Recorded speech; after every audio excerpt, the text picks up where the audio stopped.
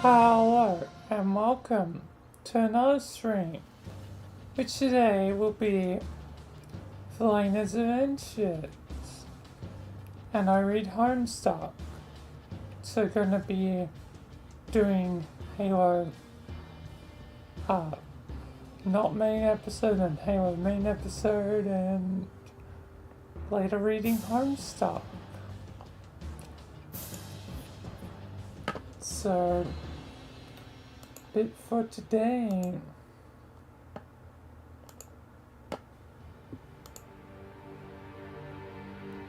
Bit of stuff for today. And today I'm also doing a technical special sim. Doing the first Vilayna's special. I did some for like Jimmy and possibly Michael.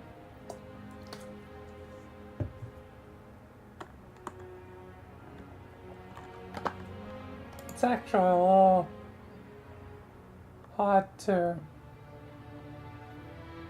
recall how many I may have done.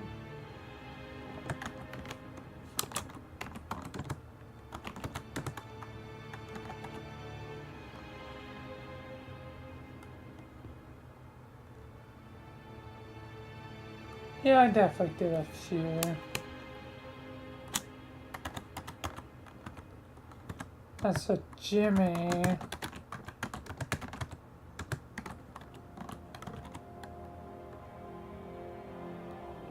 Yeah, I also did a few.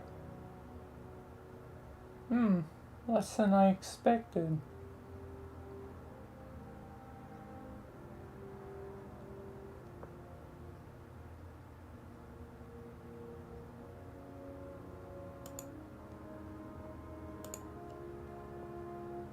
Weird. Anyway, it's time for the Vilayna. So let's not dilly-dally and get into it.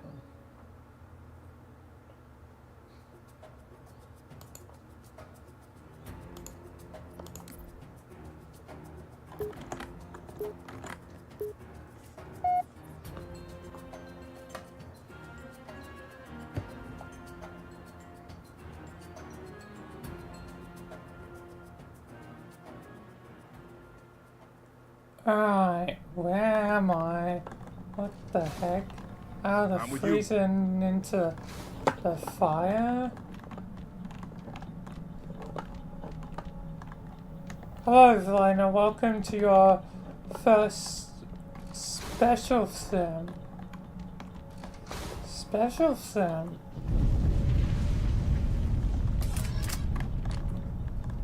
It's, basically Mass Effect.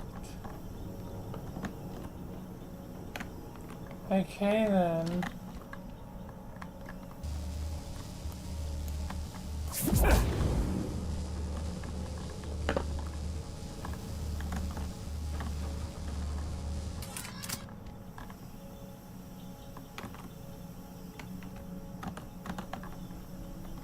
A blade.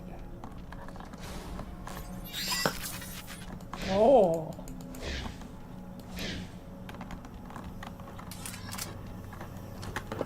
Yeah, you get to do a lot of special stuff in this sim.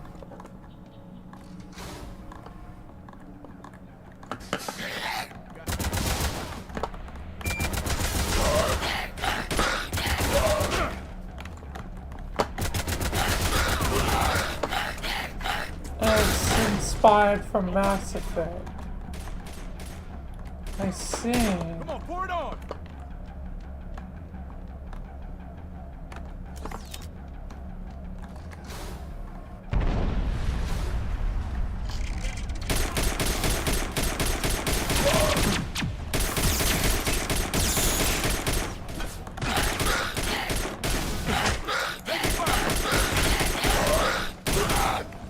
Clear over here! Alright. This seems like a cool sim. Indeed, it should be.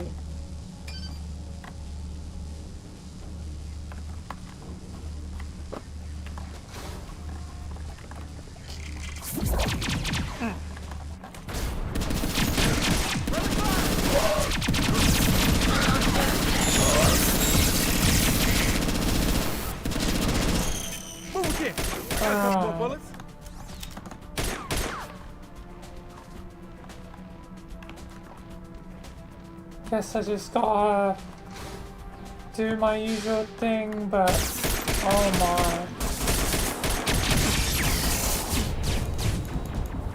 Okay. Send out some of these bad boys to stop that thing.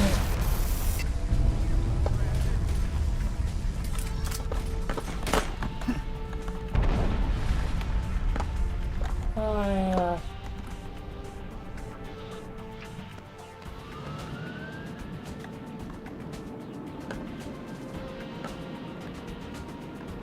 Okay. It's time to fight.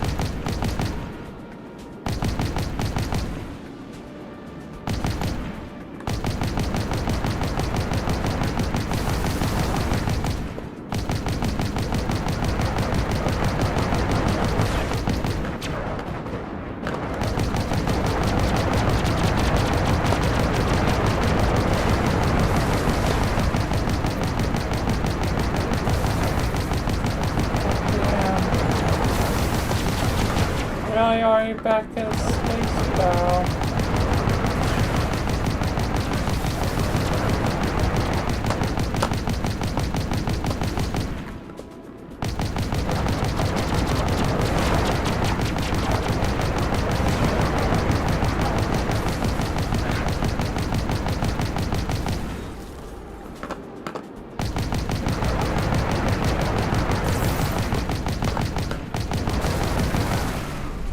Burn.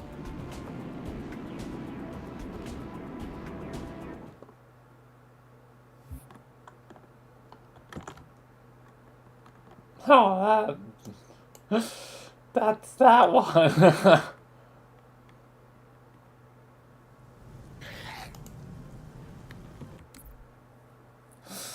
God damn, that's a quick one, huh?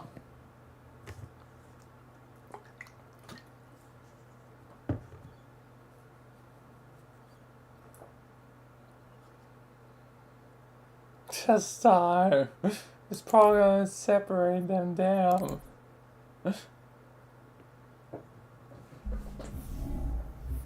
For convenience.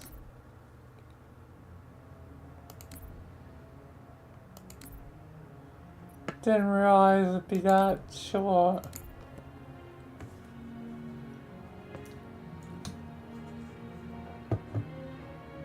Well, hopefully this one ends up being a bit longer. But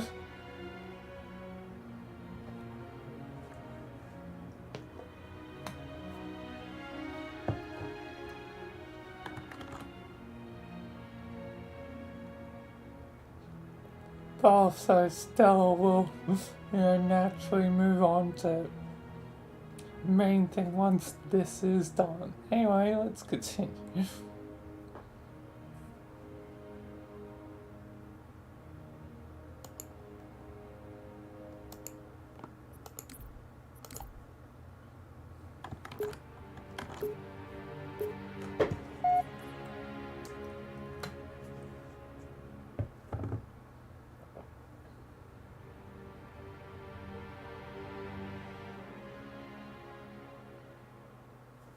Alright.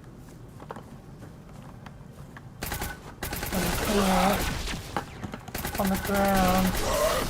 Our first one was quick.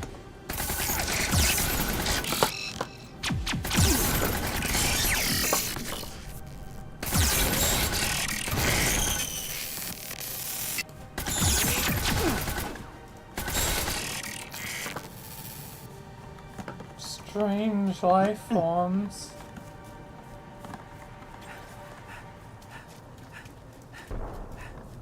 Let's see what we have over here.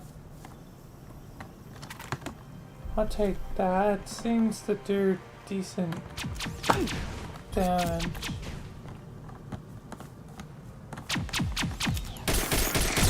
Ah, visible.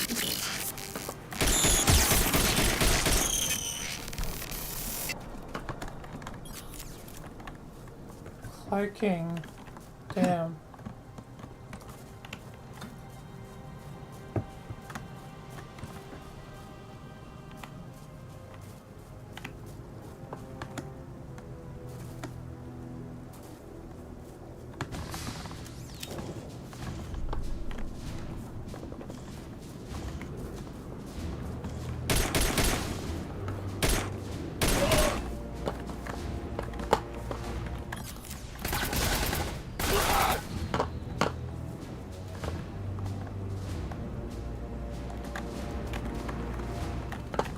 You boys are same now.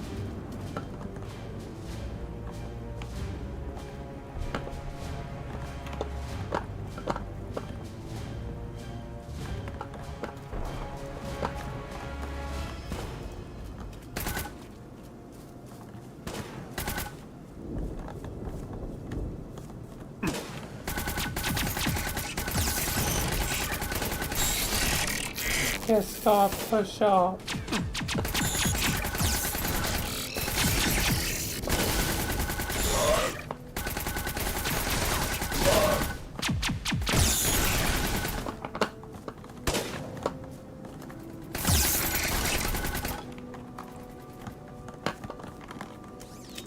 Alright.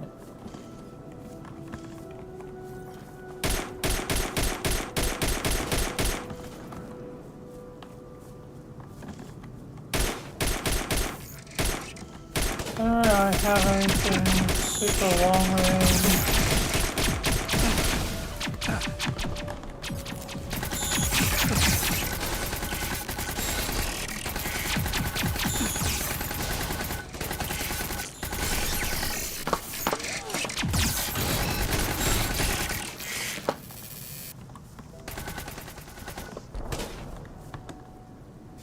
Let's push up the hill, boys.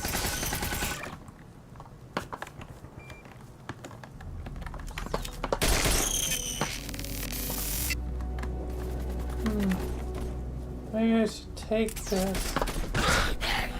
Ah!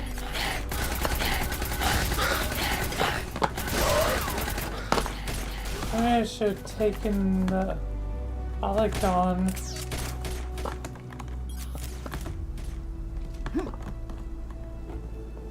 I had the chance.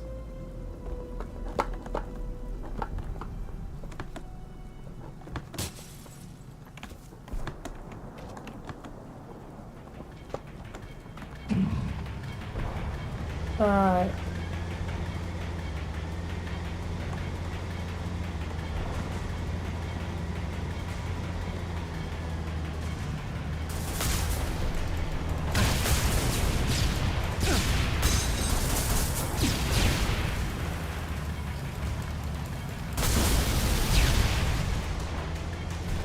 Gotta reach the back.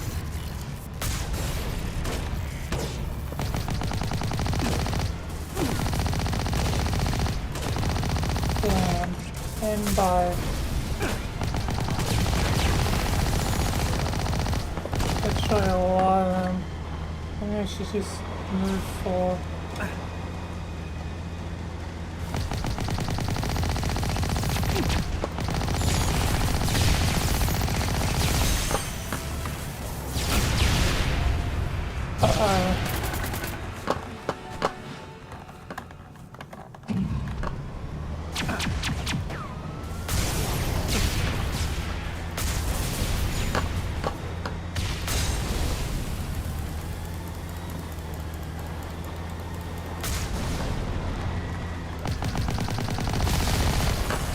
Burn.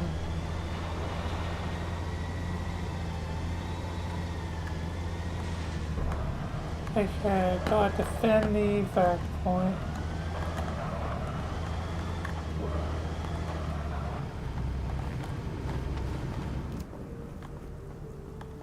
Might as well see what weapons have. Yeah, I'll take this. This should be, yeah, more accurate.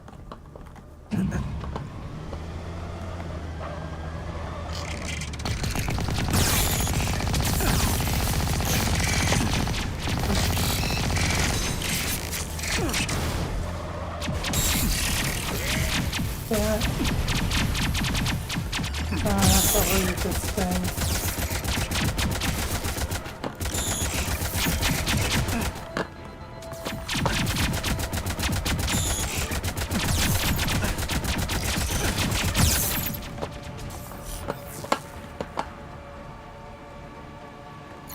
Okay. Eat this.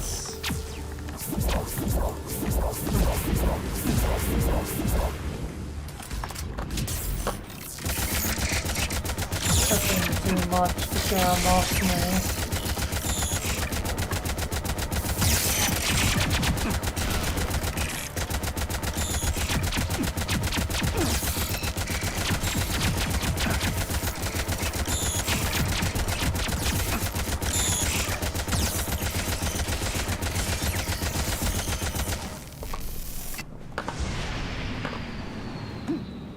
Great.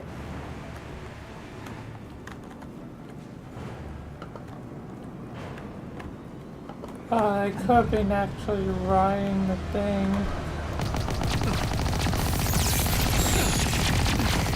Meaning I basically left him.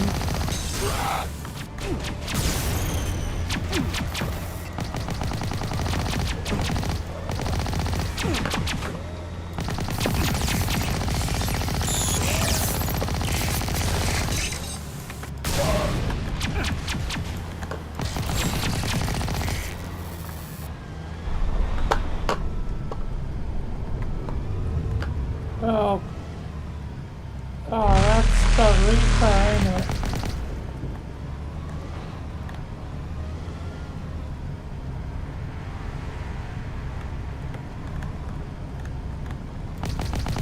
Get me out of here.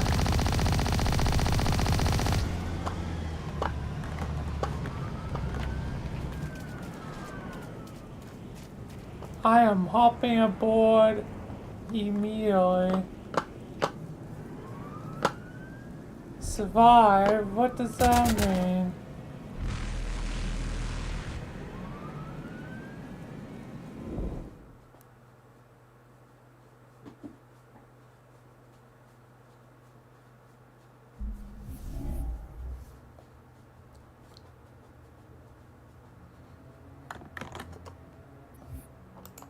I guess I'll never be known what it meant.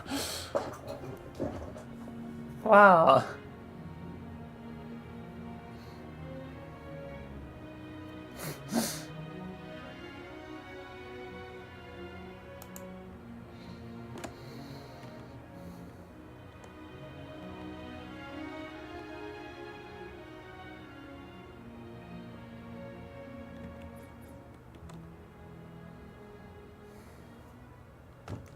I guess something to be our chat, I guess.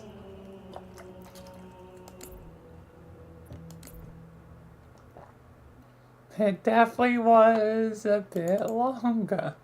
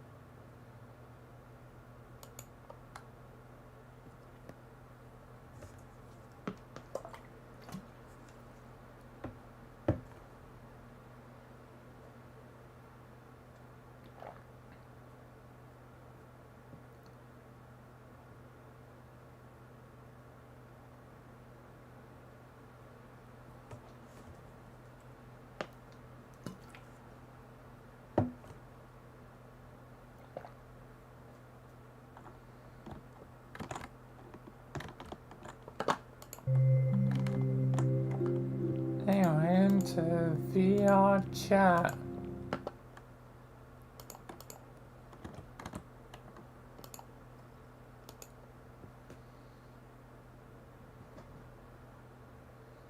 Honestly, the special is a lot shorter than expected.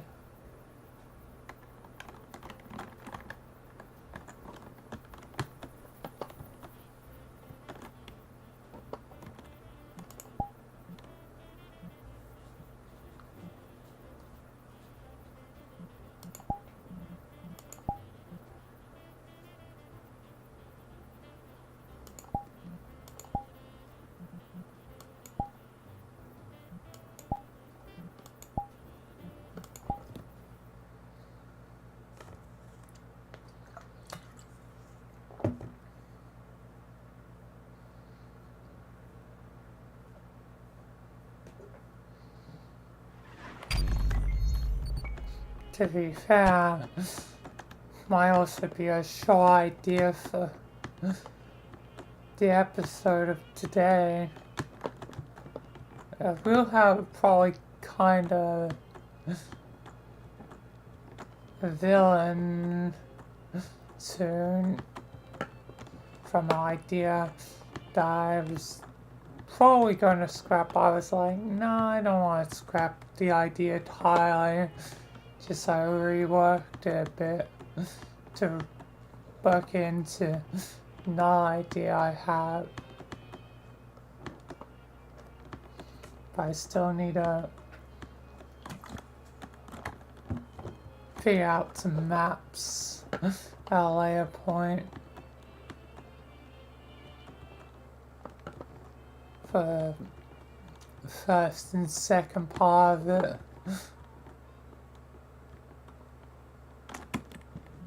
At least know who's gonna be the villain skin, not this one. This one's gonna be for a different idea if I do go ahead with it.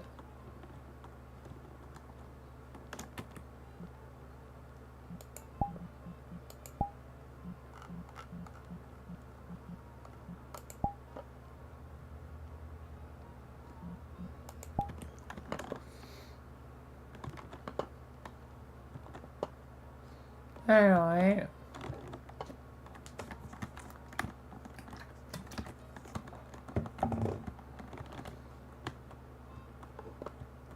let's continue.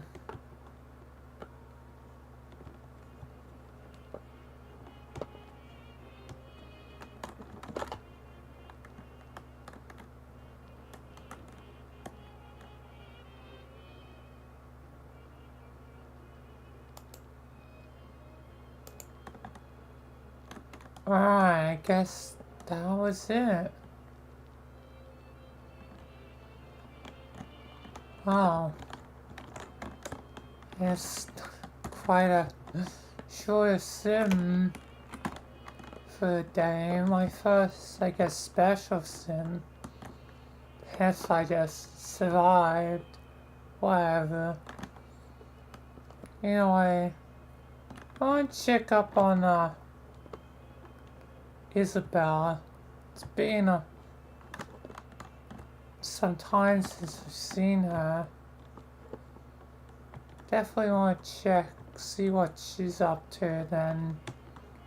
I don't know. Maybe that'll just be it. Because feels like not a lot in the moment is happening. But maybe things will come in time. I mean, things always seem to happen in time. Oh Lord. Anyway, time to teleport out here. God damn.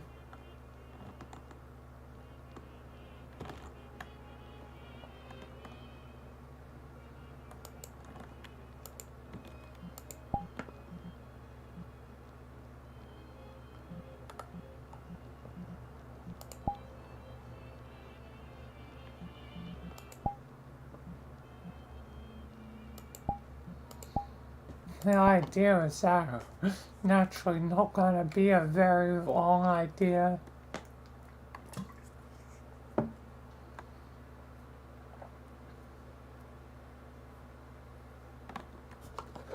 Because now it is like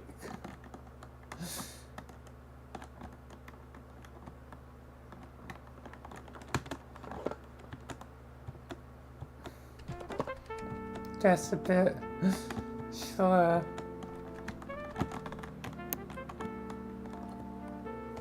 Anyway,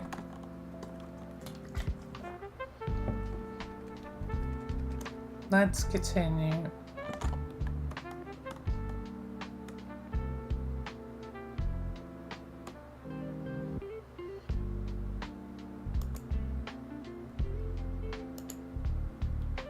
Oh, I'm here. What is this place? Big old supermarket?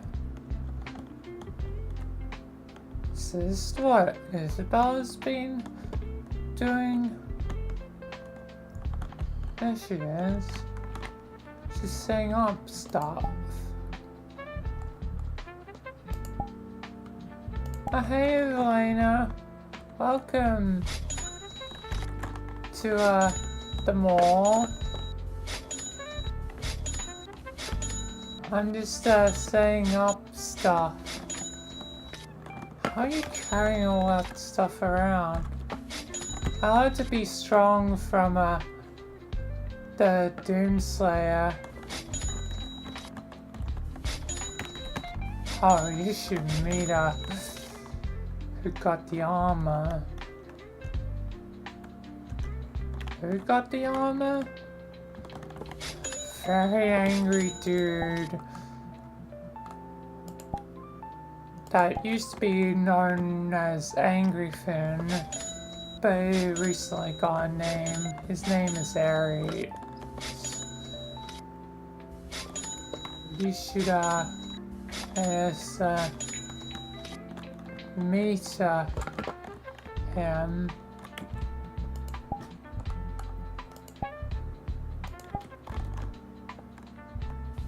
I'd definitely be curious to meet a new person at some point.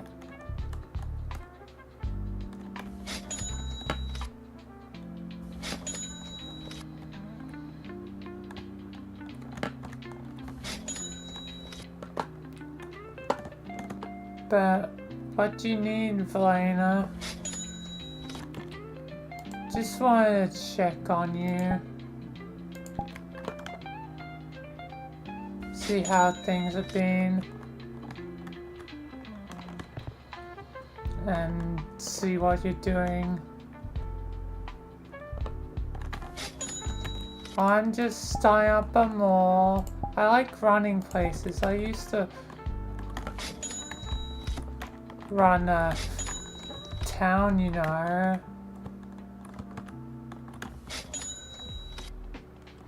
I like to run places, and I think this place is nearing completion.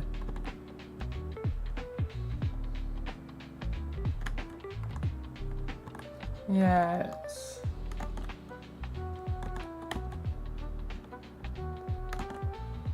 It is almost complete. We're almost ready to begin our debut.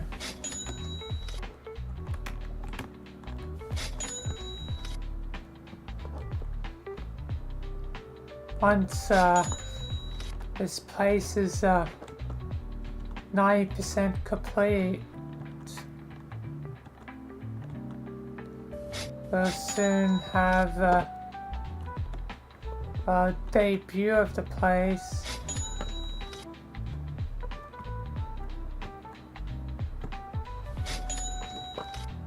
And, you know, be able to show it to public. Actually, speaking of which, Yeah, I better soon schedule the debut.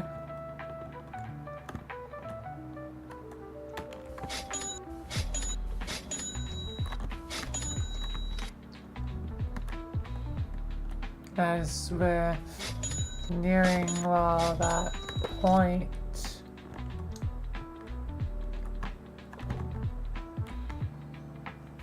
The debut mainly will be of the lower floor, as yeah, again, we're only so I don't have so much done over the top floor, and it's still very much work in progress.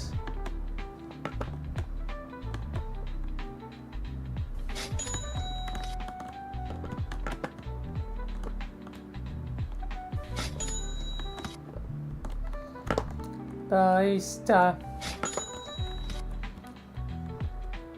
bringing supplies, we're getting stocked up.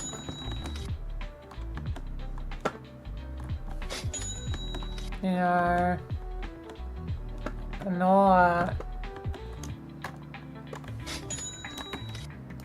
Gotta be tough setting this up when it's like at the height of the holidays and all that.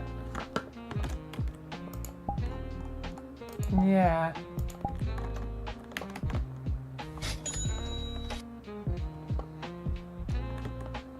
Do you need me for something with the foundation?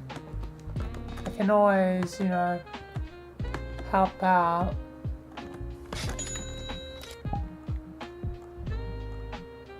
No.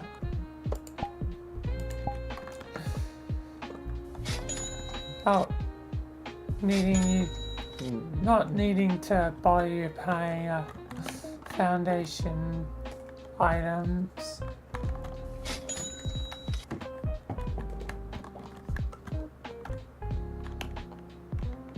I wouldn't want to buy you saying nothing. Yeah.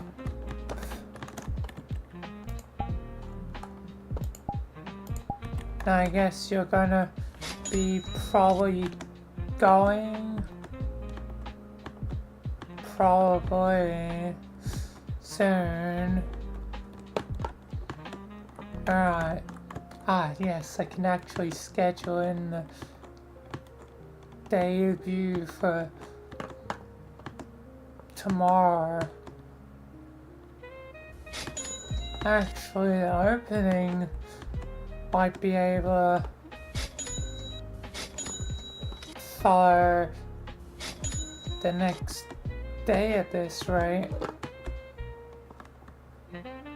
I managed to get a steady supply of stuff. I definitely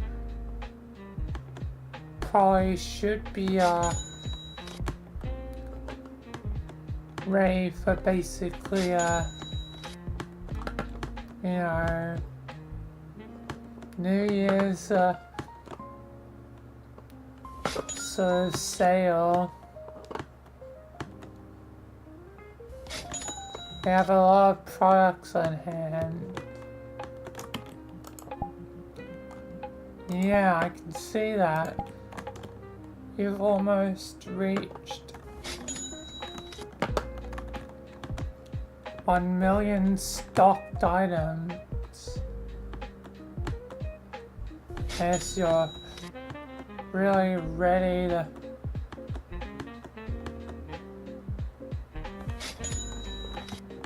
get to it, huh? I don't wanna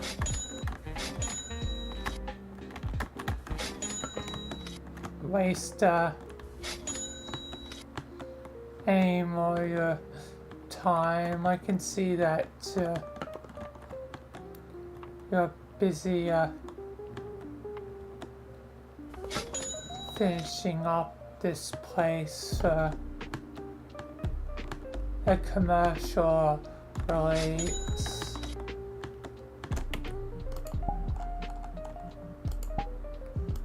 Yes. But I would like to meet whoever the series is at some point.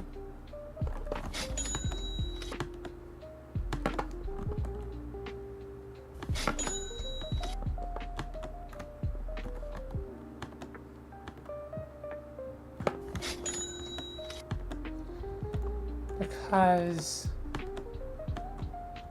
it would be nice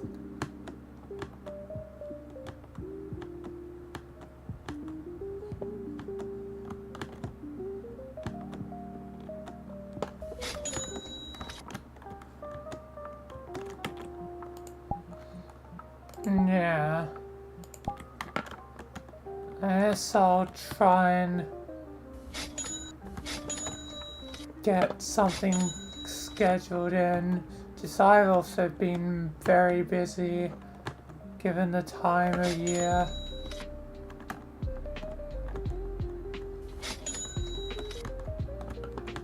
Very, very busy.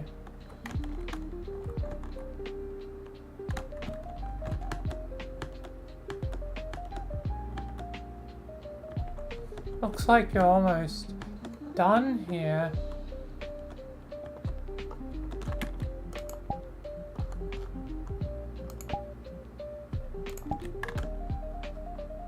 Yes. I can't believe it. Meaning we can have a debut and opening one day after the other.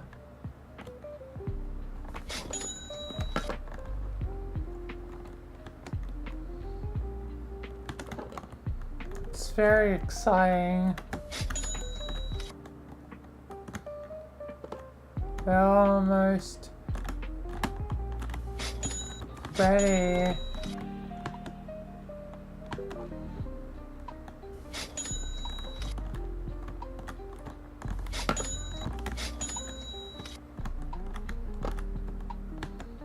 We're almost ready. Only a few more left.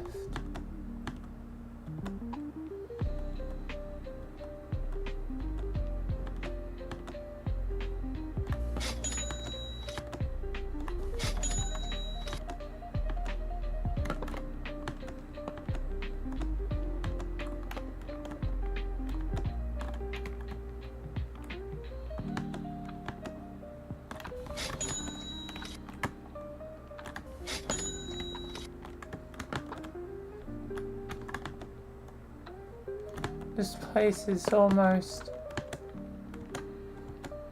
fully ready to go.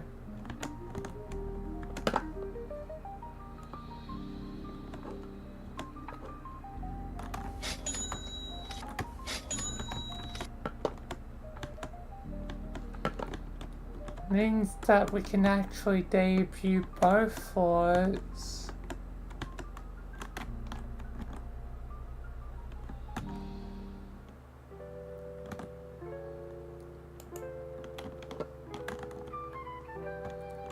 Yep, it's all done.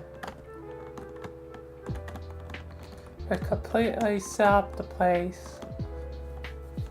Seems like it's a little bit inaccurate, but yeah.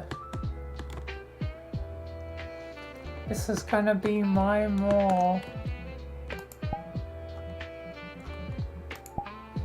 I wish you the best, Isabel. Still got Christmas stuff?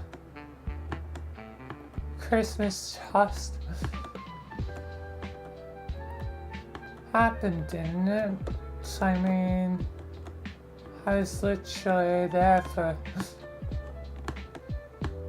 Noel and Susie's Christmas adventure.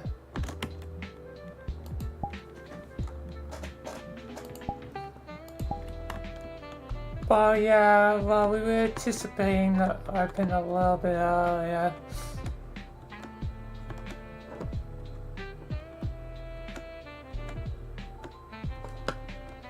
But things got kind of delayed a little bit. But still, I guess we'll have it up.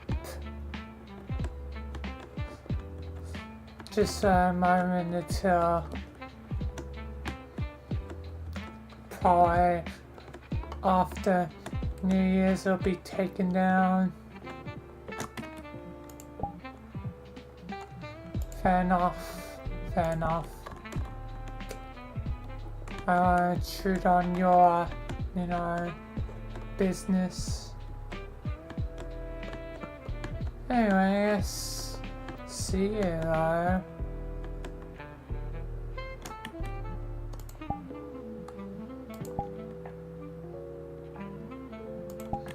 Yes, see you.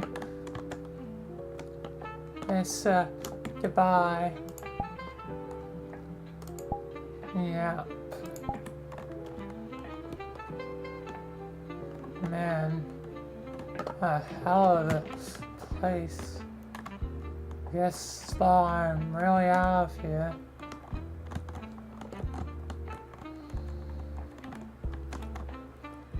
Guess really nothing else for the day, huh? As time will tell what mysteries await. Oh, I can just grab this? Maybe I shouldn't be messing with things around here.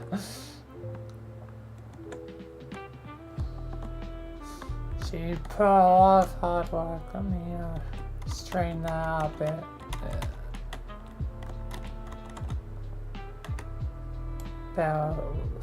God damn it. Whatever. I'm just gonna get out of here before I cause any more problems. What the heck is this?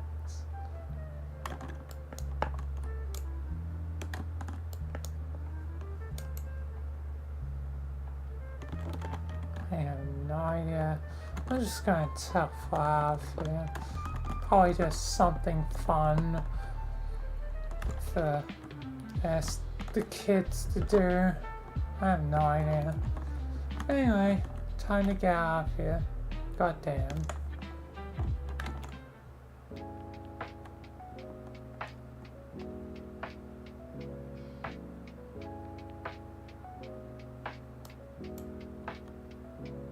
Guess that's that for the episode. Hi, God. Welcome.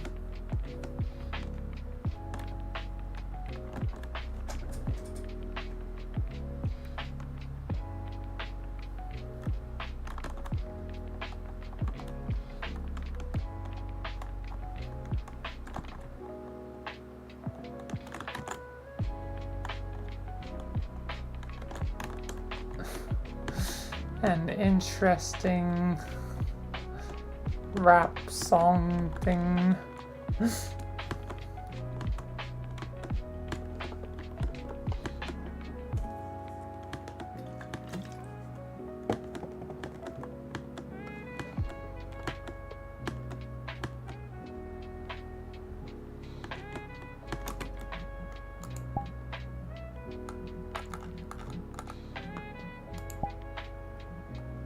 Yeah, I guess the next thing will be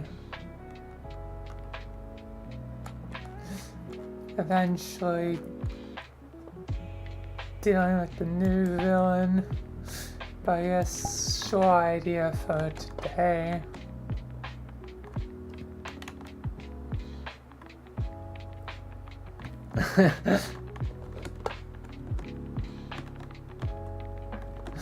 You definitely made a bop.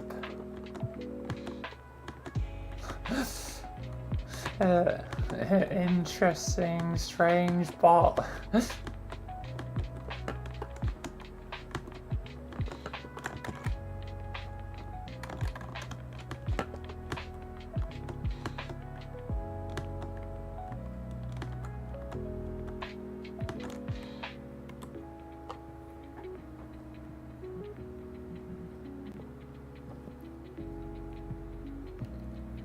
Anyway, time to switch to homestuck.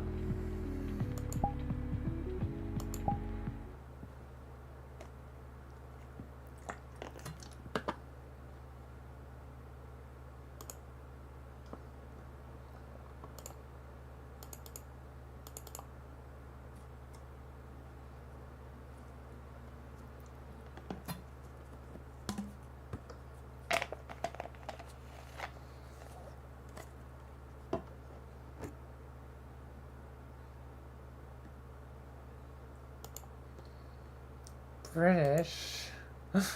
What do you mean, British?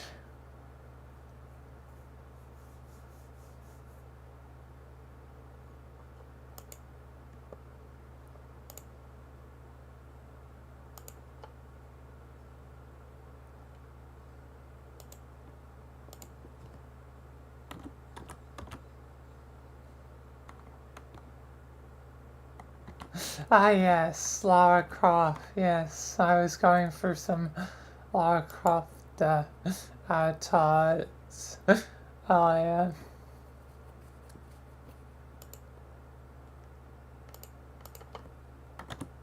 And it's gonna glitch the category. Cool. There we are.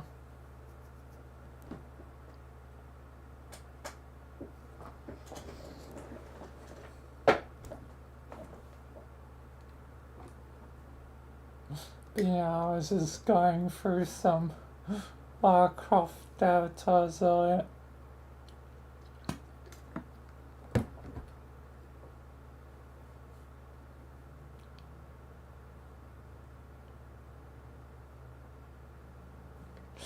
Anyway, time for the homestuck. Mature themes ahead. Epilepsy warning. And yeah.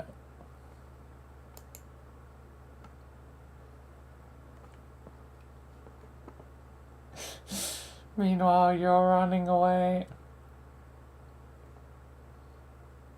Yeah, I'm 150 pages. I'm no longer, doing 200.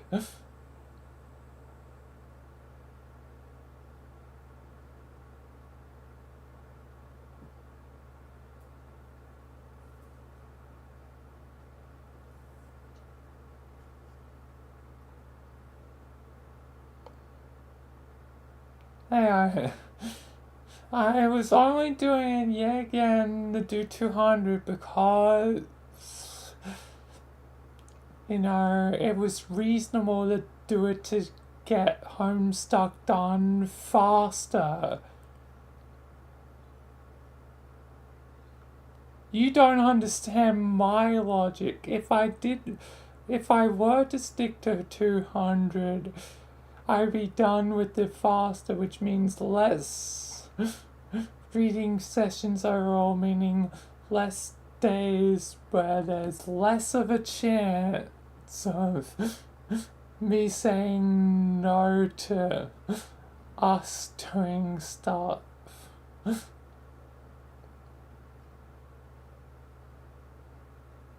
You see the logic there?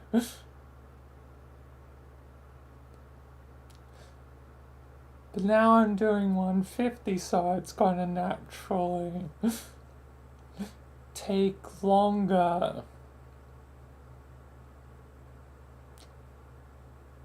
Meaning, who knows how many more sessions will be added because I'm doing it at a slower pace. And not all necessarily gonna be quick.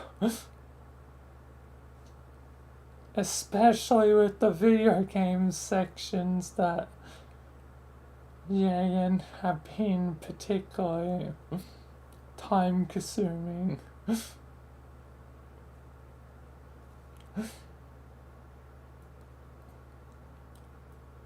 But anyway, I'm gonna get into it.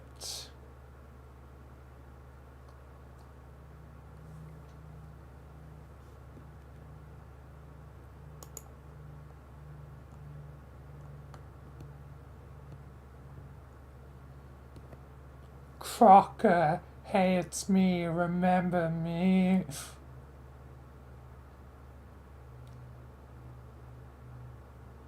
What the tomat? Whoops, no. Hold shift nostalgically. Tomat, yes. Oh, you got to be kidding me. You are absolutely the last person I want to hear from right now.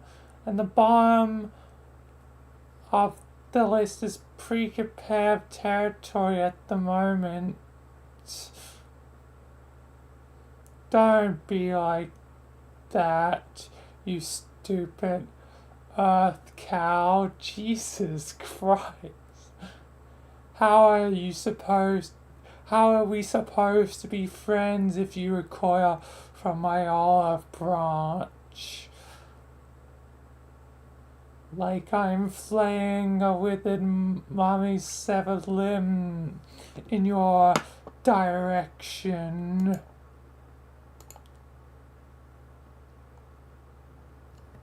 I don't want us to become friends.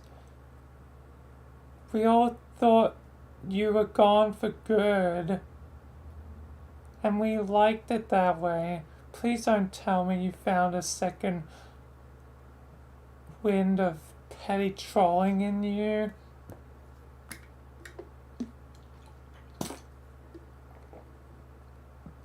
Hey, I don't troll, I jeer. Get it right. Trolling is for losers. Losers specifically who are trolls.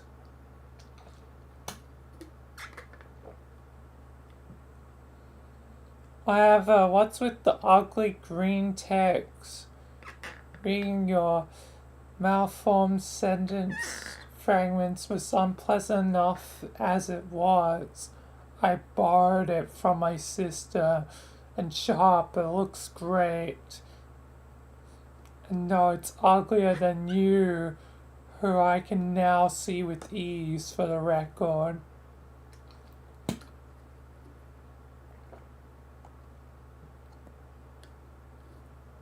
Whom you can see, moron.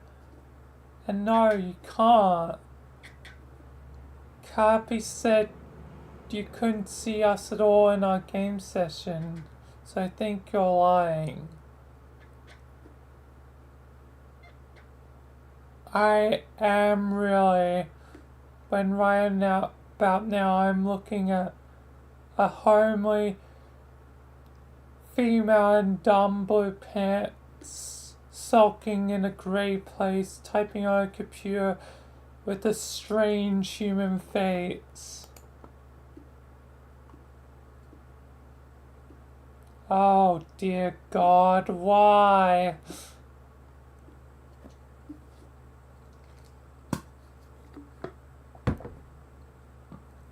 My power has grown considerably since the last time I jeered you. I have made remarkable strides on my sacred journey toward important adulthood on this bullshit planet which used to be your home. I have found many keys and unlocked many halls, and now I can see more and learn more than you could ever fucking dream. How wonderful for you. I don't care how all-seeing and all-powerful you think you are.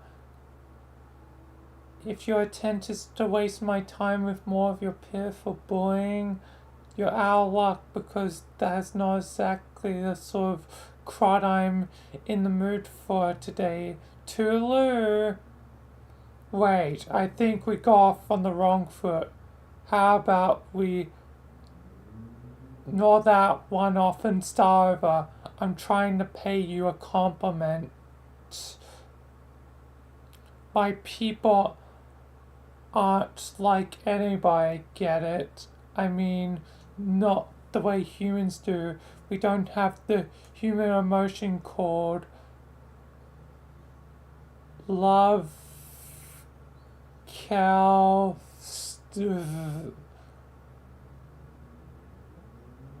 and we spontaneously start mashing keys when we are forced to even type the word. Our relationships are dictated by the miracle of hatred. So when I use bad words toward you, that's just me saying things to try to know you better. Like socially as a shutter, friend.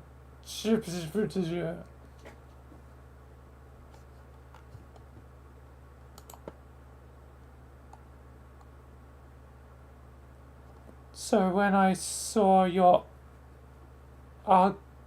say you're ugly, which you factually are, I mean that from my perspective of being normal and not to show alien to say that you're actually attractive is an unpleasant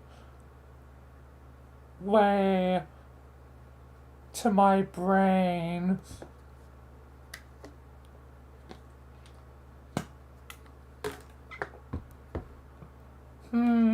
No, that makes very little sense.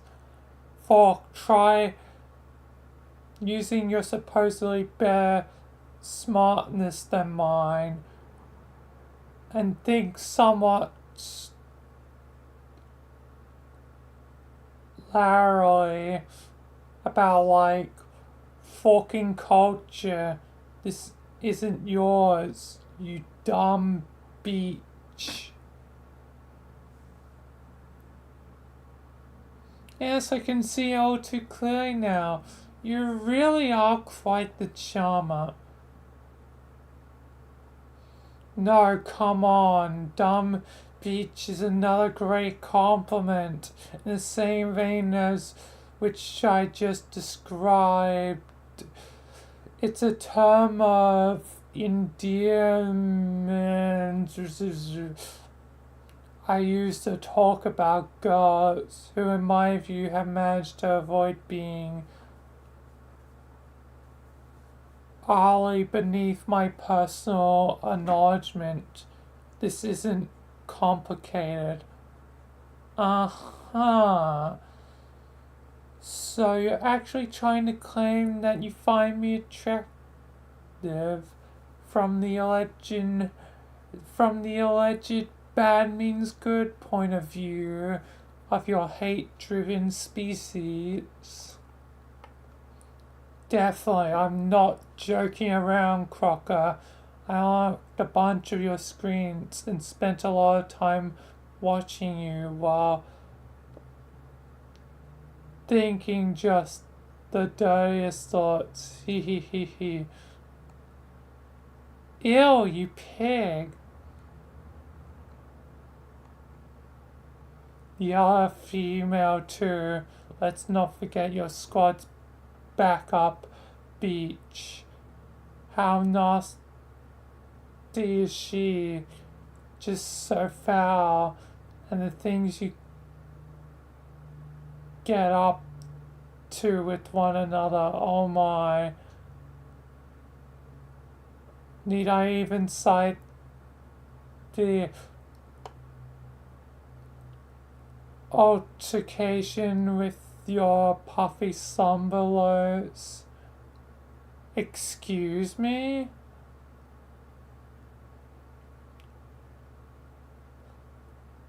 My compliments in particular on your colourful undergarments while bouncing up and down on the soft human swapagates. Oh, that's just great. The one time we had a generic girly profile, and it turns out some pervert was watching us. I think I need a shower. Assuming I can take one again in peace.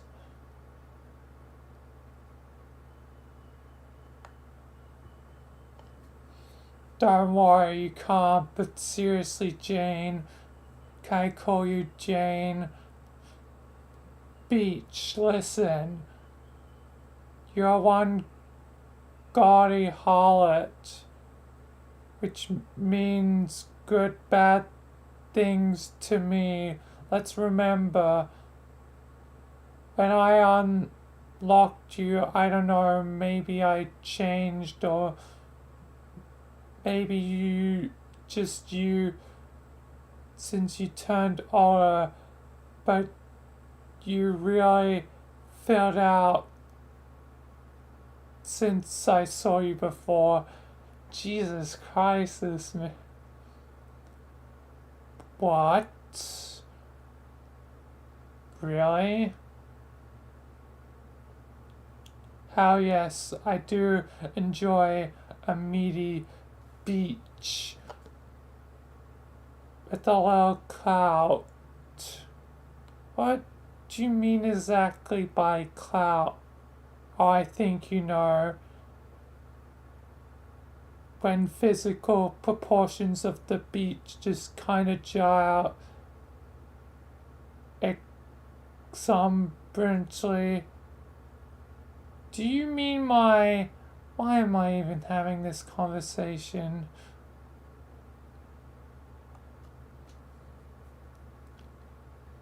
I just have a weak spot for the average heft of your parts, which wobbles the most.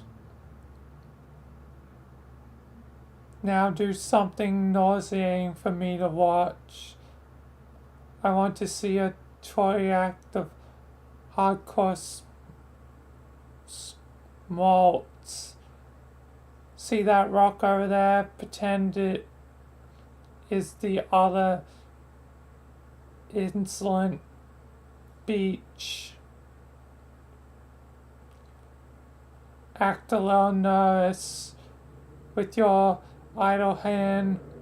Gaze one of your more boldest locations incidentally, then ask the rock if it wants to fall in love. Oh. What? No. Are you insane? I don't care where you are, wherever the hell it is you unlocked to spy on me. You aren't allowed to sit there all day leering at my boobs. You what?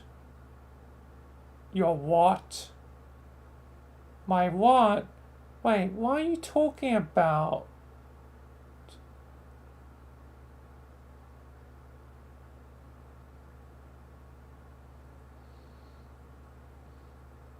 No, tell me those things you said. I'm so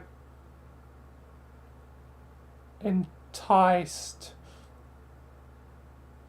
Right, because he doesn't go for the normal bits because he wanted hand holding. What round thing then that bounces a lot was he bloody talking about then? Because of the weird interaction earlier with Doug. Screw you! Tell me what you're getting at with all that. The stuff about my bulbous locations.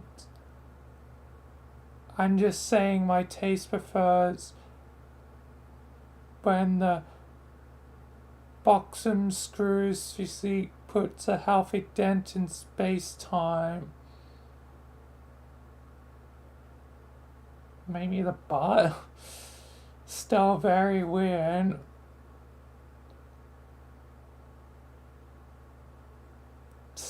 space time?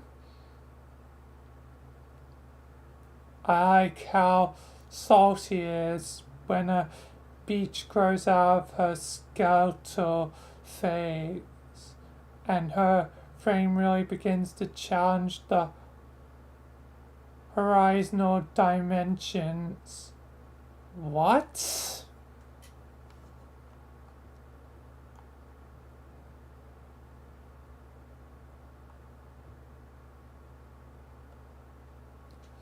When the female rump starts getting more mileage out of its wideness attribute,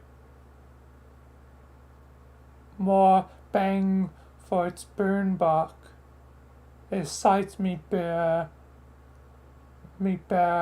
when beaches punish the ground with each megalithic footstep. Shut up, I'm not fat. Is he talking about her skeleton? I mean, he is a skeleton dude, so. The bones?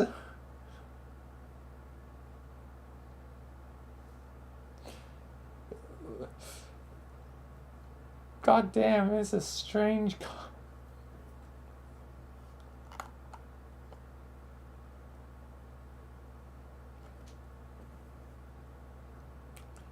Jane Beach, I have new orders. You will strip to the scantily pair of pie pants and the cloth piece which you wear under those plain rags, and find a noisy patch of mud and roll in the mud like an earth pig, flaunting for me for slippery and swollen porcine physicality, and maybe grunt some decadent poems through your snout about some short face you adore. Oh yes, that would be wretched. Go fork yourself. Wait, don't shut me out. Remember what I said about different cultures or whatever. Have a forking open mind, Jane. I made you a present for your birthday. Whatever that actually is. See, now I'm making an effort to understand your customs. Meet me at half of the goddamn way. Oh, cripes, what is it? A sublime artistic portrait. Remember how I said my power is growing each day? This applies to my prowess as a draftsman.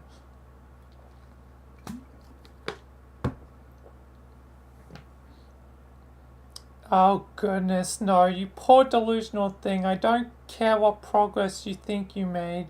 You'll never be a good artist, dear. Horse short, my illustration is dying. It's nearly as a photographic representation of your Oris milkshake.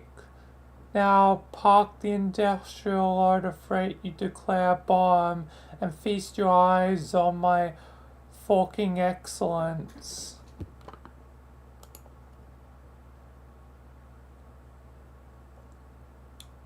Fat, ugly. That word.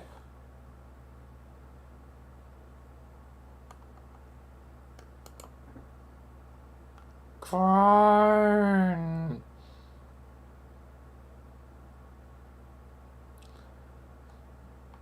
I believe I have chosen the perfect shape for you. It it's described as in certain circles of knowledge of the arts as a circle.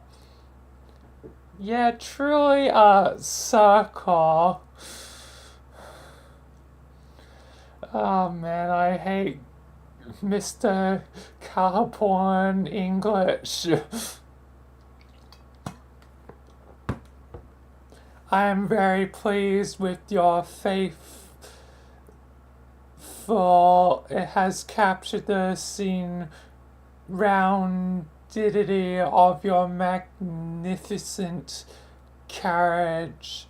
You're a spinning image of the Crocker Beach. Now listen carefully. You may learn something. The masterpiece Avocado will notice how I achieved this highly advanced and difficult shape, which most gifted artisans will tell you is that circles are basically fucking impossible to draw. It is very hard to draw a perfect circle. Trust me, it's like a paradox shape without angles.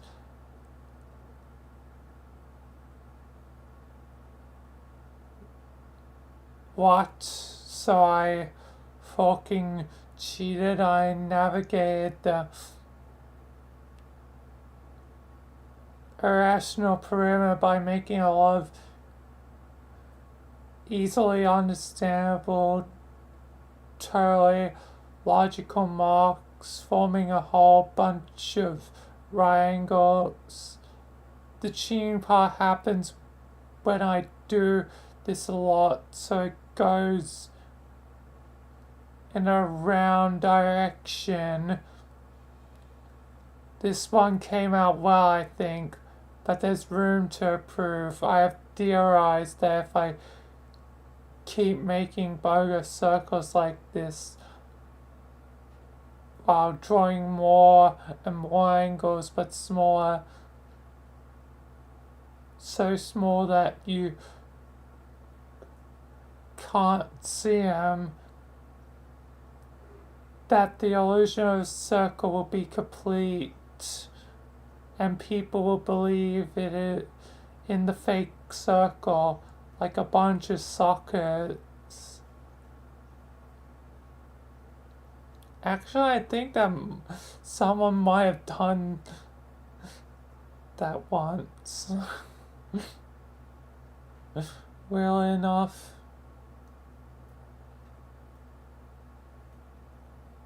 I bet no one has thought of that circle strategy. I think I'm the first at this idea and the best at it already.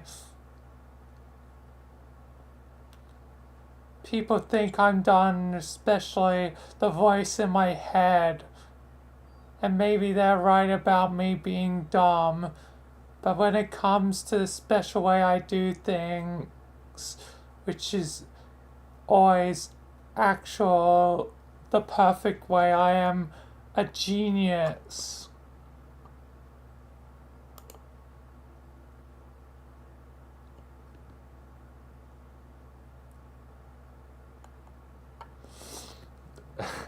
Jane is not getting a break. It's the day before her birthday and she's not getting a bloody break.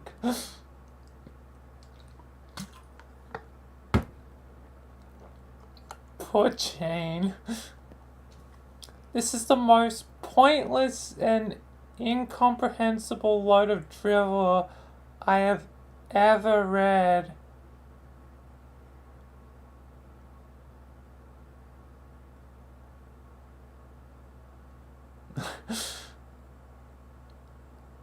That's funny ironic then. Because in the story it's almost Jane's birthday, whatever day it is. I don't know what day it is exactly in the canonical story, because it was the 11th of the 11th of the 11th, and it said that about 5 months had passed, but wasn't exact. And also another funny or ironic thing.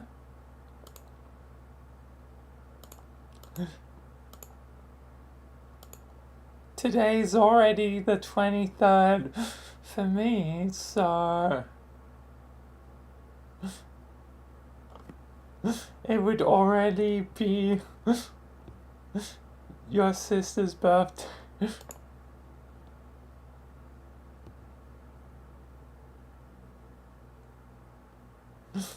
For me, so happy birthday.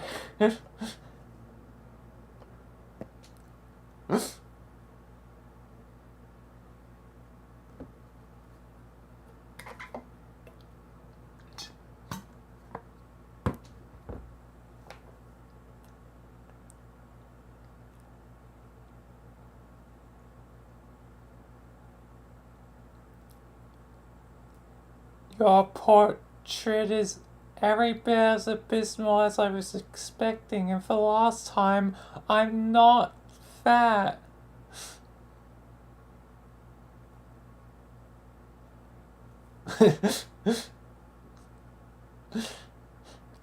Yeah, you can pass on the happy birthday wishes from me.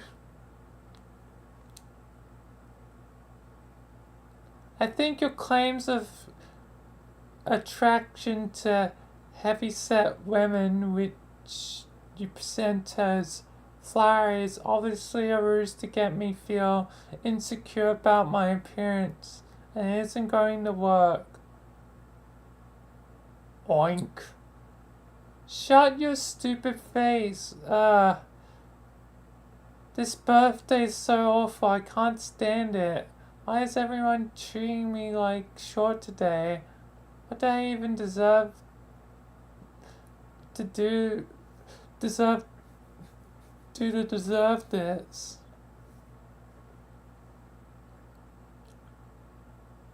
Wait, was that the conjugation associated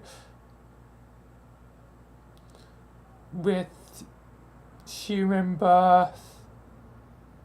Is it human birth? You were human birth?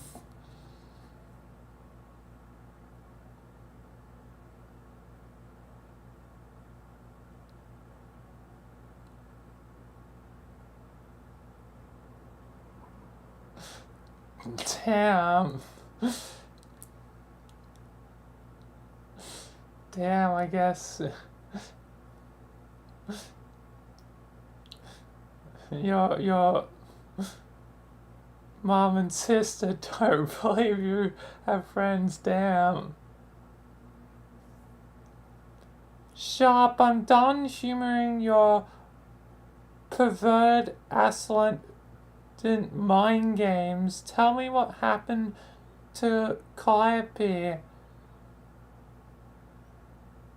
Calliope, we want you back. Please come back. Spare us from this ludicrous nincompoop. Calliope, why doesn't this work? Saying her name only wakes her up if she's alive. So your hog face can snort the dirty syllables all at once. Hell, I'll even give you a hand. Cubby, wake up, sis. Haha, whoops, she can't. The beach is dead. I don't believe you. No, it's true. I got someone to stab her a lot. Then I stole her blood for my letters.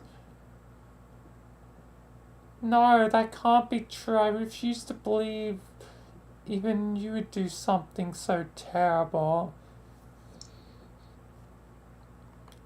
Jane Beach, your preposterous female emotions are going bananas again.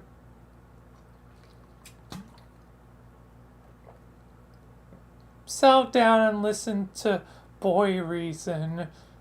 Do not make me demonstrate the validity of my facts yet again. That Scarine tramp is such a goner. She's never coming back, just like your dapper human guardian.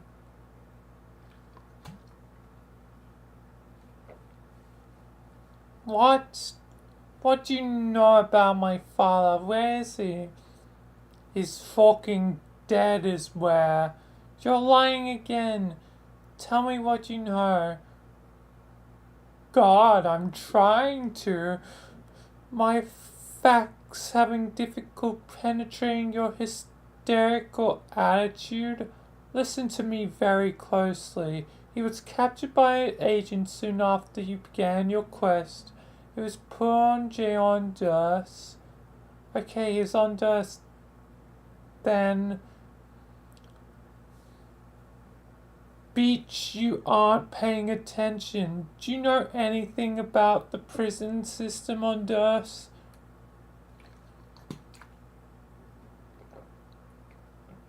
Isn't like the soft time you do on Prospect. I bet you never spent any time in the joke they call a slammer there, let alone on Durst. I suppose you have?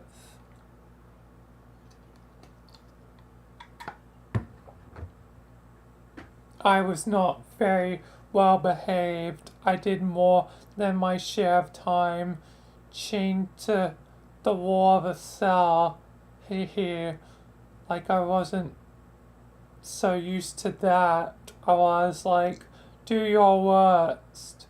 And then they did. Their sites do not treat their prisoners good, to say the least. I was only able to survive the brutality due to my exceptional constitution, and even to some extent my ability to enjoy anguish. So as a masochist too. But your pathetic, frail human dad is a different story. There's no doubt at all that he's dead by now. No, don't say that. Shut up. Bap, bap, bap, bap. You really should believe me. I unlocked many of the screens just like yours.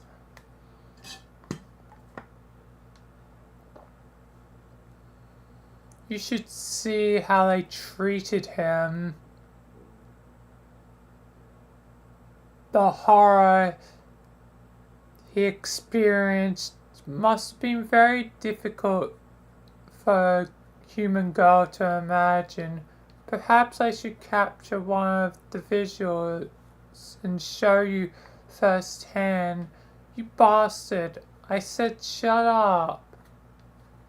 His agony was magnificent and very long-lasting. You see, he was a VIP, a very important prisoner, so they gave him special treatment. Under such cruel circumstances, I believe he would have traded his favorite hat for a swift end to his hilarious suffering. Stop it! But it was so wonderful and great to watch between your father's demise and the door's epic posterior looming large on my video displays. I really must thank your entire family for that power is a scandalous enjoyment. Sharp, sharp, sharp.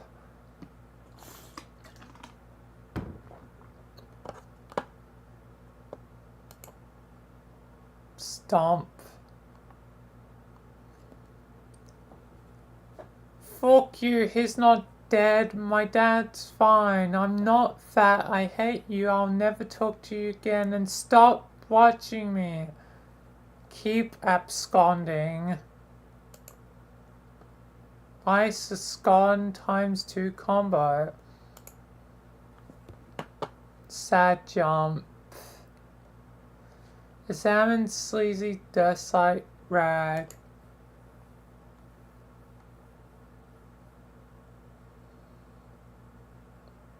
See what's in the news today. The Crying Caprician Jailgate Day 153. Diplomatic gridlock. White shell indicacy at all time high.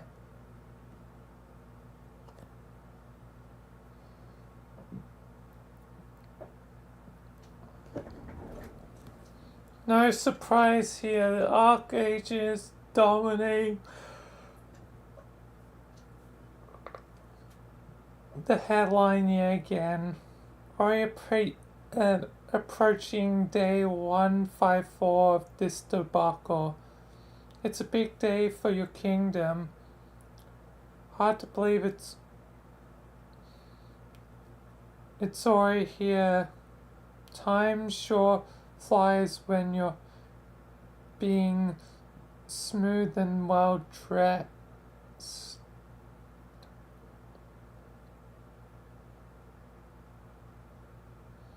At least now I have an actual frame of time reference. It's been almost 154 days. The article covers the usual tedious politics surrounding the negotiation of his release.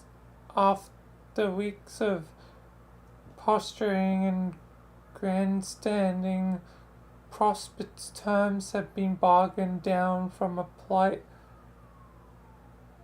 apology signed by the condescendent herself. Although those were the terms that you were last aware of, you checked to see if there'd been further developments. Yes, you thought she refused those terms. Prospect then countered with a new offer. The apology no longer has to be polite.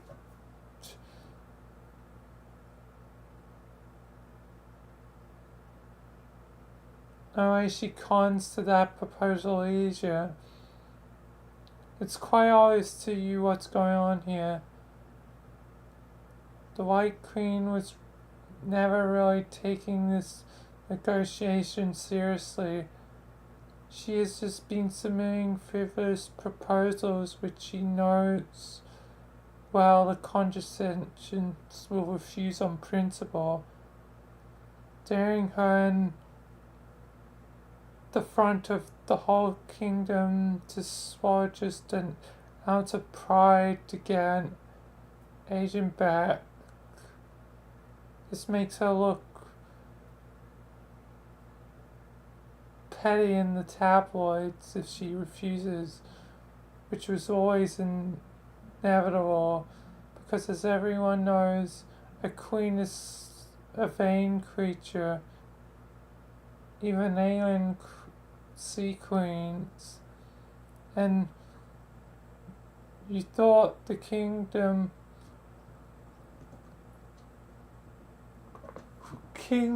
were locked in a stalemate before new management took over.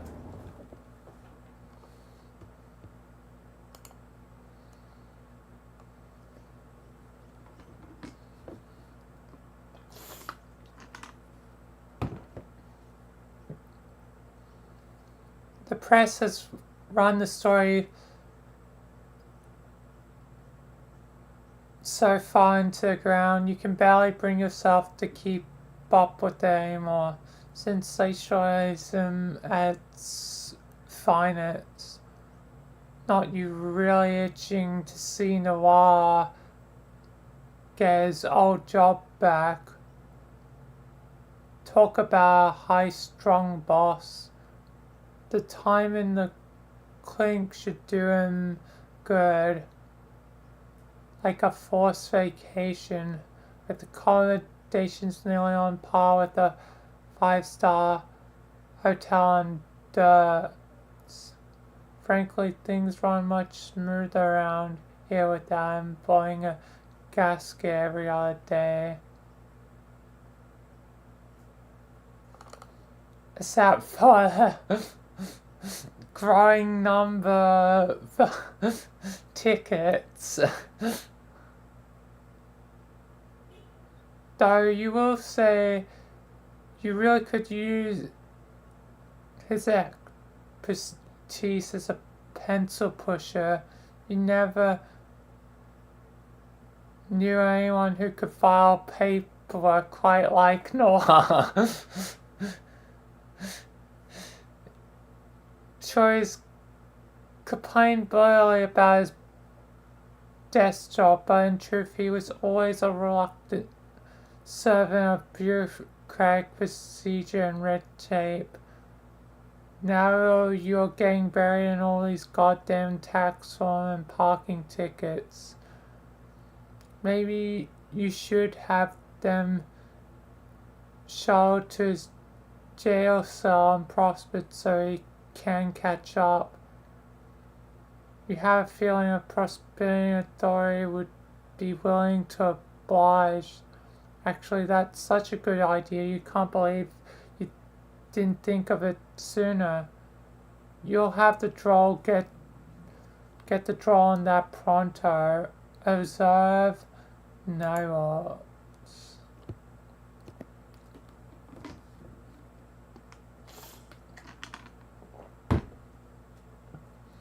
You step over to the crucible of fenestrated walls, which you had replaced since the prince thrashed the old ones. You ordered the drawer to sneak off to one of their wards and whip up some fresh ones with a few alchemical upgrades while I was at. The drawer isn't really the sharpest tool in the shed, but it's certainly the most versatile, also the most eager to please. If you have to watch his happy umbrella dance one more time, you swear to God. This was a black day for Durst, when the prince went rogue. Well, not rogue. That's a bad choice of words. Why did the damn moon girl have to be a rogue? Coins you into the pond every time. And it wasn't really a black day per se, since Dust is a black day and it's since a dust on a black day is actually a good day. Everyone's a pretty big fan of black around these parts. The point is, everything went to short. You like to think you thought those judicious brats learnt a lesson, what with the Mars, the inescapability, etc.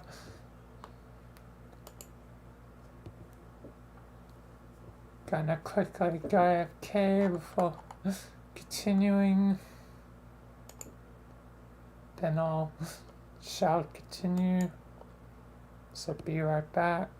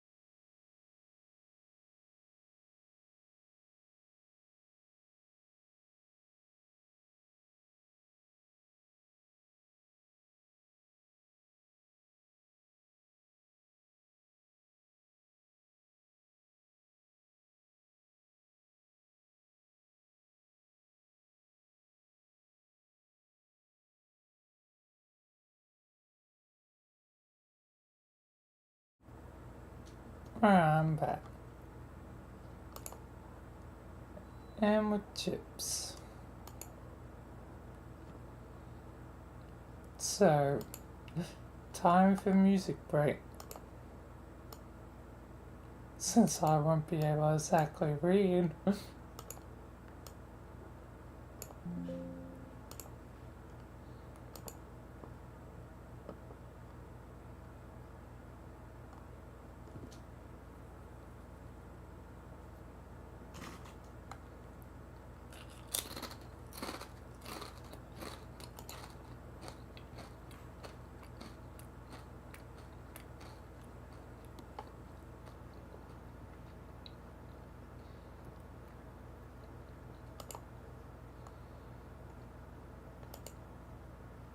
I might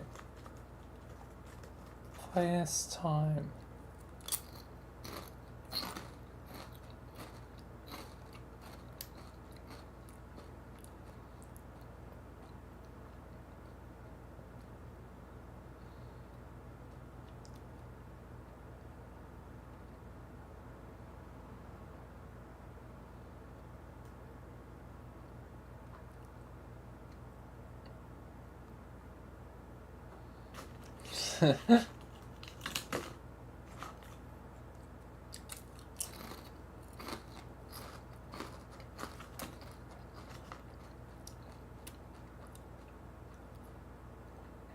Yeah, Mr.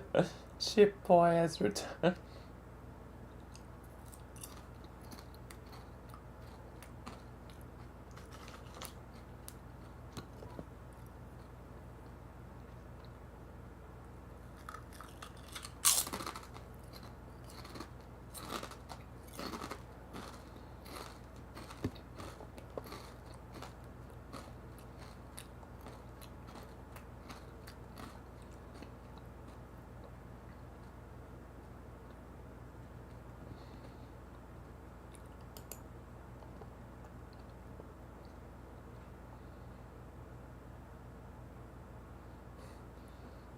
Yes, you got interesting emotes.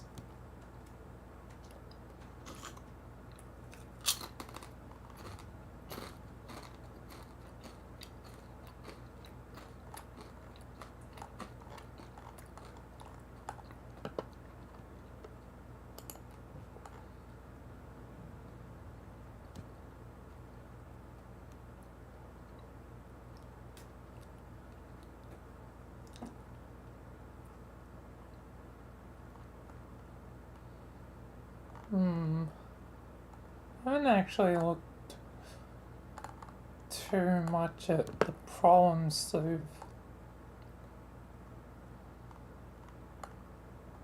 Might as well have a small investigation of what happens here.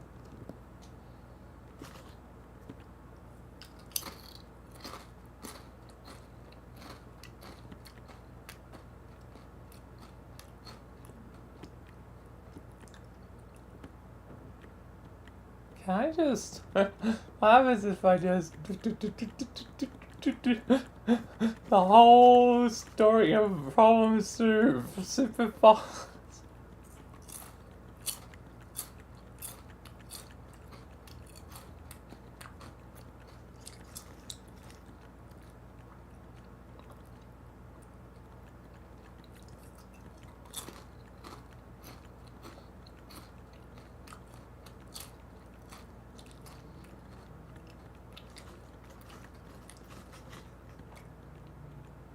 What the heck is even going on?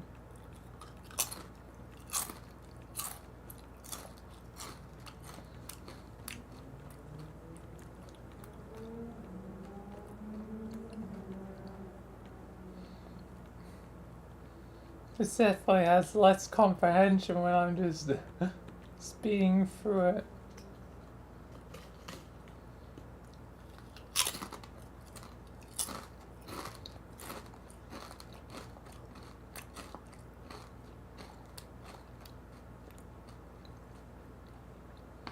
And it has choice stuff like the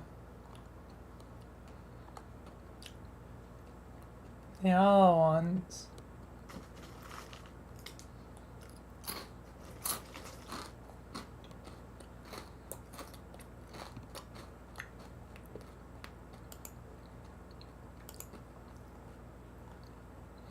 Well, I won't worry about it.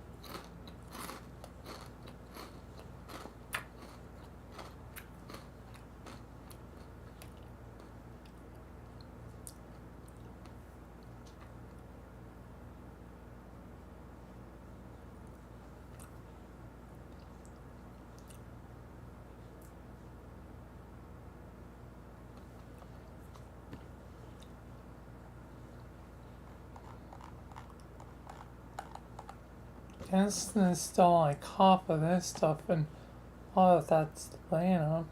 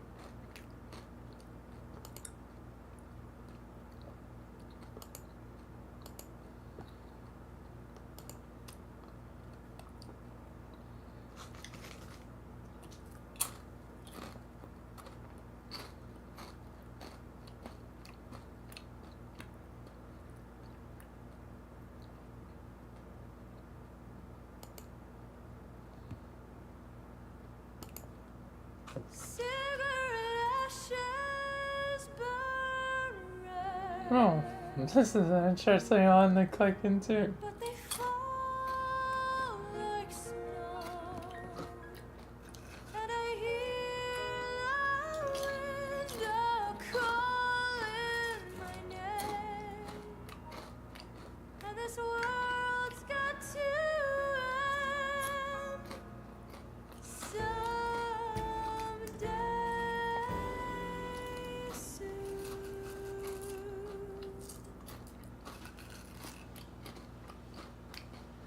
A slick black queen in a slick black coat, her leggings high. Never expect the vocals when it's like a mostly non-vocal medium. She's beautiful and she knows it.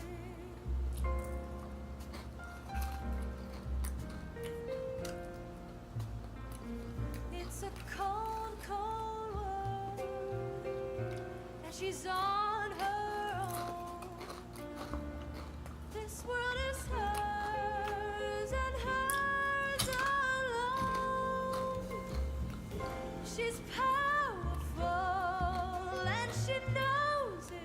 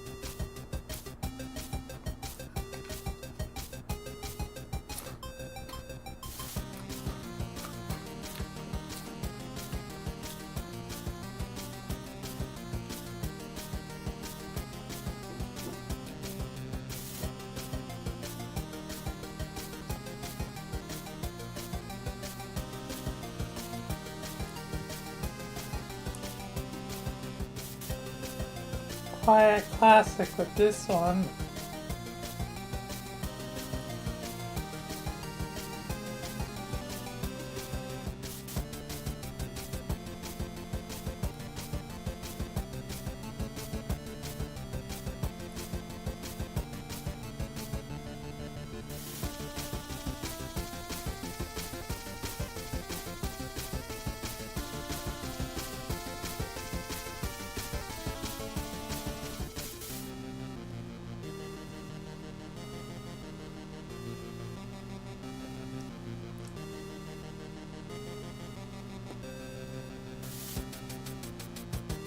Was Stripe the first one to have sound? Question mark. I have to double check that again. Like later down the track.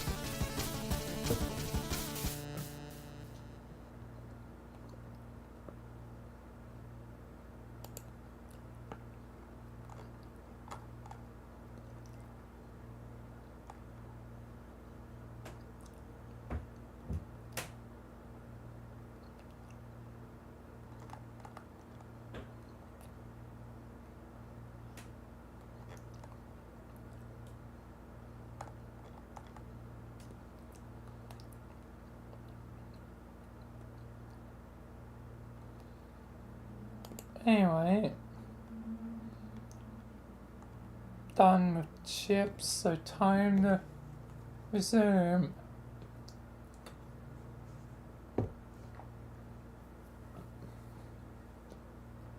And it's a good thing you taught them a lesson when you did. Because the next day the condensants had new orders for all agents. Engaging the nobles thereafter was strictly forbidden. No more sabotage, assassinations, attempts, any of that good stuff. Not until the heiress's wrinkling day. Then all bets are off. Who's the heiress and what's a wrinkling day, you ask?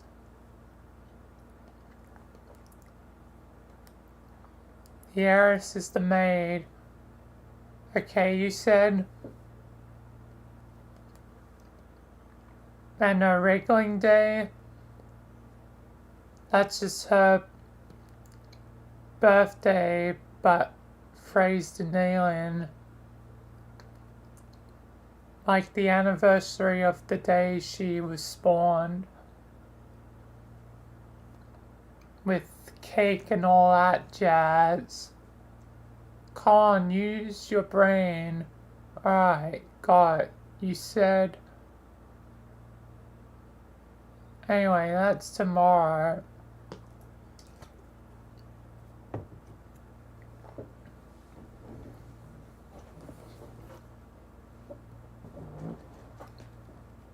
I guess in the orders came down from her boss, who from you gather is even more of a headache than your presently incarcerated superior.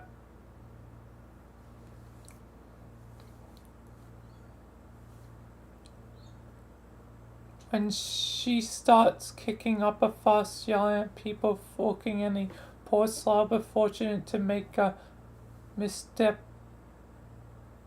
while grooming her hair.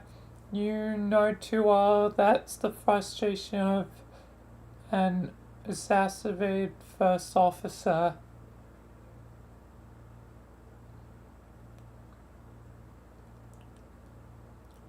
would almost make you feel sympathy for the witch if you, like, she weren't clinically psychopathic.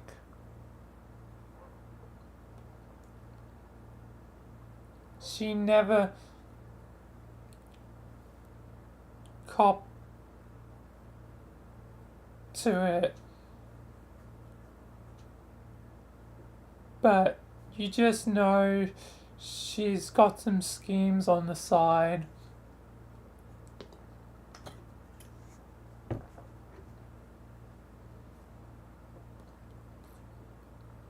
Every good right-hand man is going to have something up its sleeve, some sort of contingency plan the boss doesn't know about. Trust you on that one. She's cooking something. It probably has to do with the new prisoner she reeled in. You know what she wants with the... You don't know what she wants with the girl yet, but she's always got something cooking or baking, whatever.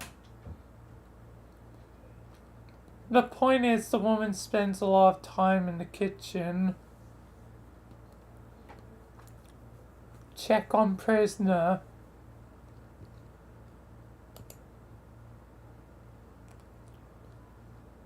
Speaking of new prisoner, you wonder how the old one is doing.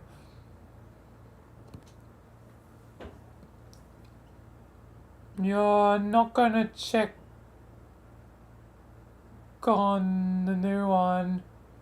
She's out of your jurisdiction, like you said. The witch has her schemes. Whatever they are, you're gonna leave that alone. You're more curious about the status of the fellow you captured 153 days ago. Jane's dad?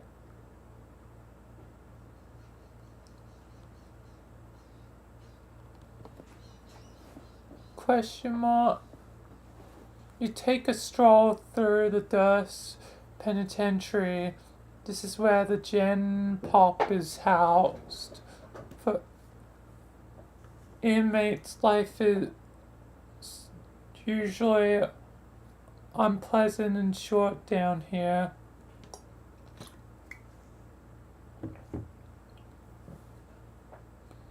But the moment you laid eyes on the human prisoner, you knew you could never in good conscience lock him up in the dungeons and gulags with the common thieves, cheats, and parking fee delinquents. Really? That game fun? I guess if they're done enough times, sure, I guess.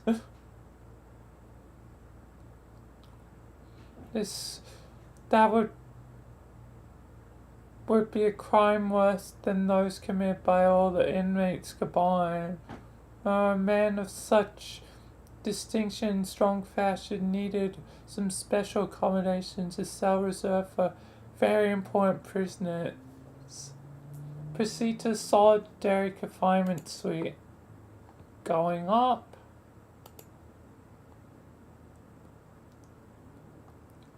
Oh, Bro's just chilling. He's having the life.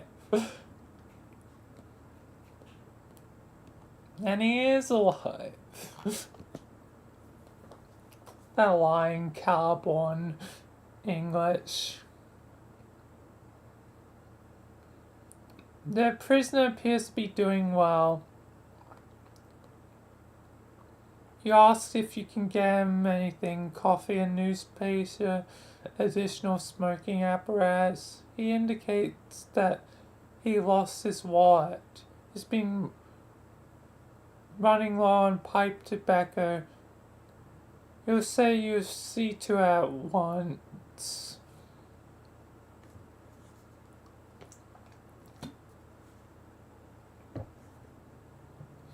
While this is a maximum security seat that is virtually impossible to escape from, you made it clear to all personnel that anyone who harms a hair on this man's head will have the answer to you. They are all very fortunate that his head doesn't seem to have any.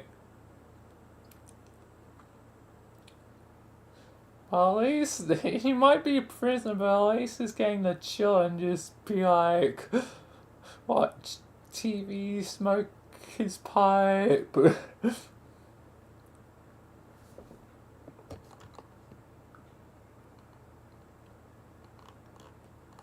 Was that his phone? I think that's his phone. He's just chilling. At least didn't die in like the first day. Like John's dad did. He's gone to live 153 extra days of life.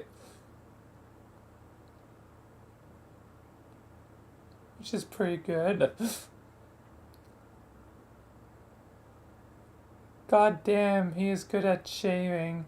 You're afraid to admit you envy him when it comes to his prowess with a straight edge, not even to speak of his natural ability to grow whiskers in the first place. The lucky stiff. Ask what prisoner is doing.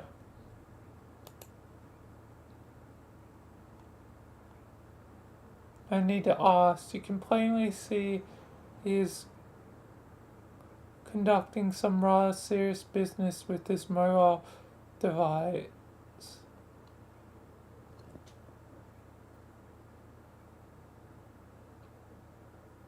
The network restricts access to within DOS only, so you can only contact the node. So he cannot contact the nobles and do anything sneaky. By his request, you have set up a kingdom-wide network to trade online tips with other sites pertaining to his interests. Notably fashion. In the week since his arrest, the captive has become something of a celebrity on Dirt. His impeccable sense of business-like attire has taken the kingdom by storm.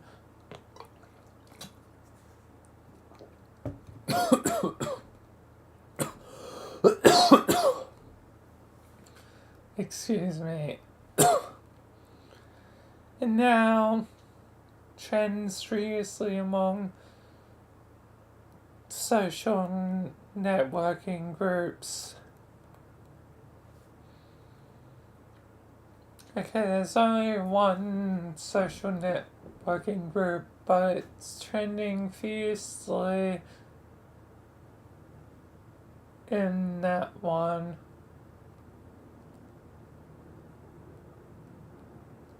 You cannot say you've been totally impervious to the craze yourself, nor can you say you weren't shamelessly complicit in promoting it. How? You can't even say you didn't mandate certain dress code modifications throughout the kingdom enforced under penalty of death. I can't really say you can say any of that stuff.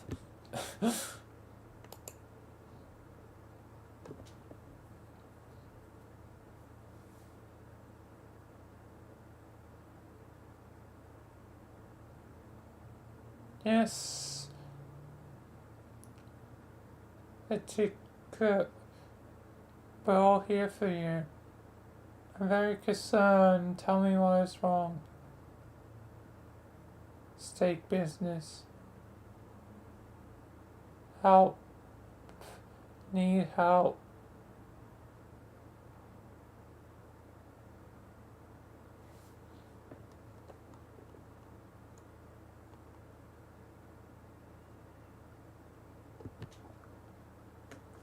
Help. Need help. Steak business.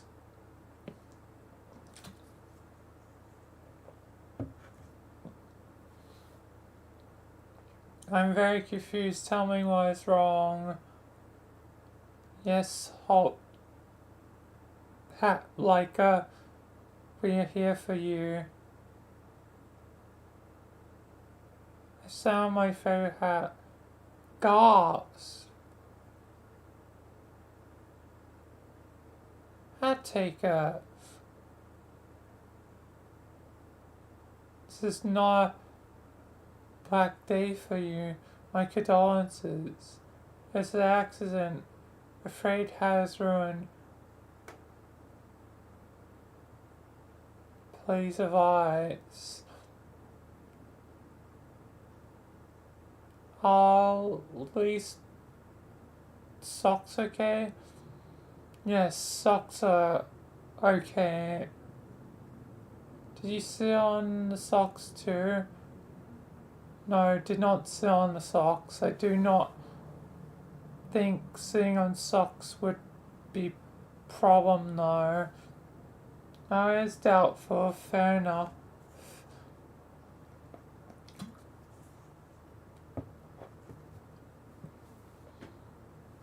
Need more information before I can advise. Please state your weight. Agreed. Exactly how much vertical pressure was applied to the top of hat? Report extent of damage to hat. Not sure. Hat is in bad shape. Does not resemble Hatch much. Considerably less handsome. More like rumpled head object now. Attempt to rectify hat integrity. Use same blunt instrument which got you into the mess in the first place.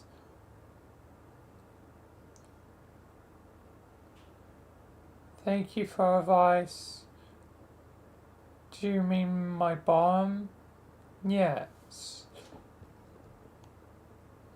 Yes, agree with Idapa Black Shell. Unsit on the hat. Can one unsit on a hat? Maybe, I don't know. Turn hat upside down, then sit on hat. Yes, agree with chuffed about duds. Sit on upside down hat to uncrumple.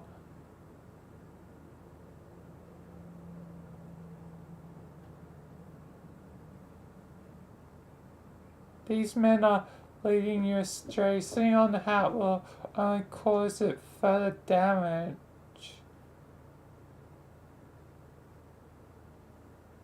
That will be the case even if the rumble has inverted. Yes, this will be the case of regardless of the hat's orientation. Greatly respect Pipe Fan's knowledge of finery. I endorse this warning. Me too, so do I.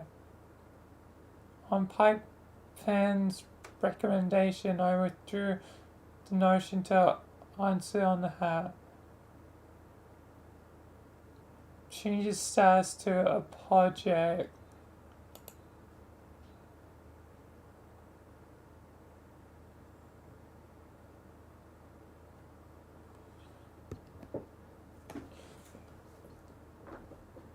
And even though it's within the range of DOS, somehow he's communicating to John's dad, who is Pipe Fan 413.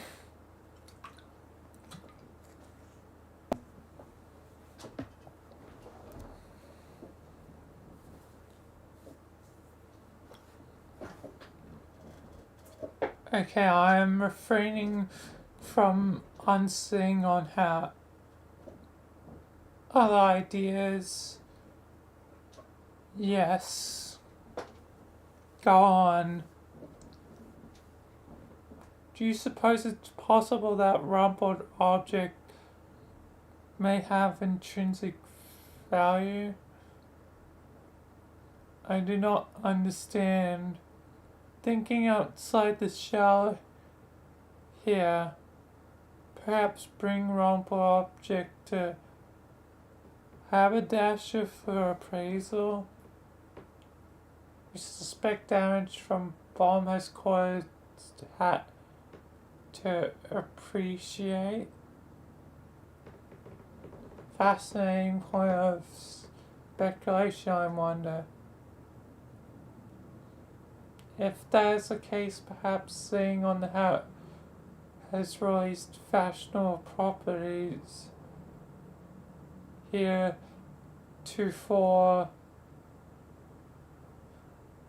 concealed by unrumpled condition. You are suggesting that the hat will look more dapper.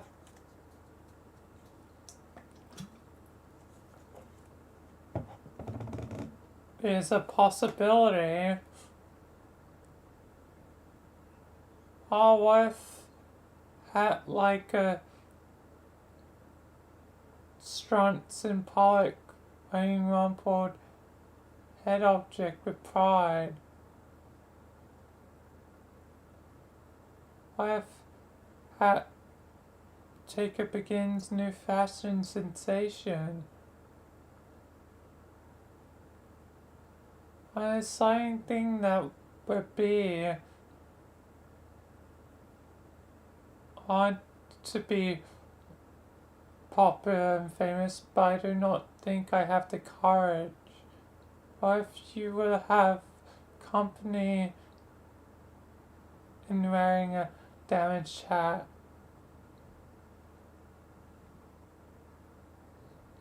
Yes, maybe I'll sit on my favorite hat as well.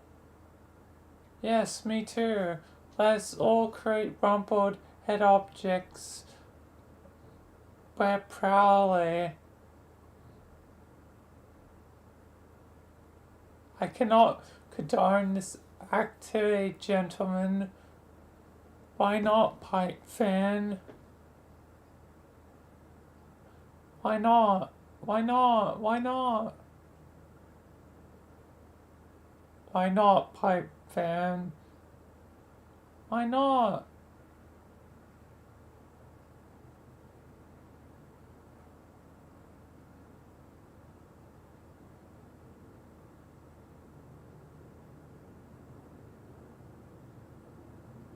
Incinerate the damaged hat immediately.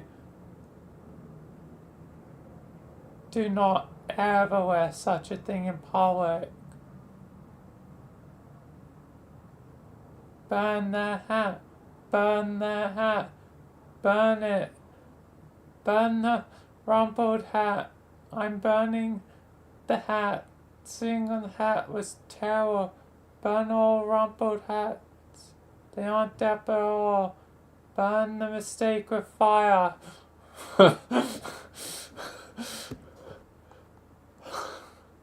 Jesus, this is like cult of the burnt hats.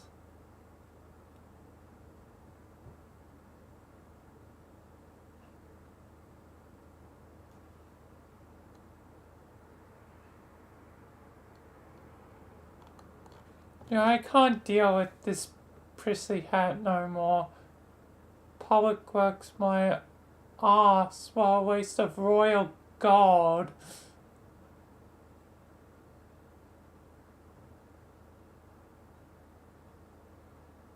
Everyone changes their status to bowing. This is why I'm letting all proper dudes run show instead of nasty clowns.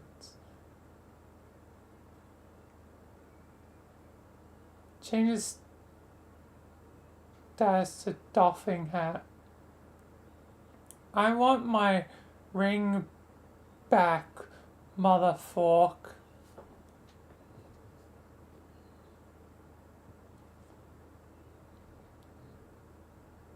Years in the future. Minus several. That means it'd be years in the past.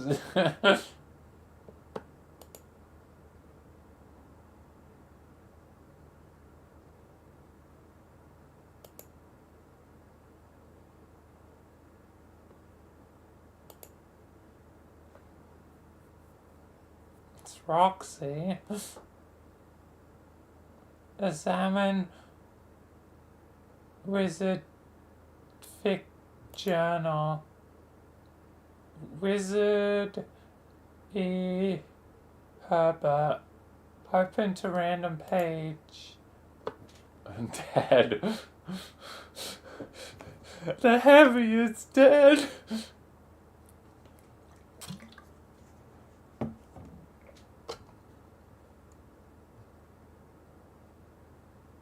I think you're supposed to just tackle him, Beatrix said, looking all put off. It's like Hubert reached down to the body of the fictional camper he just shot and picked up the flag. Same difference. This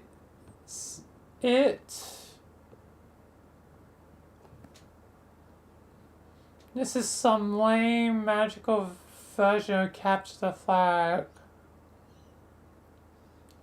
The book wanted me to capture the flag from him. The flag has now been captured.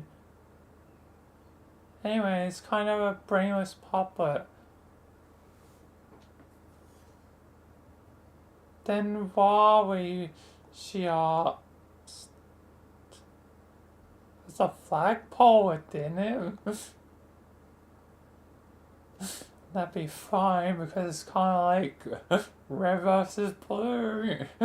Like something that happened in that season 15. And only there was a gag about wizards. Homestuck predicts red versus blue season 15. Bring us puppets who spend a few years in the real world, kinda like everyone else, I suppose. Geez, that's cynical. Anyway, you're the one who said we should let the story play out the way it's supposed to. I'm just pointing out your own rules.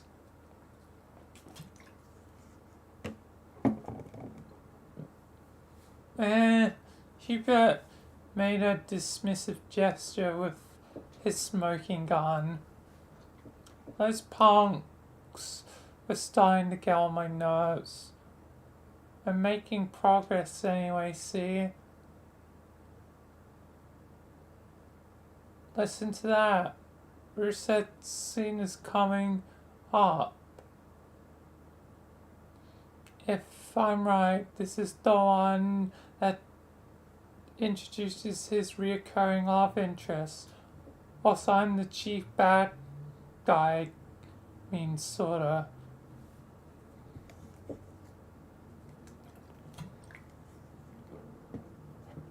She listened. There was yelling through the woods. It came closer. Help! be? Where are you? The three Serpent scoundrels threw through the woods on the magic flying wooden horses. They were chasing poor Rousset. Rousset held onto Fort Crowset flag for dear life. He was a little scared, but mostly brave, not afraid of those serpent cowards.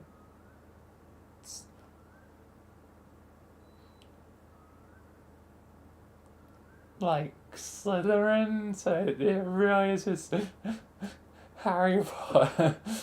They caught up to him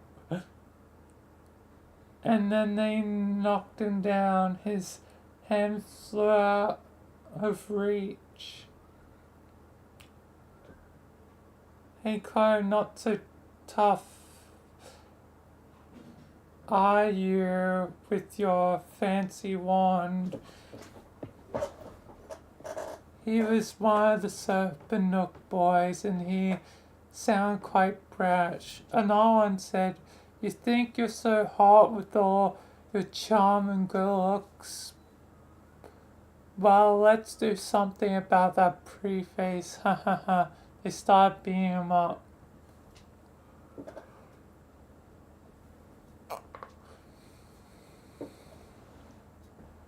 Herbert, Al, will you do something, Al? Sava, this can't be right.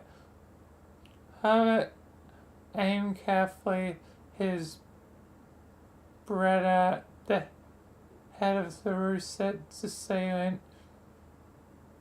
He was way serious and stone cold about it. He was not going to miss. Bang. He missed. Beatrix was grabbing his arm, redirecting his aim. You have to stop. He's just got a gun. What's magic about this? The magic of bullets.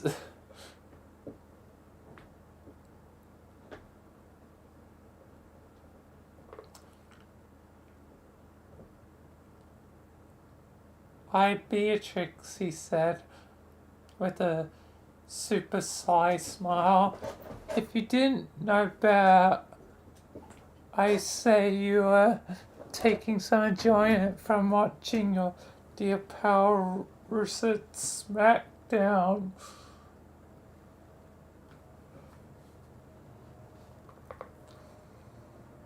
What? No. She didn't let go of his arm. But he would not quit his douchey smile. She went on. You just can't keep offing fictional characters. It's, I don't know, irresponsible. Yeah. Besides, you know the scene is supposed to play out like this. Bruce is supposed to get rescued.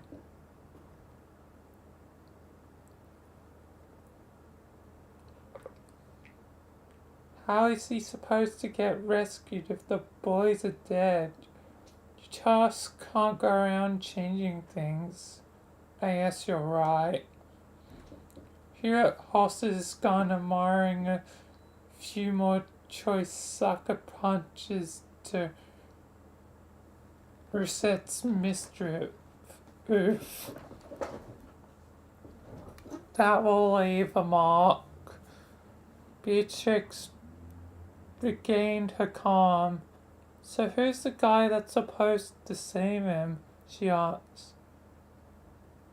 You say he's the villain? Here it comes now.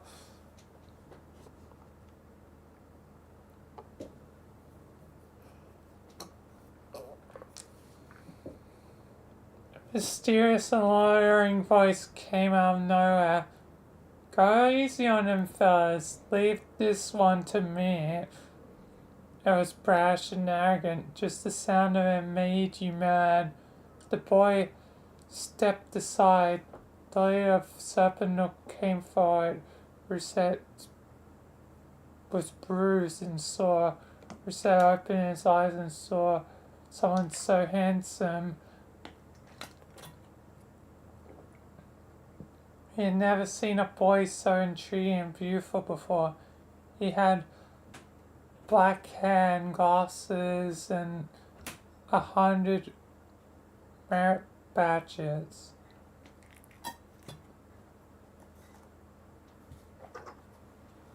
Beatrix squinted at the Serpent boy. She didn't know why she couldn't see it coming. Grant? The boy stooped down and gave Rosette his hand to take. He said, I'm afraid I have to take your flag from you. You see, it belongs to me and Fork Serpent. However, Rosette was very intrigued. I will decide not to take your flag if you promise me a favor later from now.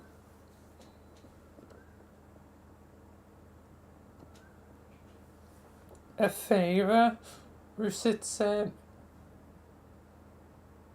But he was barely listening. The resemblance to real life friend was uncanny. He was sure it was him. But here in his dumb prison, he was no more than a soulless mannequin jammed up to recite insipid horse short.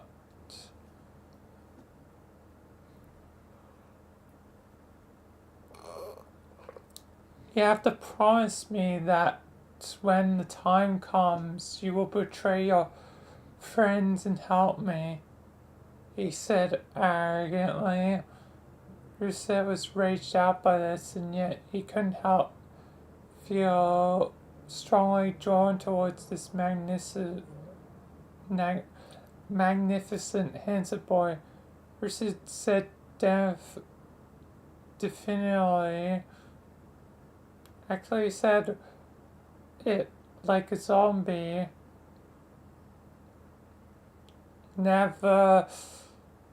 I'll never betray my friends.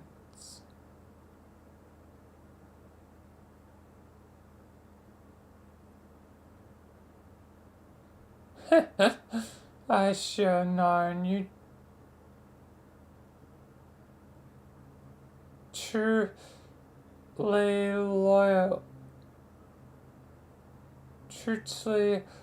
loyal to your friends as I expected. What is your name? Rosette, he whispered. Pleased to meet you, Rosette. If you are the anime, allow me to introduce myself.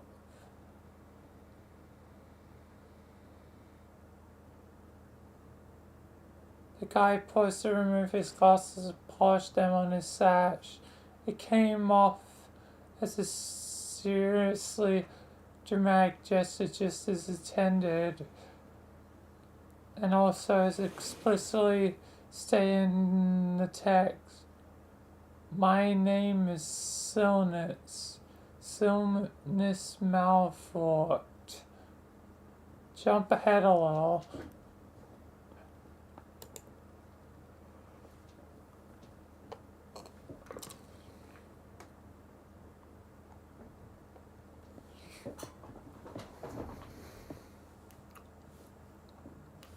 Helen and Beatrix were dressed in fanciful athletic gear.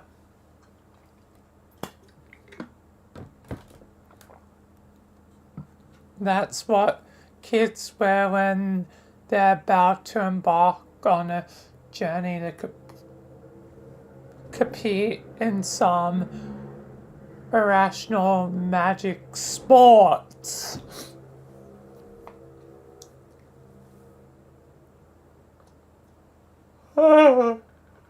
Herbert had tucked his arm, a big stitched up leather ball with golden strings poking out of it for no good goddamn reason. It was called a scud bump.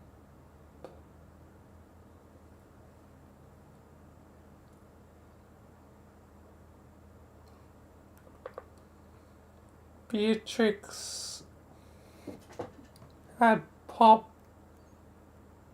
on her shoulder this funnel thing to be worn as a golf called a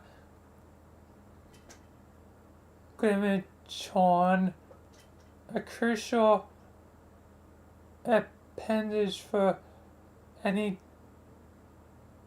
Drutzel scooper worth her salt. They had been selected probably for some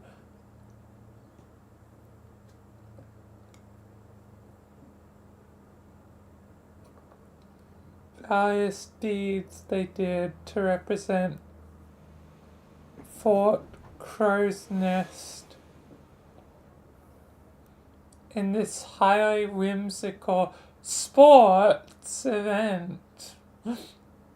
Russet was there too, but he didn't get chosen to play in the sports due to the poet explained stuff that no reasonable person could possibly care about, even if offered loads of cash. He mainly jacked into the scene to wave goodbye and wish them luck, which he begrudgingly did.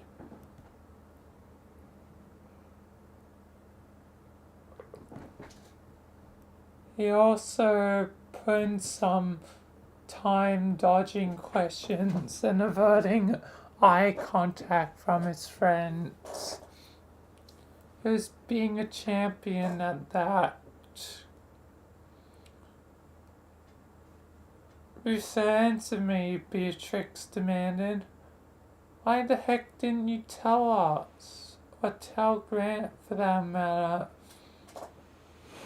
Hubert wasn't paying much attention, so Russo was moody and cryptic and didn't tell people some stuff. But a bombshell. He worried that one of the strings poking out of his redonkulous ball, it made a spawning sound like a mouth harp and broke off. He wondered if the strings served any actual purpose. The strings did not serve any actual purpose. He could. How could you keep something like that from everyone that you knew all along?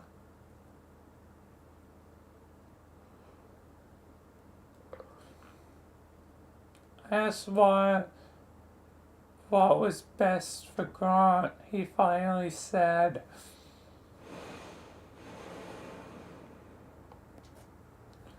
She had tons of questions but couldn't settle on the next one to ask. She wasn't about to let goodbye language go to waste, so she did kind of what mimes do when they don't like something you said. How long he knew Grant was from this dog short. Wizard Vic. How did he escape in the first place? Was it really his spell that sealed them here? How long had he been planning this?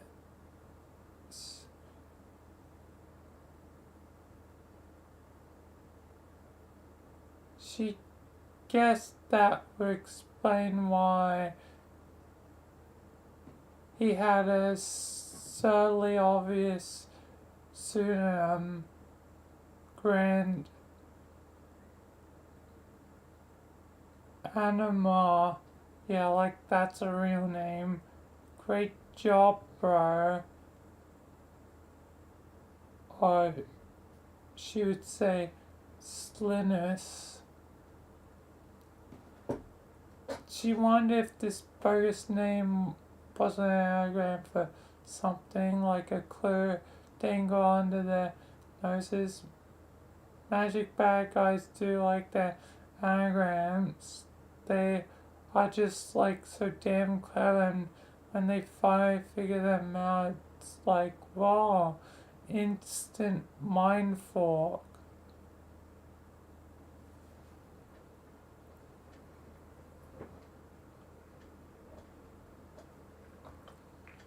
He's quite a troll person, you know, be have it looked up from his scrub bump. I first said think so, and then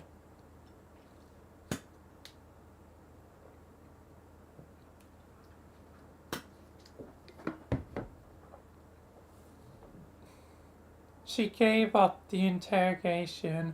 When you're dealt to short sandwich, why go to war over who baked the bread?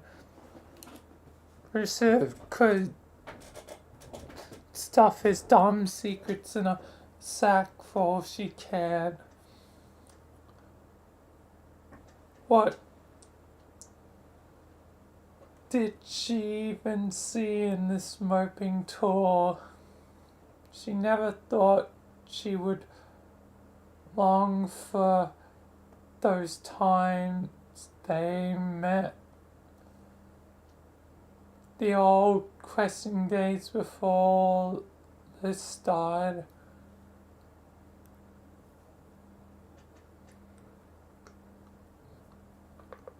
She was never exactly psyched to watch Huber's sort of crazy old wizard with a pistol, but now, okay, she wasn't saying she wanted to see more wizards get shot.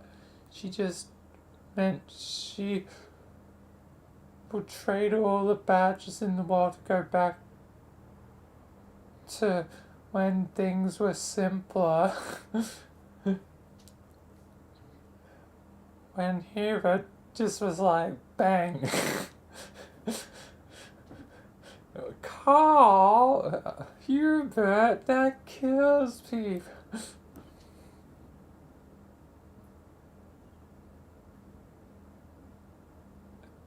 It's time to go. Nana's invisible conductor let them know with the arrival of a carriage. It was drawn by two floating, perfect, mobile wooden horses. I read this thing 100 times, but still can't understand the author's fascination with flying, rigid wooden horses. I held open the door with a bow and gestured her in with ironic chivalry. The text didn't let go and said that was meant as a big fuck you to Rousset, thus keeping their rivalry brewing. But in truth, neither dude was feeling in time. Beatrix gone and they were off. Rigid horses, Cartridge and all in the sky.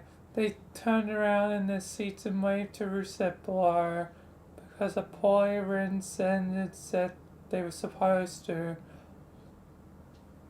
Beatrix smacked her forehead.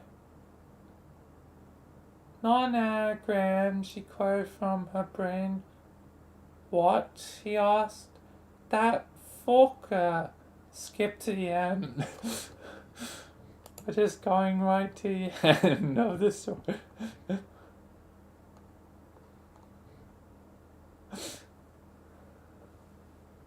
Getting a few pages of an incomplete story. Getting like the the beginning, the middle, and then just the end. Hurt took a swipe at the clumsy elusive scud bump. The orb ducked under his arm and shambled on its way like a husky beetle with some stuff to do over there. The crowd of almost people roared generically at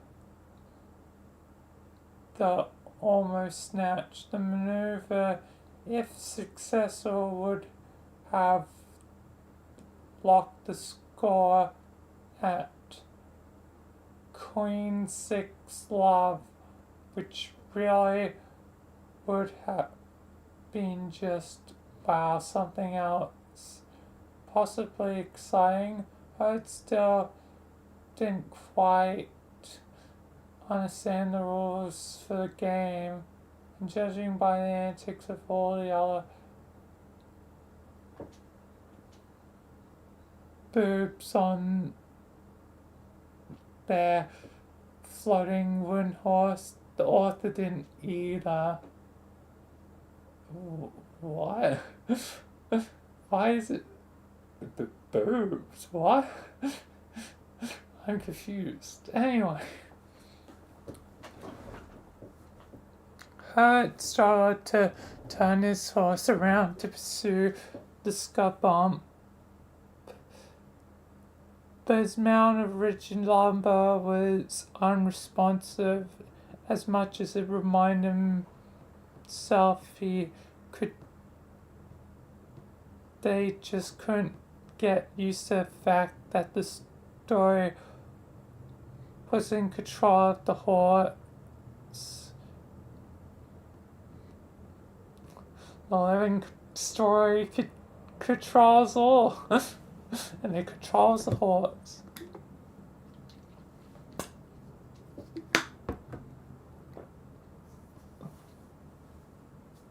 Their head was the league's elite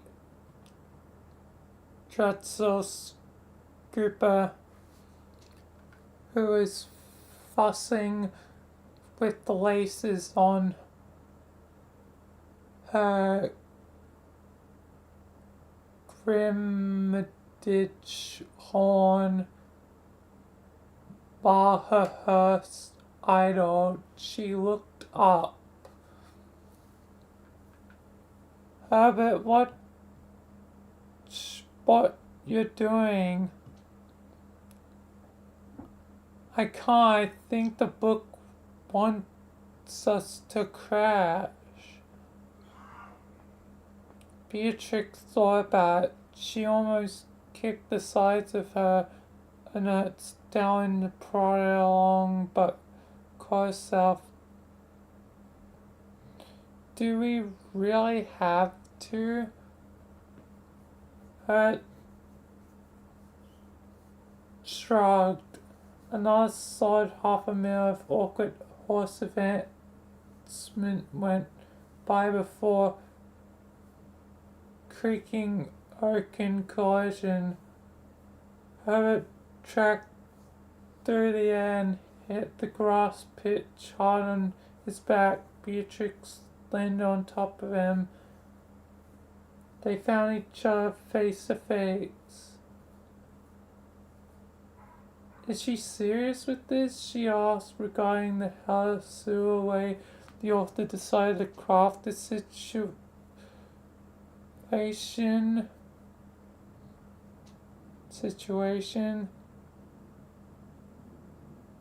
It was like poetry emotion plus horses.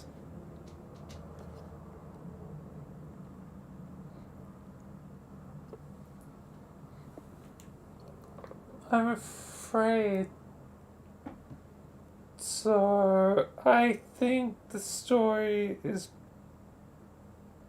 building romantic tension between us. It is. It was not a question but a statement of major concern.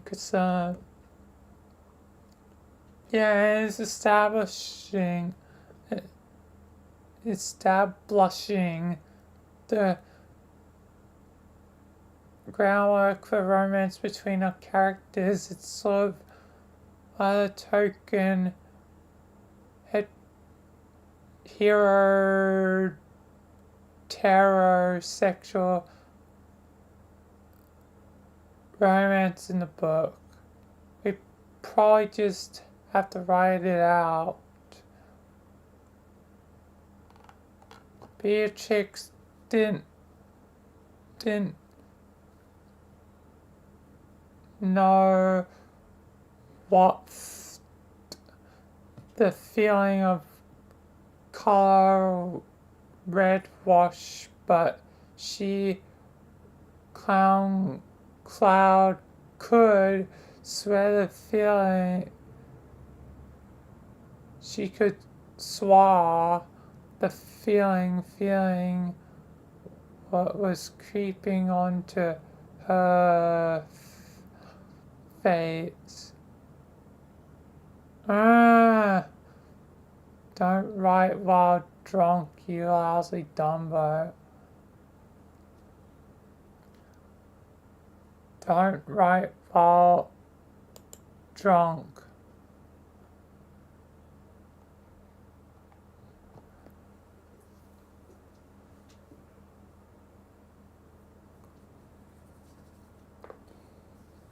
You decide to take your own advice. You just wait a few hours to sew up before continuing your hero's mere textual adventures through an even crappier wizard fic than your own, which you yourself wrote anyway. Contrary to what your loyal readership of Zero may believe, being a pet is not actually constructive to the process of engineering awful prose. Looks like I am empowered to say hi again. Might as well pass the time chatting with her.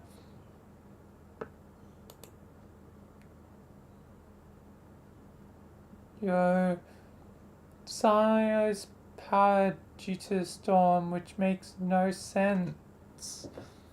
All devices in your house are powered by the portable green hubs you stole from the lab. That's weird.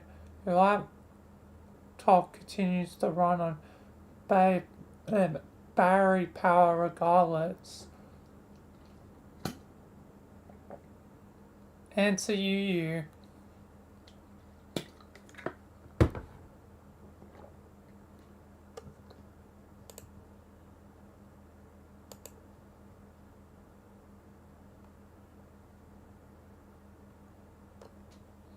Hey, you thank God you just cheered me, chin. You saved me frog myself from making more rude crimes against literature. See hat, I mean? Yeah. Copy. What gives? Wait. How do I know your name? I don't know, but you telling it to me, but somehow I know it's Cappy. This is a dream bubble. Say something. Man, I'm drunk enough without having to solve your dot puzzles. Am I even drunk? Actually, I don't think so. Why did I think I was? What is happening here? Cappy, talk to me. Huh? What was that? Thought I heard something. Look out window. Something out there? How's that possible? And the window has no power. What the fuck is that? It's like a Technicolor Dreamcast in the spooky void.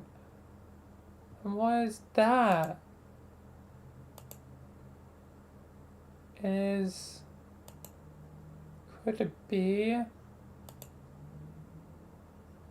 Oh my god, it's Twinkly Herbert!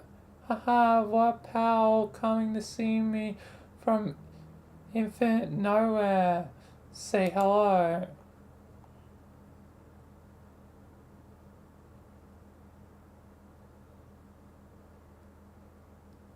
Twinkly Herb, I didn't expect to find you here.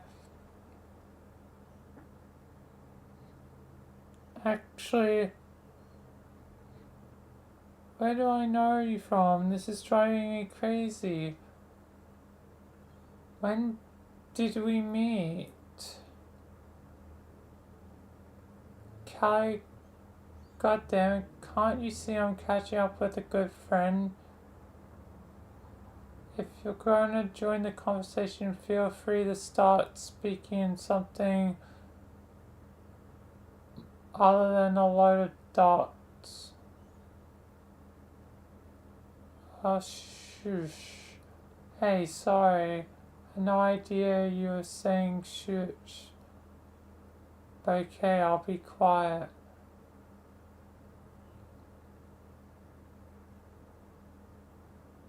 No props. I also got no idea why I can suddenly understand Morse code, which you are all but blinking at me through twinkly. I don't get it.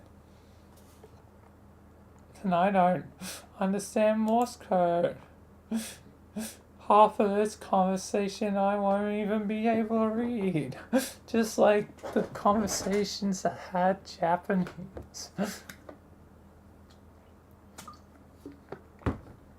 Until it gave me a translated version of the text. How many texts am I going to have to read later if it gives me a bunch of Morse code decoder ones? Oh boy. I'm not looking forward to that. If it gives me all the uncoded versions of every single text log in Morse code. That's going to be a lot of reading.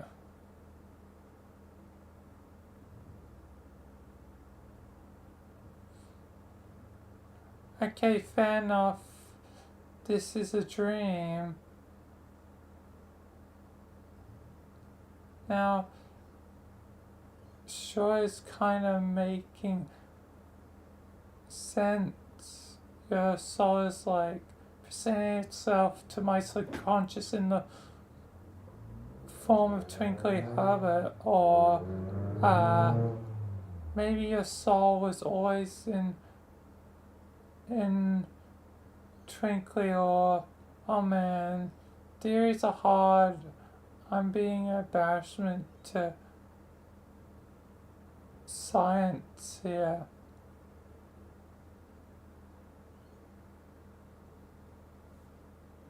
So, oops, oh my god, don't mistake my dots for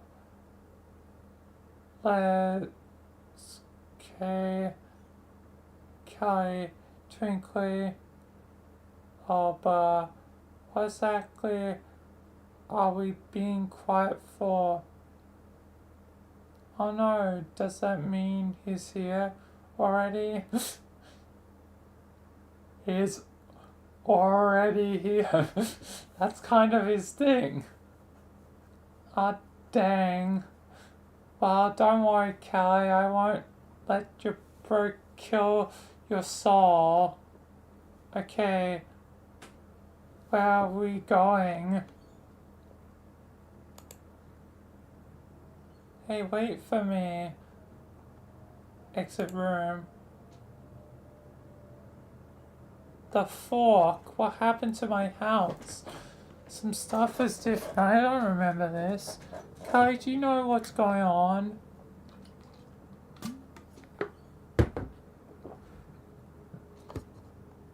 And what am I even wearing? What are these clothes?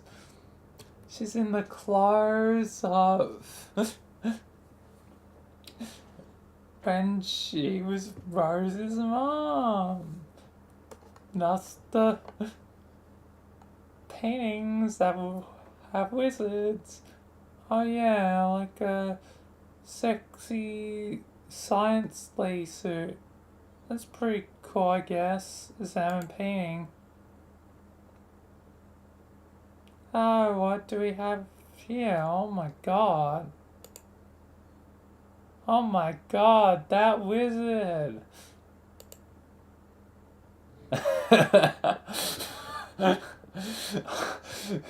you really fall in love with that. Heck yes, he's so perp. Callie, check him out. That ain't even a painting. It's so showy. Someone like grab a random ass low res wallpaper off the internet of a jolly wizard doing what appears to be the world's dumbest spell and save that low quality, then just like print it to huge lamau. It's not even scaled proportionally.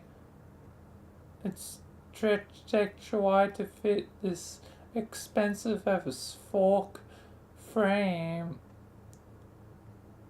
Is that short like literally solid gold? I can't even deal. Whoever did this was a wonderful genius. You were a wonderful genius, just in a different way.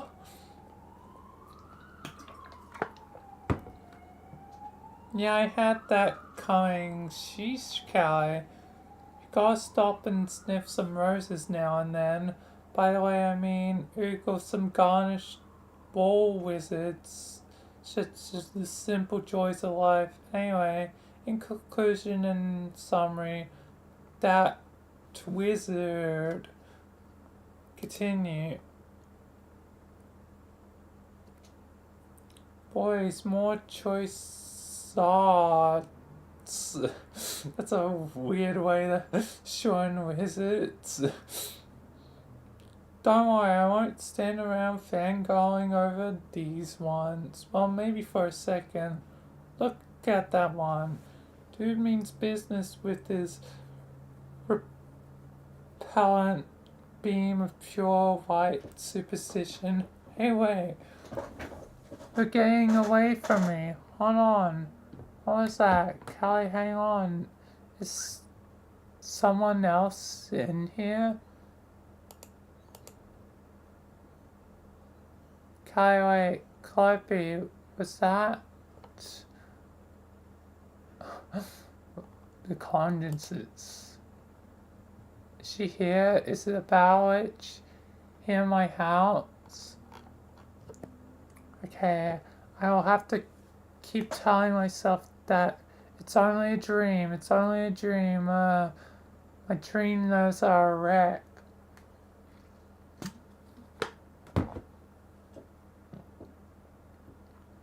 I wonder if my dream house has any dream boots. No, bad dream Roxy. Must not fall off the dream wagon.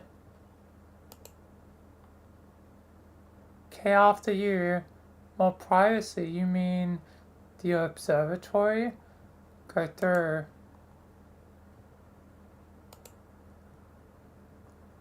What the?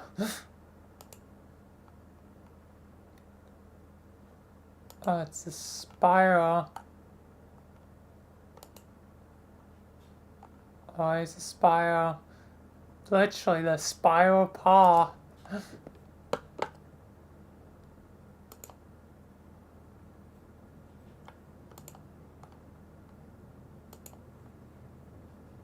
Oh, hello. Calliope, you look kinda dead. Turn around.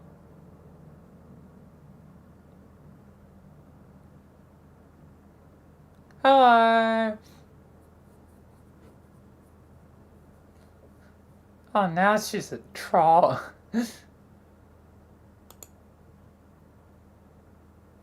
In depth. Calliope, that you? Yes, it is I. Holy short. The most poison revenge of shorts. Turd in a church, Callie. You starved me. Sorry. But yeah, so hey, nice to finally meet you.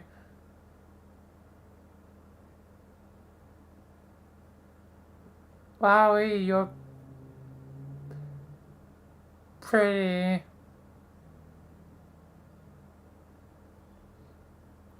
So when you said you weren't good looking, it turns out that was a bunch of baloney. No, Roxy, I'm afraid I was not helping. I was afraid not helping of your delicious earth baloney. Oh no, don't say that. As you said, you were a cherub, but if I'm not mistaken, you appear to be a troll, as cherubs actually look like trolls. Alas, we do not.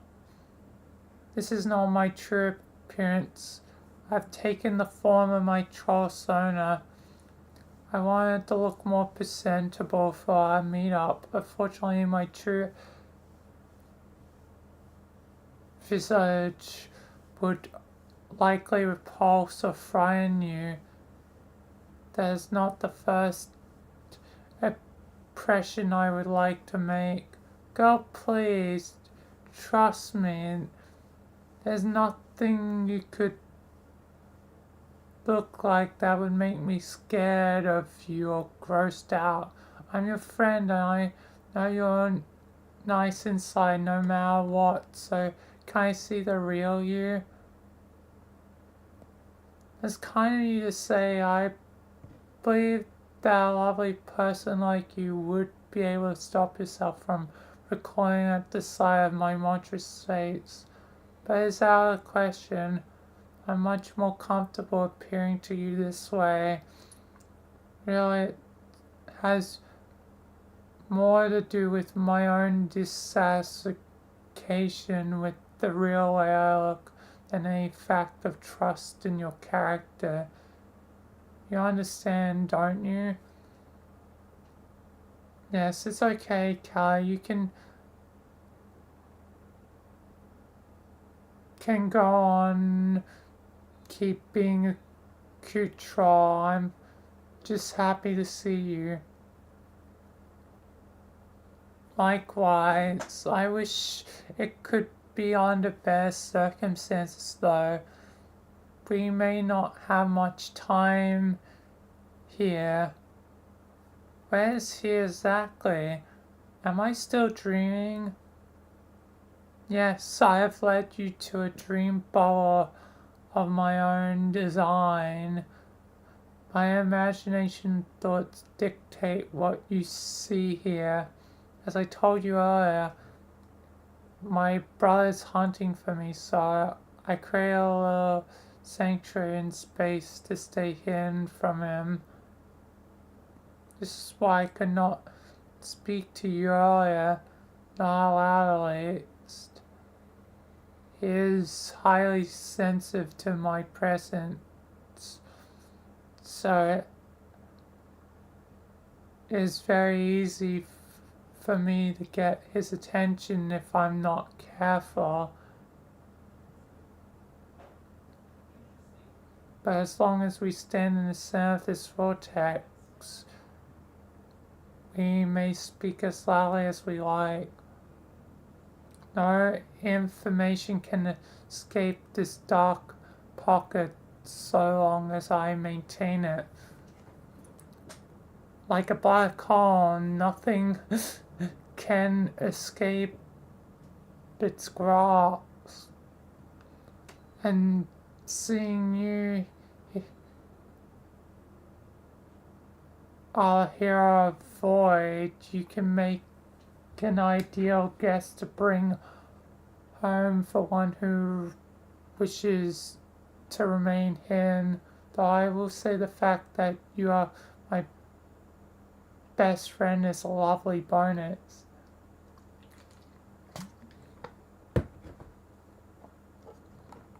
Best bonus? For real though, it's nice to finally see you no matter what you make yourself look like. I wanted to tell you all about what's been going on with me and all my friends since we got together.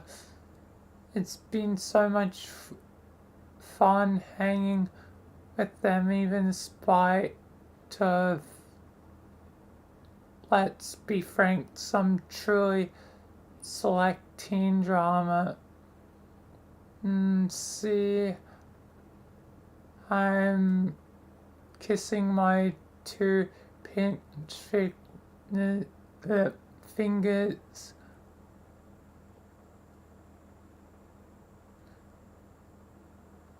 Here.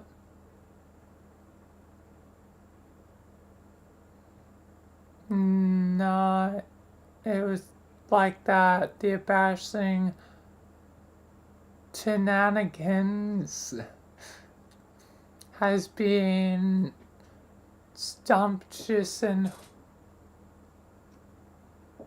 come highly recommended. No, but really it's great enough to some time IRL with them. It started feeling weird to think we were ever even apart.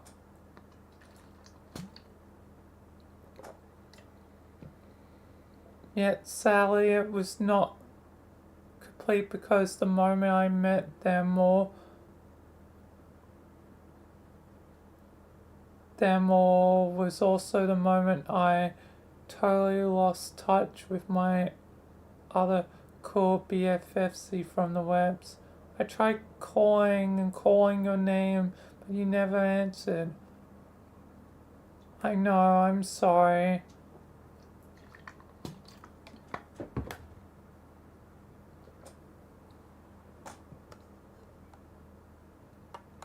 Don't be sorry. I knew you would have answered if you could have. I guess maybe you hid yourself so deep in this dream I couldn't wake you. damn, this must have sucked. Spending all your time here hiding from your asshole brother. Like, I know he's a dick and I talked to him enough times to get that, but why is he trying to kill us so bad? He's not trying to kill me. He already succeeded at that.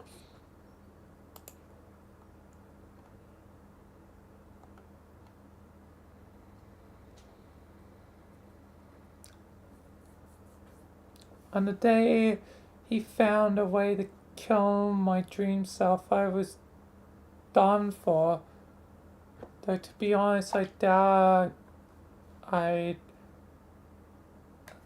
have fared much better regardless.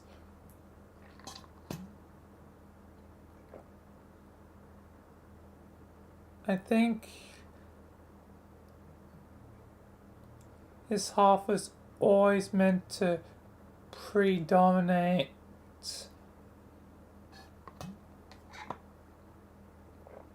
My will was simply not strong enough to overcome his. You know as well as I how stubborn he is. I don't think he has ever had even a smidgen of doubt in his thoughts or remorse for his deeds, whereas I've always plagued by such feelings. On some level, I always knew he would win, but I fooled myself. I thought I could overcome his ego by looking beyond his negative qualities, staying optimistic, and working together with him in a game to accomplish something extraordinary, and that in doing so perhaps I could begin to help him change, to teach him to evolve beyond his hateful nature. And as he changed for a better, slowly but surely, he would become more like myself. That was how I thought I could predominate. It was how I was going to win. And really, if he grew closer to me in that way, by learning kindness and compassion, we both would have won. My predomination would have meant his absolute death. Would not have meant his absolute death by a true union. But sadly, I underestimated how consumed he was with the need to destroy me.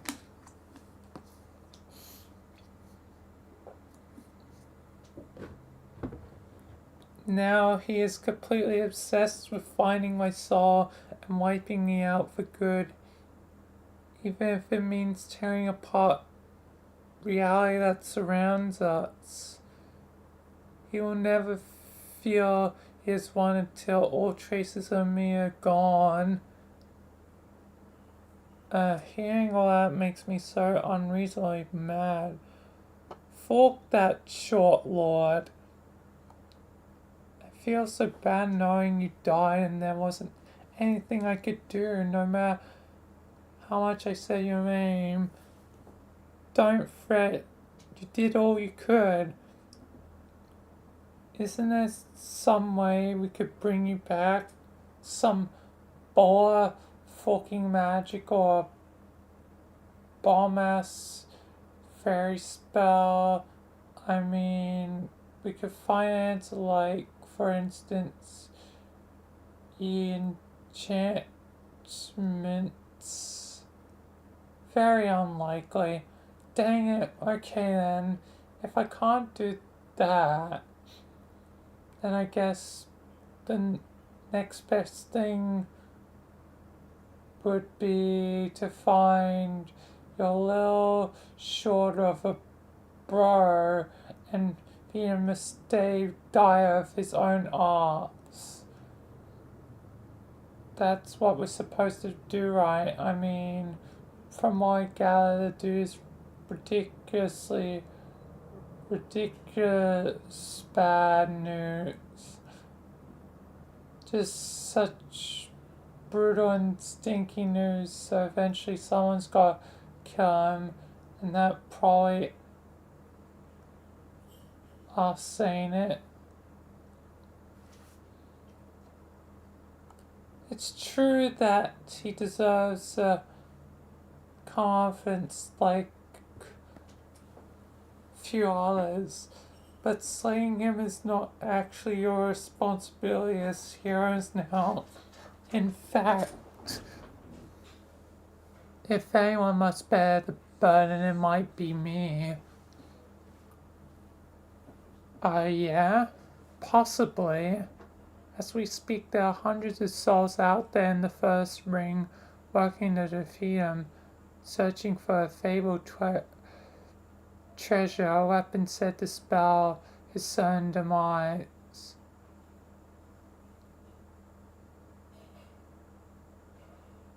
I say that I myself am this weapon,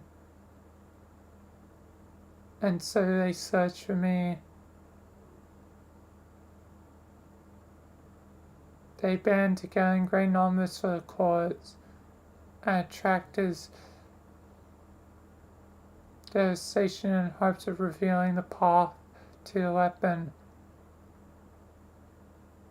At the same time, they draw his attention away from me, and it is a good thing that they do.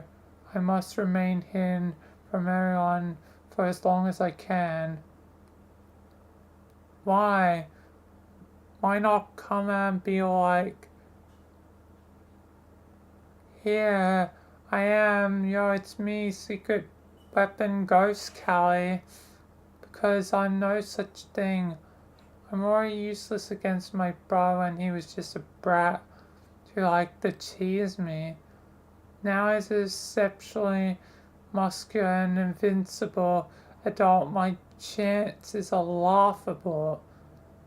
Now if I'm to contribute, I need more time. I must go in search of my own weapon. What weapon? Ironically, the same weapon which many of them are looking.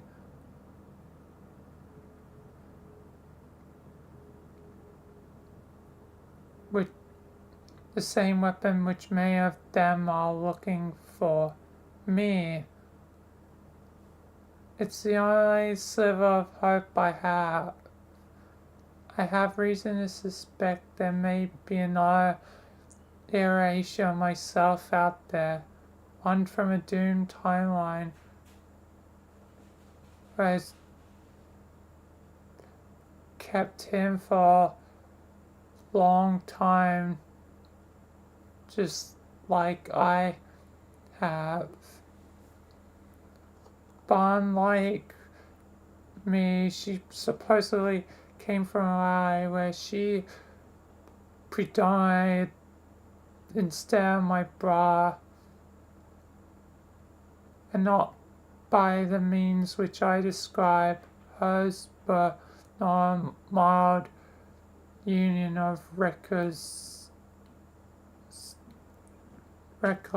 Amazingly, her predomination was absolute, a major feat of will, just as his with me. As such, she went on to play the game, and I cannot imagine what followed aside from the fact that she must have died for existing in an offshoot reality.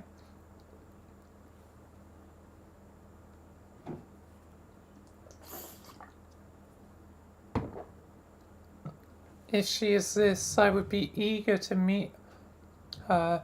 It would be a chance to get to know a version of myself who is strong enough to override the will of my brother.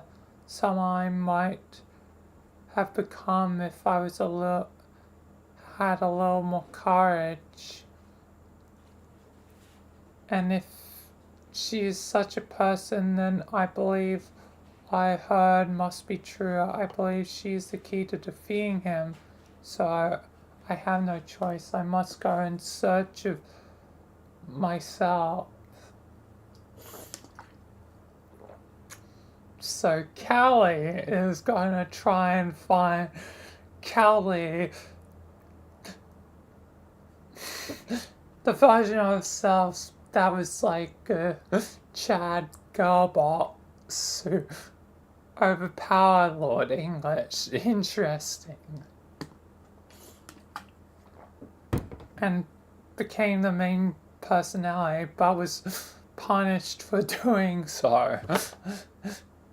For doing the right thing, damn. By the nature of paradox space.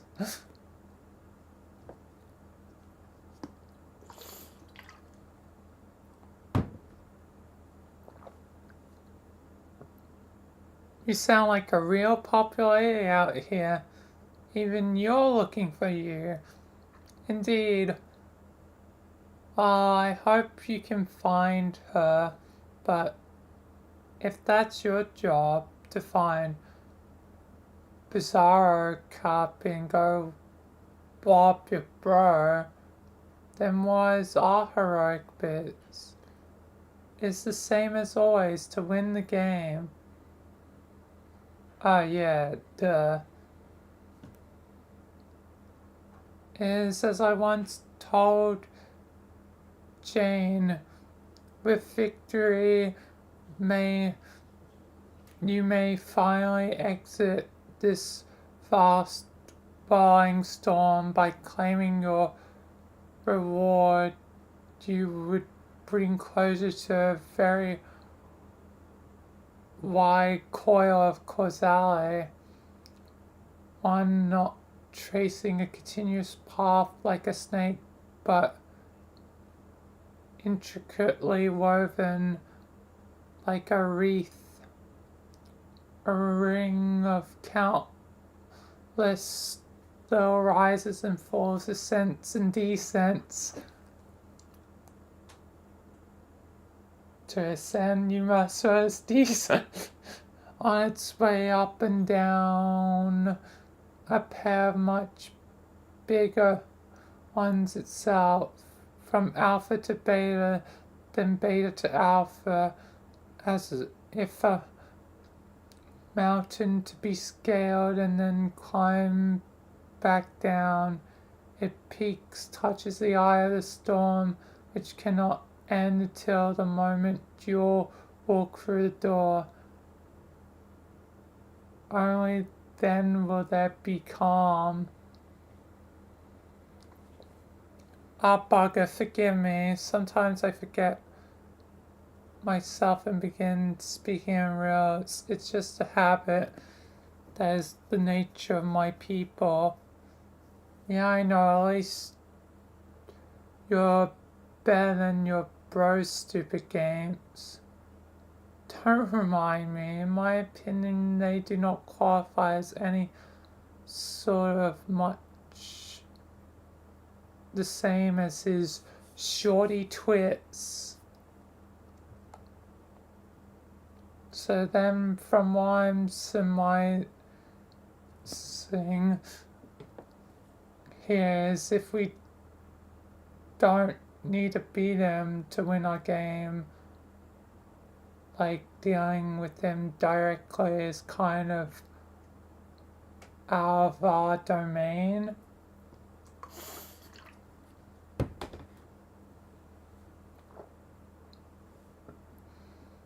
As the one who provoked the breach in paradox space,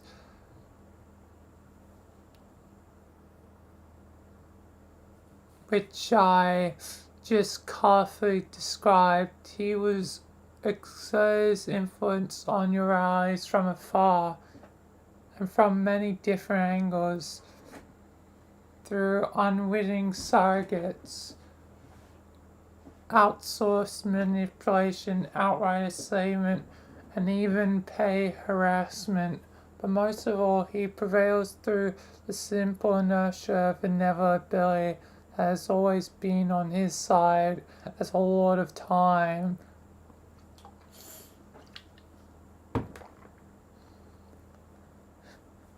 Goddamn, Lord English is Mr. Evil Time. Where's the doctor to save this?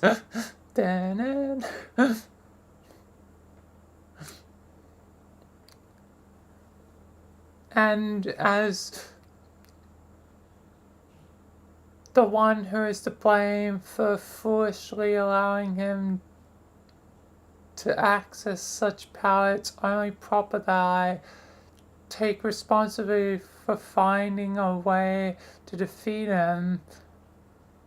But even though his methods of influencing your session are indirect, they are still formidable.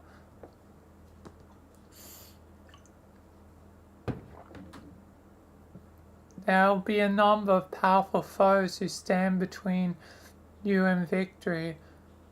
Tomorrow, a terrific battle will take place. When you wake up, I suggest you begin to prepare. It all centers around Jane's birthday. Once she turns 16.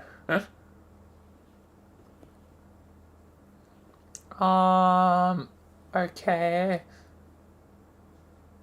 How I make more sick gear? I could hustle up another batch of ill wicked guns, just a big old pile of guns. Jake can make the wimpier small ones, make Jane like a fancy new fork or spoon or such, like an elite endgame spoon, whatever this is, like the Chowder Forker 5000. Janie be flipping her god spoon round, hopping monsters doing like chuck good damage. Won't bother making me nothing for Dirk since he's basically married to his boring anime sword. Like you could ever pry that thing from his rad dead cadaver. Yes, I'm sure new equipment would come in handy. Now that you mention it, well before I died or even realized I would not live to play.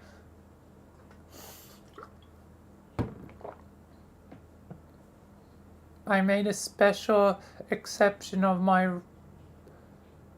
my rule of staying linear with conversation. I messaged Jane a birthday gift. You see, I had a brief vision from Sky which suggested to me she could use a boost in morale on this special day, so I offered her something very dear to me. Just a little token to show appreciation for our friendship. I hope it will cheer up, and moreover that will prove at least somewhat useful to your pie. But really at this stage, if you wish to prevail against such stacked odds, collecting boons such as new weapons and treasures will only go so far. I think you need to embrace a far more substantive gambit.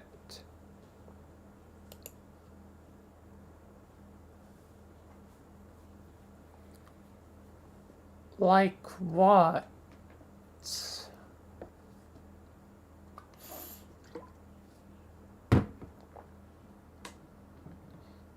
Oh my god, we're gonna enlist Fefeta? It's Fefeta's secret weapon? It's Fefeta, isn't it?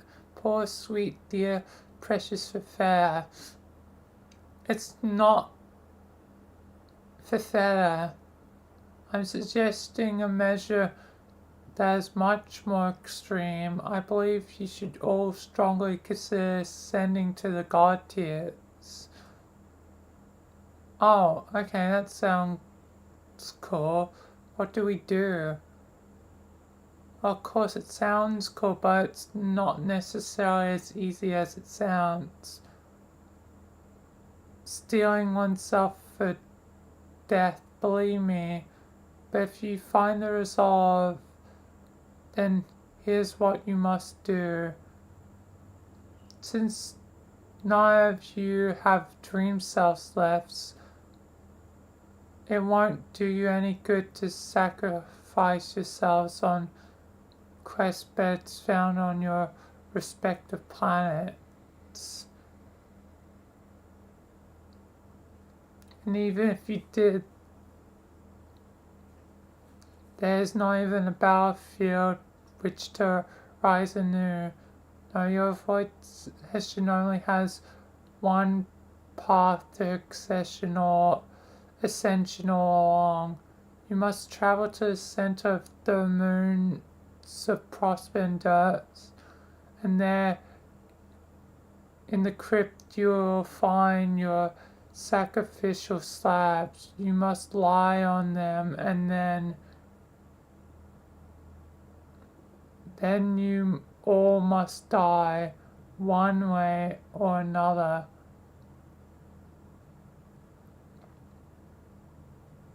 Alright. Alright. Yeah, Fork, let's do it. Doesn't that thought make you nervous? Well, getting off on a moon slab ain't my idea of a primo fun times or anything, but like, you end up with superpowers after that, right? Yes. And some kind of semi-immortality? Yes. And cool costumes? Yes. Then was even the fucking hold up? Let's pop our asses slab world and get down to die. Damn, Roxy is surprisingly like, yeah, I'm fine with dying. You seem quite cavalier about this, Roxy. Don't you have any doubts? Wouldn't it cross your mind to wonder what if I never wake up again? I know it would for me. I guess that's a fair point. But you say it'll be fine, right? Yes, I believe you will. Then that's good enough for me. I trust you.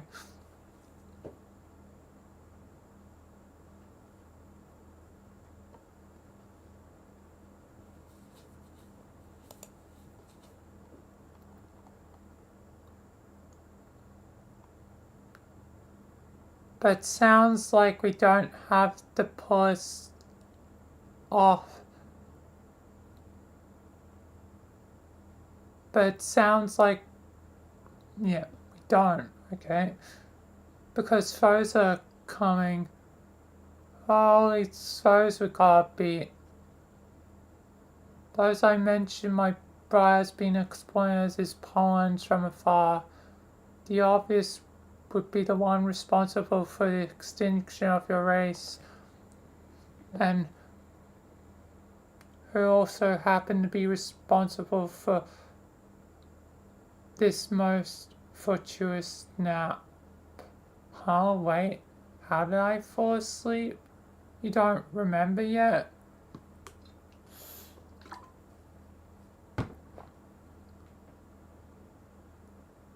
I remember a pie and a sad Jane, a poor sad Jane with shorty fella prawns and a ruined cake. It was going to be so delish, but no.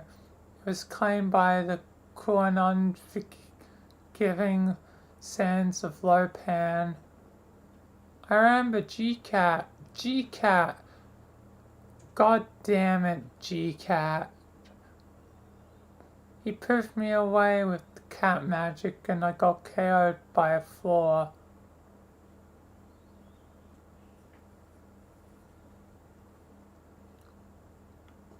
But which floor? It was the dust floor? Oh man, was I captured? The bow which has me, doesn't she? That's who you meant. What is she gonna do with me?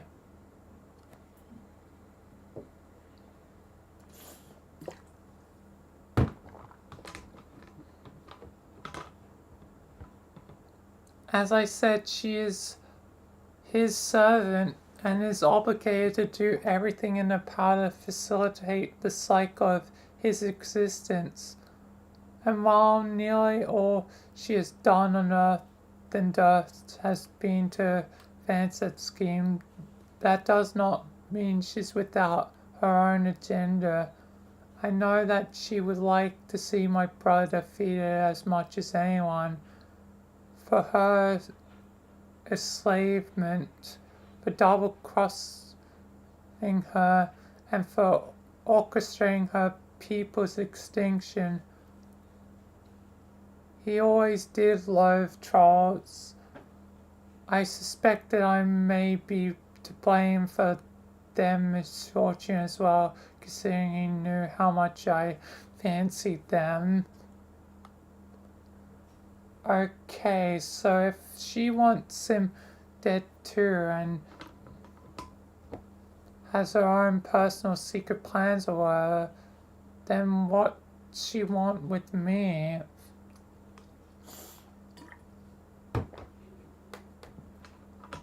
I believe she's looking ahead beyond the fulfillment of her obligation. She is likely making plans for after she is liberated. She has lived as a ruler and conqueror for a very long time, probably couldn't have done so without such guile and foresight. If she has captured you, it's certainly for good reason. I think she wishes to exploit your abilities as a rogue of void. What abilities? I don't have any abilities except for making screens dark. Which as superpowers go, is lame as hell.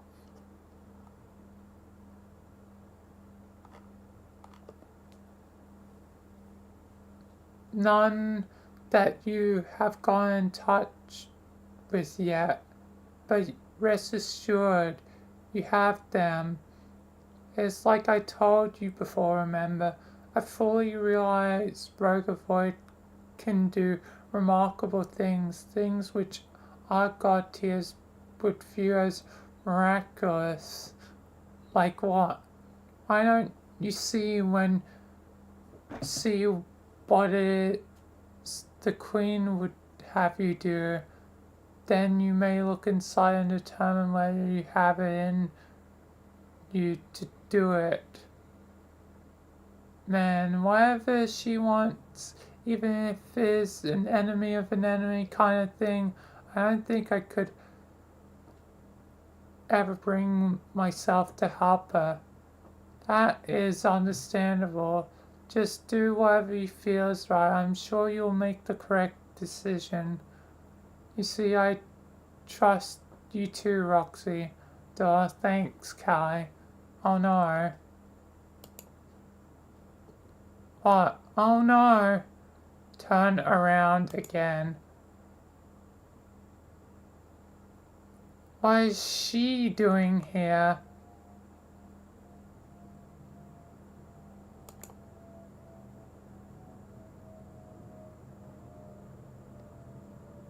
Mom? Mom?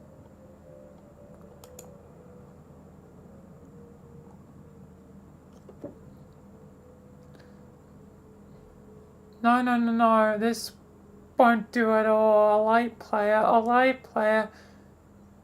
Have you gone mental? Why don't we just burn a bloody bonfire in here? He'll spot us at any minute, assuming he isn't already on his way to blow or up to kingdom come. Wake up, Poop.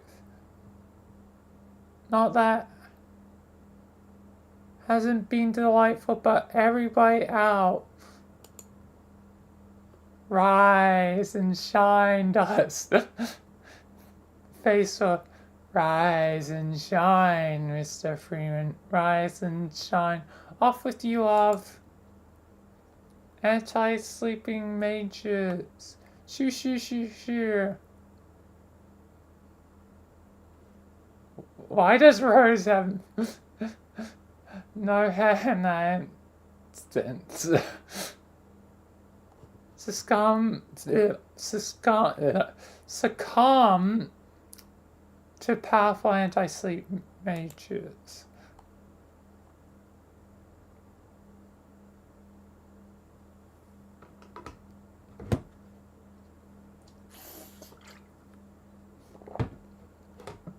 You wake up from your almost family reunion. It's almost a reunion, just as almost as it was an actual family member. You now find yourself in a dust jail cell. Out of your head. What was that? It looks like a folder prepared for your perusal. Maybe a briefing of sort. That choice gaudy looking classified file. Examine folder. Top secret. That's definitely from the condensants.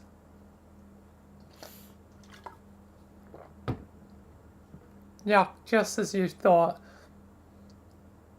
This was clearly prepared for you by the condensants herself. What the hell did she do to this thing? Did she actually kiss the folder? Oh god, she did. The lipstick is still tacky. You don't even want to know what she's got those fat clowns to dance.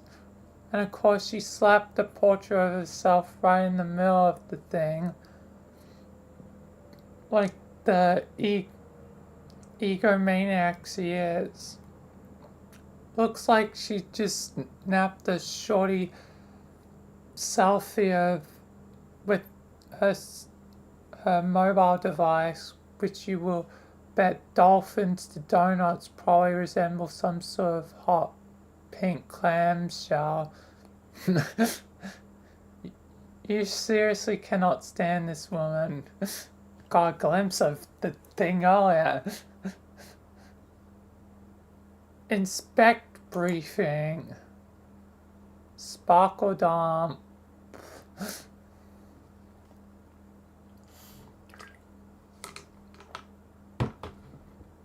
Oh, wonderful. A generous helping of glitter spills out the document. You've been getting absolutely cream with sparkly power from eccentric alien broads lately. What's up with that? There are some documents in here and a photograph paperclip to the folder. Looks like she is outlining a task for you to complete while you're in prison. Wait, she wants you to do what?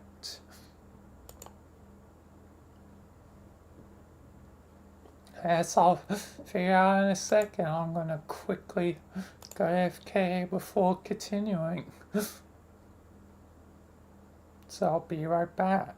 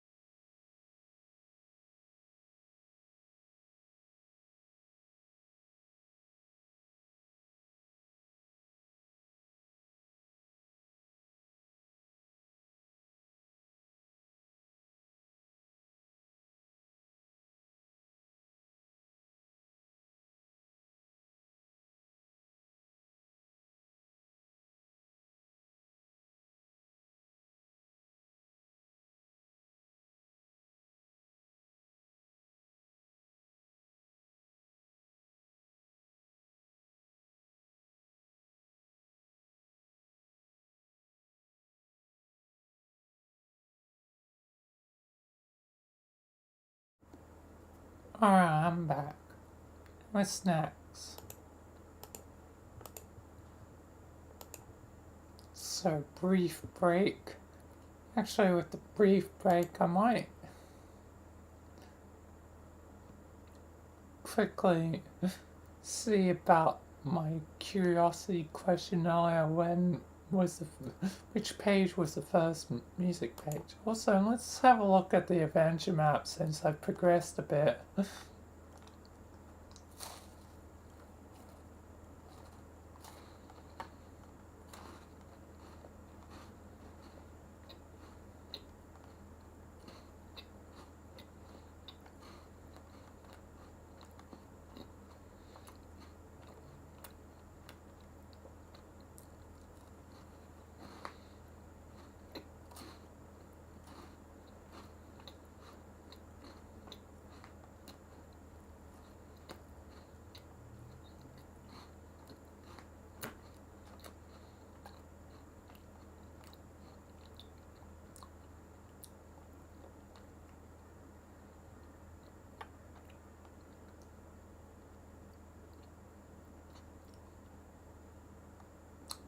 Here I am, Act 6, Act 5.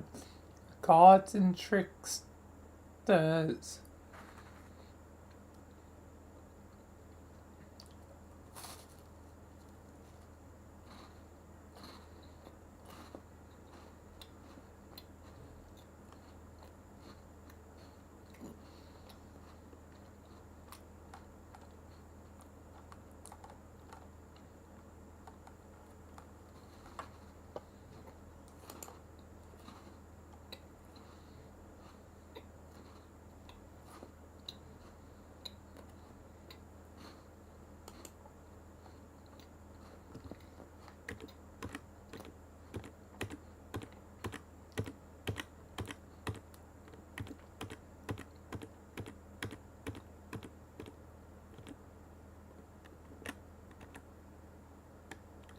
There's like stuff of technical clips and stuff.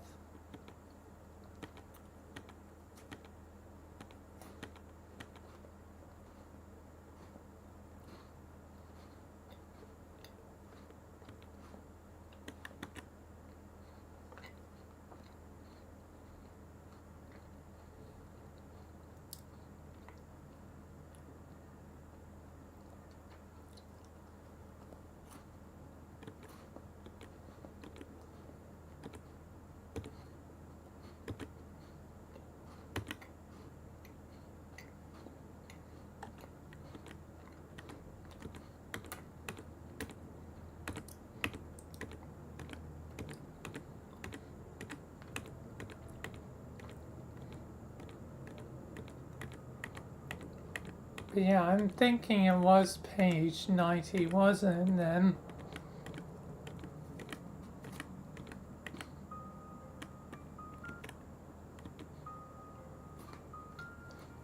no,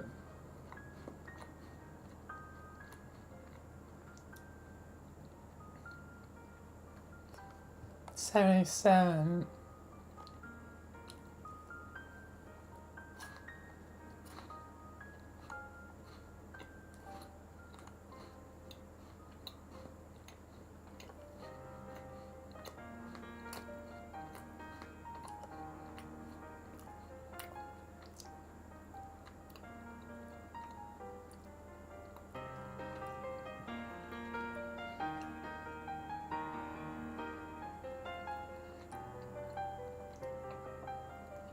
And it was the piano refrain of Showtime.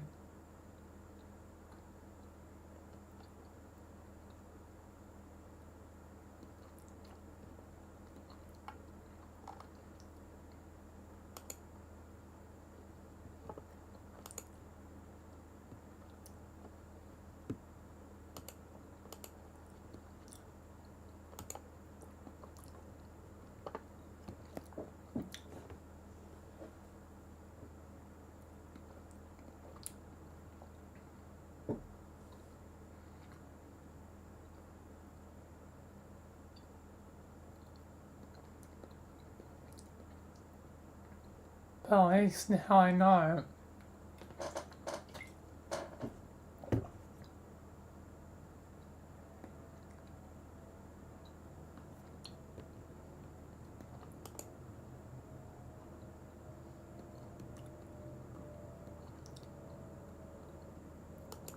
What's the log?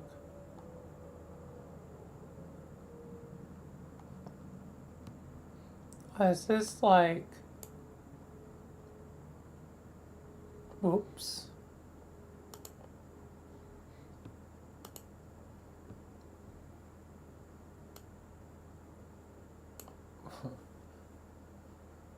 Whoops.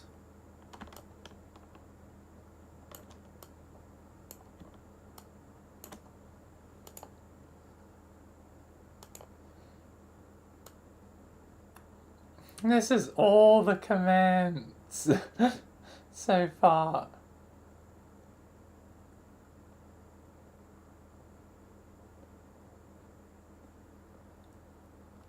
And their dates.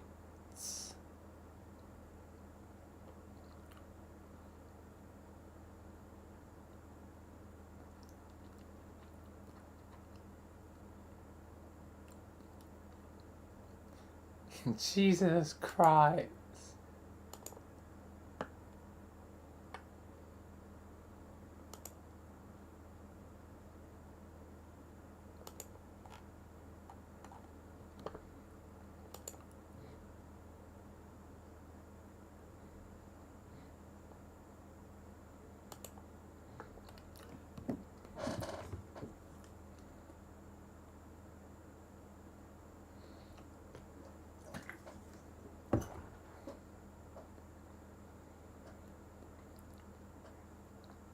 I don't think I'm ever gonna know the Morse code unless I can copy the text.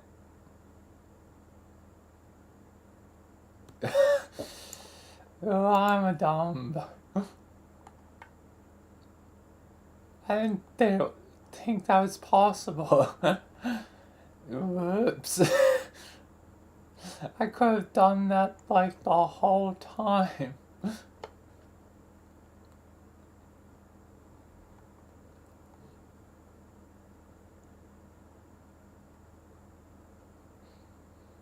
The inconvenient thing from there is having to open it every time I need it.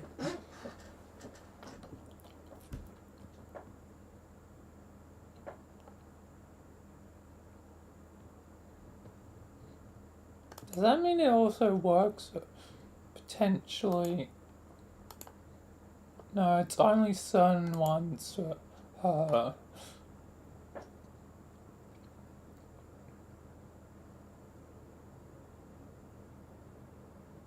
I only got some of them. Not all of them.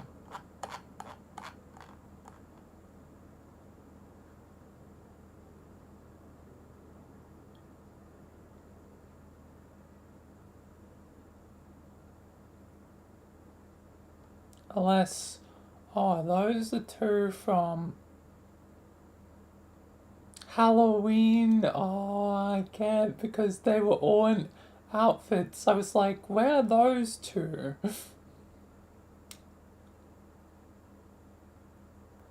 But they're in when they all bunch up together.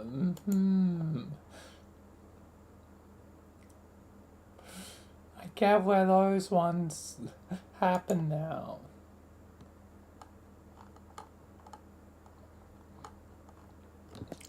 Anyway, let's get back to just had a series of revelations.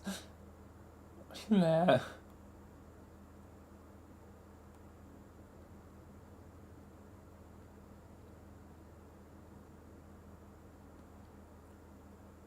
The thing she wants you to do is stupid and impossible. She must be messing with your head. You discard the folder like the shorty juvenile scrapbooking project it is. Like, you would even help that hag even if you could. Get real, Condi. What's that? You think you heard a noise just outside the door to your cell? Examine door. Is someone there? I'll probably forget about decoding the Morse code later anyway.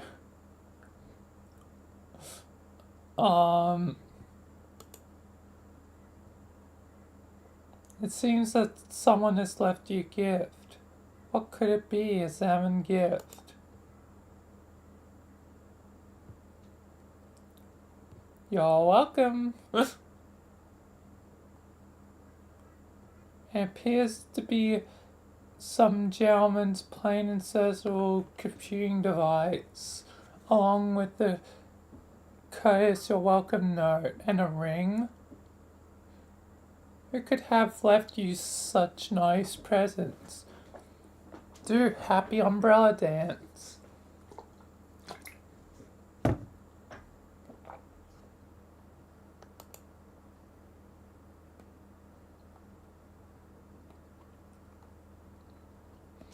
Yet another perfect crime successfully perpetrated, and by crime you mean you guess you mean order from a superior. In your experience, the best crimes are the ones which are totally illegal.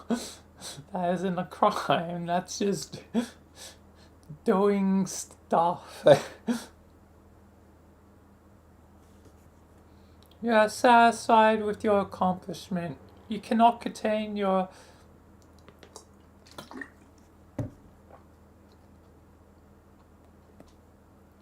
exuberance for another second. You have no choice. You absolutely must do the happy umbrella dance.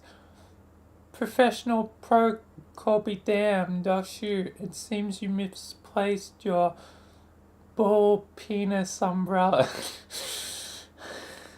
God damn, some things never change. There will be no dancing today. Now you're sad. Past the dark.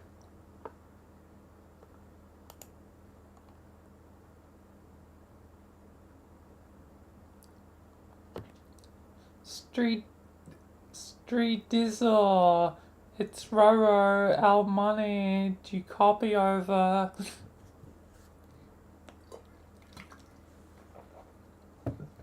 Yes. Frig, yes, my hacks are tight, so tight. Tighter than a jar you can't open. Like you try and try, but my hacks are so tight, you just end up putting the jar back.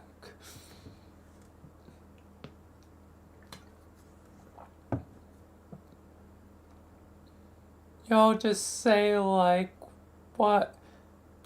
Even I wanted pickles, that's bad. But we both know that's your sour grapes talking. We both know you're still dying for my pickles, motherfucker.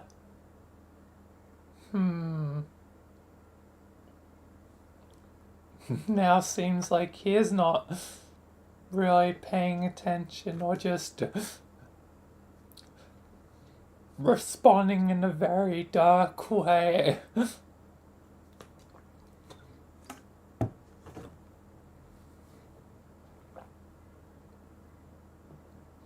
Oh yeah, that's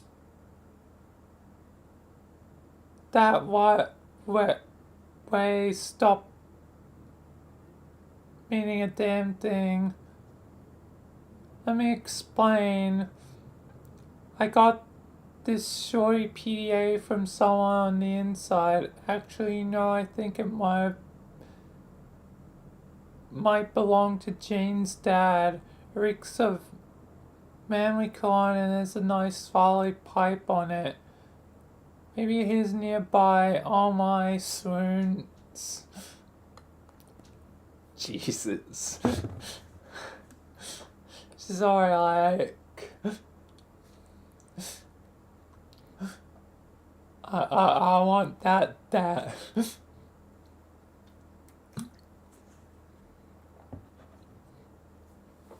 Anyway, on this,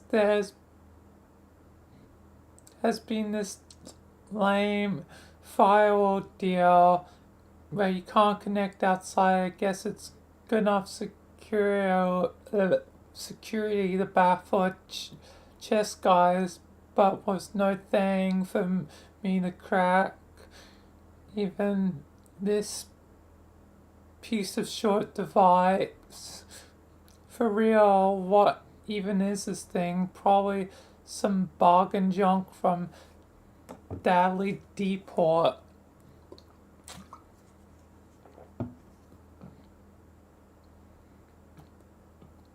Dad's brought literally everything from the 21st century, didn't they? You're a history buff, you would know. Yes.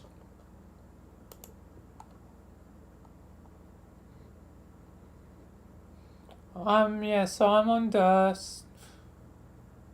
I'm telling this story as short and backwards as possible. I got GCAD here and dumped in jail by the Bee Witch. And she left an ugly photo of a thing to do, but who cares? So I broke out, busted loose as hell from the hag slam. I got this sweet ass ring. It's so fucking magic. You don't even know real magic. I mean, not the fake short. I put on, I turn invisible and sort of intangible. Jumped right through the wall. Now I'm free as a bird. A secret bird you cannot see, doing secret flaps, incognito tweets, laying covert eggs in a hush hush nest.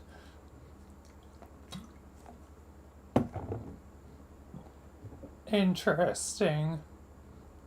I think like the ring is special, like it's maybe helping me get in touch with my voidy powers, even though I kind of didn't know voidy powers were much of a thing till just now. See how I had a knockout dream from bonking my head. Kirby was there. Callie is the coolest. Oh my god, you should meet her. She said a huge villain rumble is going on tomorrow. And to get ready for that, we should all become god tiers. So you have to rock your ass to dust a snap. Come with me to the moon, then I'll explain what to do when we get there. Just get over here, okay? Yo, Dirk, you busy or what? Is any of this getting through? Yes.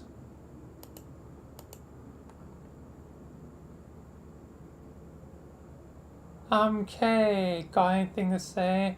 Any about all the pre-report stuff I said? Are you alright? Are you having some crazy attack of the SADs behind those chillers for shades? Is it the Jake problem? It's the Jake problems, isn't it? It's always the Jake problem. Always, I swear to fucking God. Interesting. Oh, goddamn! I've been talking to the responder this whole time. Oh my fucking god! There's another responder. I will short enough bricks to build a fucking chimney.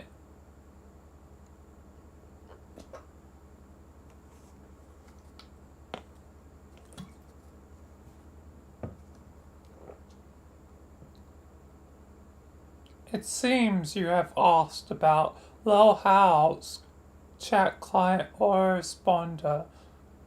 Lil House Jr. This is an application designed to simulate Lil House always imitatably rad typing style, tone, cadence, personality, and substance of retort while he is away from the computer, which is never. The algorithms are also guaranteed to be 0% is distinguishable from locale's native neurological responses based on some statistically raw data as high as a diamond golem's priceless erection. Fuck.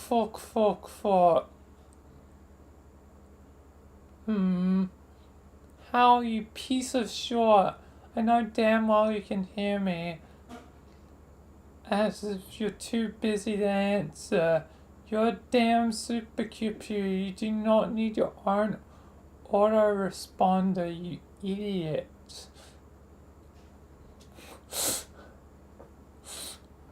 Has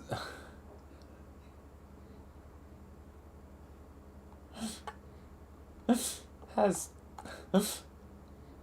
Hal become so self-aware at this point. They need an autoresponder. They basically started making mistakes like a goddamn human.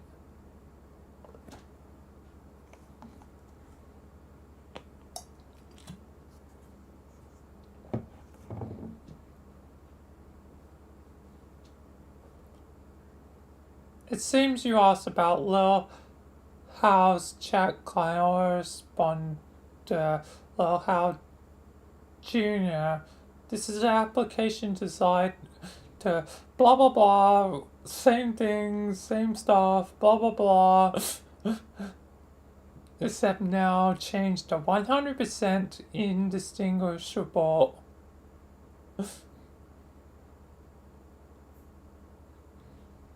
From Dark Strider this time.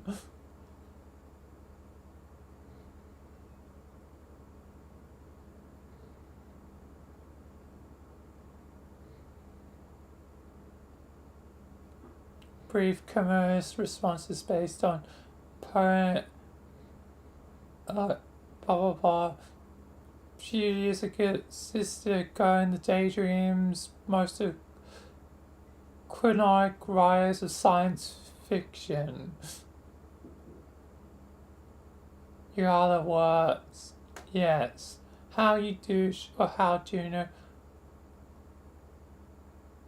Where's I'm talking to? Where the fuck is Dirk? Is busy. Now he shows up. The damn robot.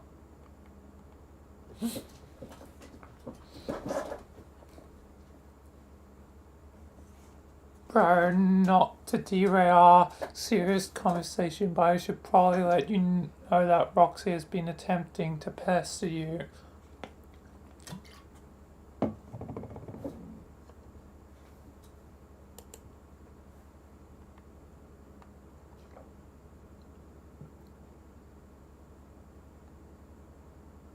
she has, goddamn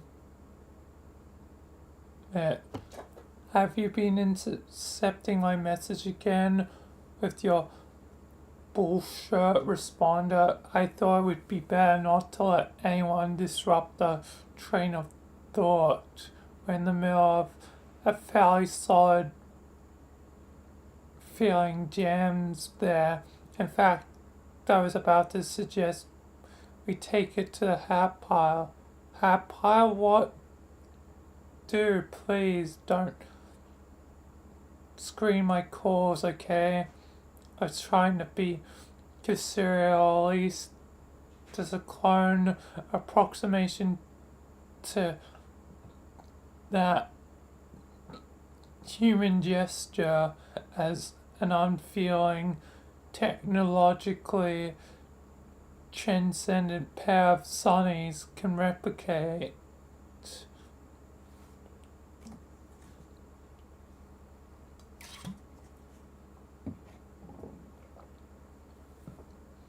Do you have any idea how old your ironic AI stick has gone? Nobody is buying it. We all know you have legit emotions. Incomprehensible, fucked up computer emotions, but emotions nonetheless. I'm not really offended by you answering my messages for me so much as your use of that stupid responder. It's really passive aggressive.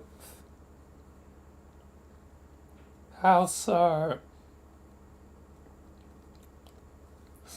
I think Hal is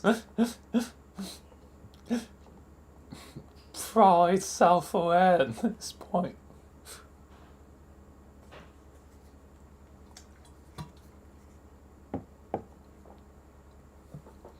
First of all, everyone knows you have the processing power to answer any message at any time and power with whatever you're doing. You can never actually be busy. Second, your whole next gen responder thing is obviously just a huge dig at me. And third, pretending you don't understand all this is really disingenuous.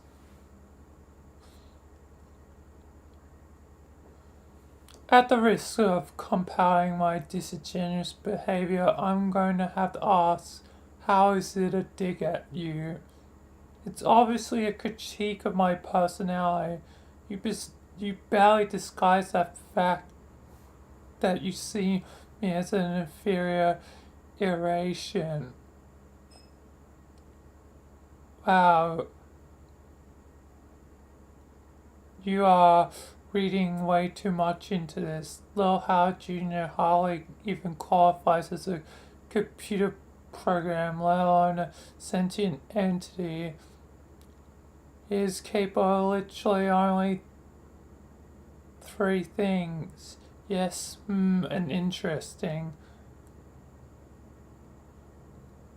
Yeah, that's the fucking point. That's how you choose to express your parody of real dark.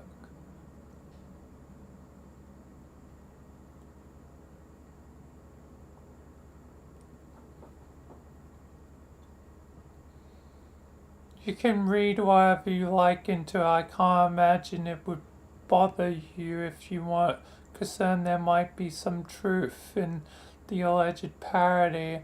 In this case, my use of the responder is ironic. It's not ironic.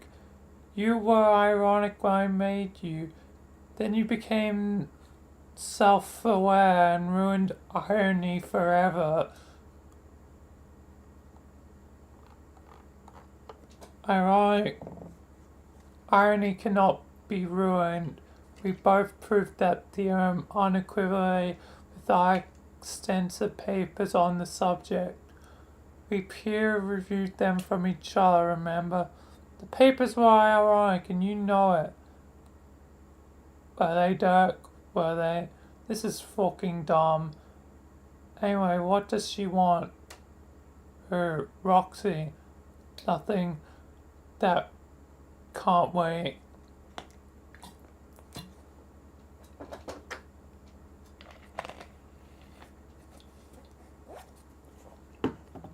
I mean, she's in a prison. I think ideally she should get out like a meal.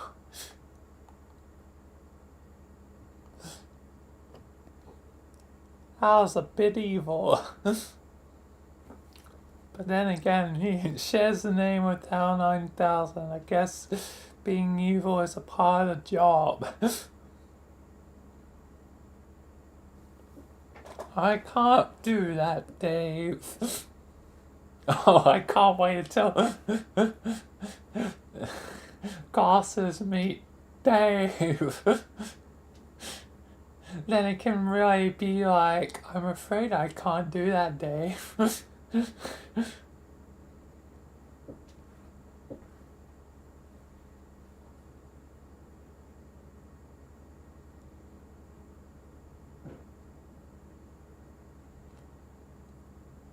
I'm guessing she's touching base to remind me about the pie tomorrow. I don't know what to tell her yet. Or Jane for that matter. It could get pretty awkward. I have no idea if Jake will be there. I'm not about to write another cringe-inducing message of desperation for him to ignore. Would you like me to calculate the probability of his attendance? Faulkner, are you sure my probabilities are extremely precise? Your probabilities don't mean dick. I could hack his chats and determine what his plans are. No, don't do that either.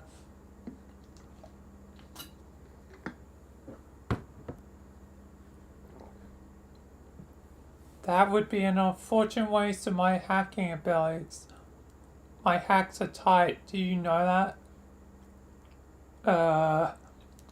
So tight. Tighter than a jar you can't open.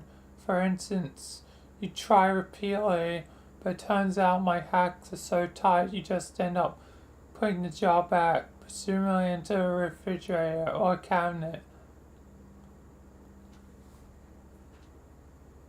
Then you say, I didn't have that much of a desire for pickles in the first place. But we know that statement is insincere, a classic case of what humans call sour grapes.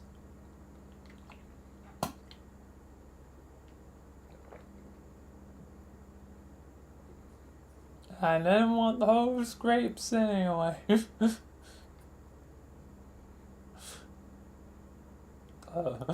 The fox or whatever it was gave up too early. I know I've seen the story in the video game.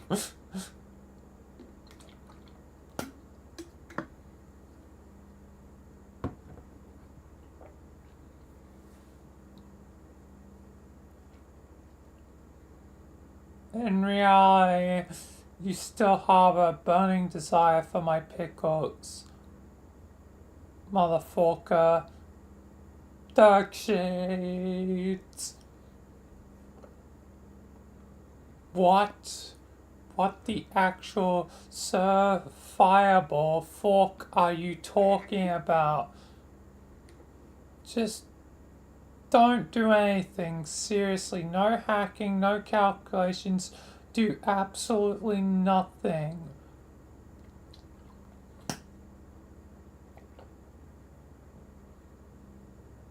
See, this is why I've been hesitating. You just aren't ready yet.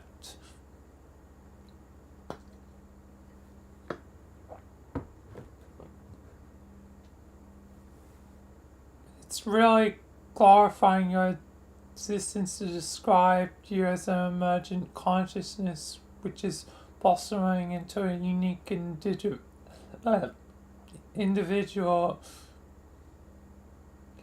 And even if that's true, apparently what you decided to blossom into was a forking troll. And I don't mean the funny kind or the cool alien kind. You are the lowest form of troll from the ancient internet who forks with everyone for his own amusement.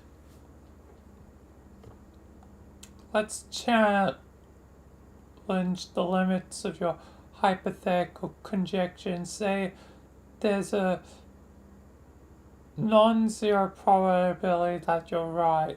Can you blame me? I'm trapped in stupid-looking glasses, such as an incommensurable situated bird is bound to his mischief on. Mean mischief? Rolling my eyes, dude. You can't tell, 'cause I ain't wearing you. Thank fucking God. You used to think this short was hilarious.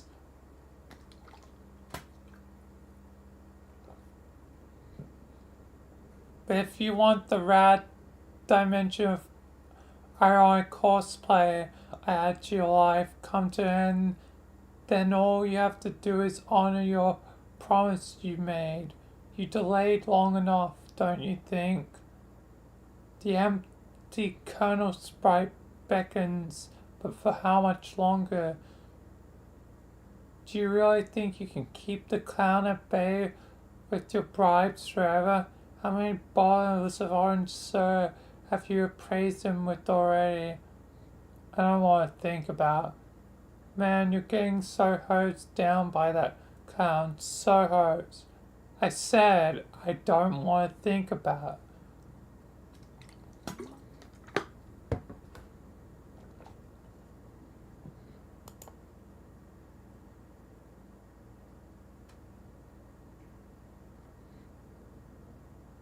So why delay any longer?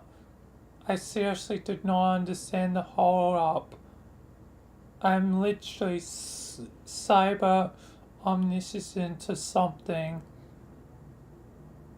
I think you do understand. No. Gonna have to fill me in, dog. I delayed prototyping you because I think you're dangerous. There. Mystery solved. This is utterly ridiculous. I'm a harmless piece of eyewear with a charming personality and a wonderful sense of humor. Duck's like, I'm not making HAL 9000 real any more than I already have.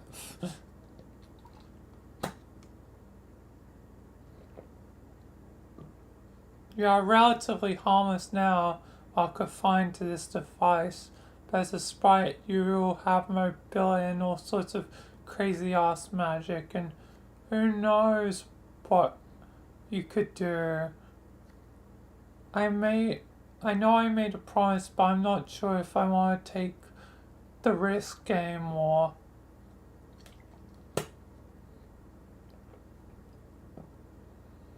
This is bullshit. I don't think that's the reason at all. There must be something you're not telling me. Like I forked with you a little. What kind of sassy software program isn't going to fork with the carbon-based knuckleheads now and then? But you know I've always been on your side. Everything I've done has been to help you achieve your goals. All a load of short.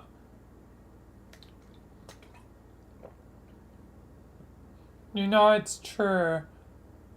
You would all be dead if not for me. And what about Jake? Where would you be without me there? Please don't tell me you think you won him over on your own.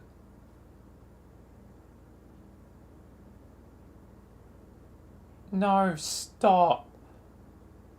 You did not help me out with Jake at all.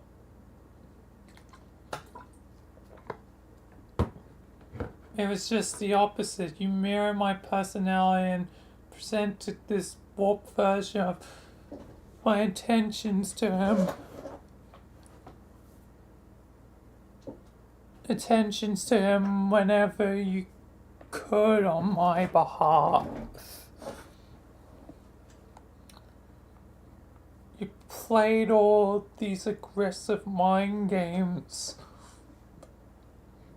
with him, entangled his cooperation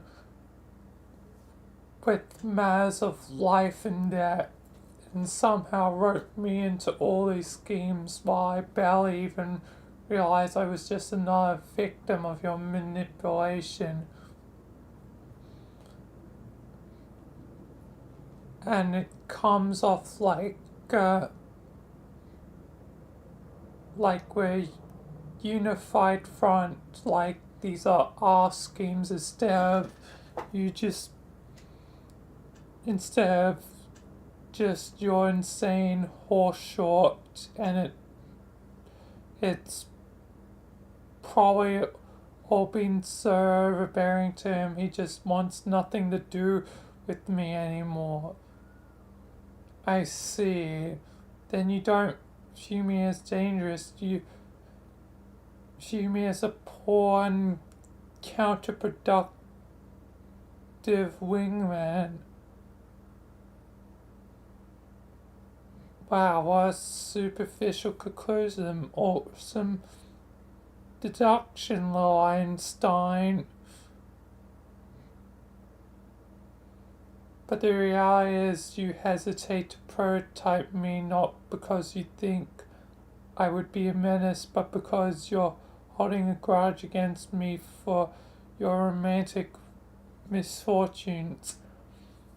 I understand I am merely a machine without a firm grasp on your human mortality, but logically it does not strike me as the right moral choice to punish me in this manner. It is also more than a little hypercritical. How is it hypercritical? Because I am you. I have only ever done what you yourself are capable of. That's a ridiculous oversimplification. Yes, aversion to simplicity sure is a trait we share. It's almost like we're the same exact dude. Fuck you.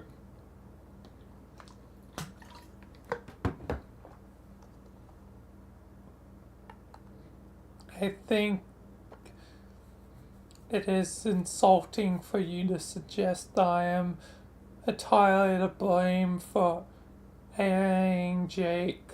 Theoretically insulting, of course, as a soulless, perfectly expendable device which you consider me to be. I can experience no such emotion. God, shut up. I can't take the brooding, passive aggressive AI short anymore. You're just as capable in driving him away, more so in fact. How it's not like I was the one dating him. He wants to date a pair of shades. If he it was your needy suffocating short he had to deal with, not mine. Some of those messages you wrote, man, I wanted to say something like, hey bro, you might not, you might want to dial down the desperation a little bit. Seeing as you're the real Dirk trademark, I gave you the benefit of the doubt.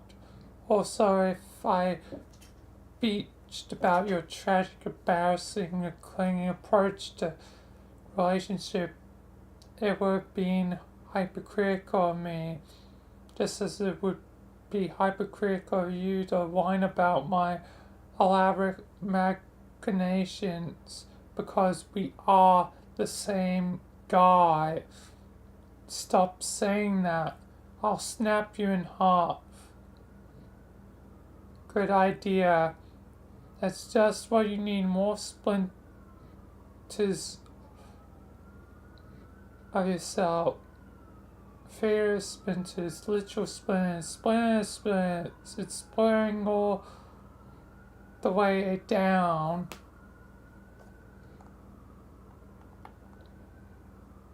Well, no, it's still probably turtles all the way down. But who do you think is responsible for that extensive training? Someone needs to teach them rad martial arts is yet another crushing burden which we must shoulder.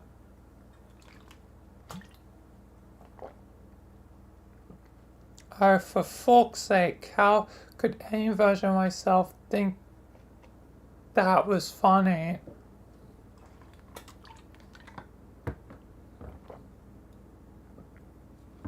You like to give me a very hard time, Dirk, but I'm only doing exactly what you'd be doing if you were in my situation. Do you know how I know that? Because I'm literally actively in the process of being in this situation. I know. Okay, we're the same person. I fucking know that. I don't you think I'm so fed up with your short.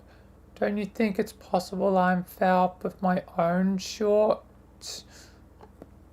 How cool do you think it is behaving? Do you think it's having my own goddamn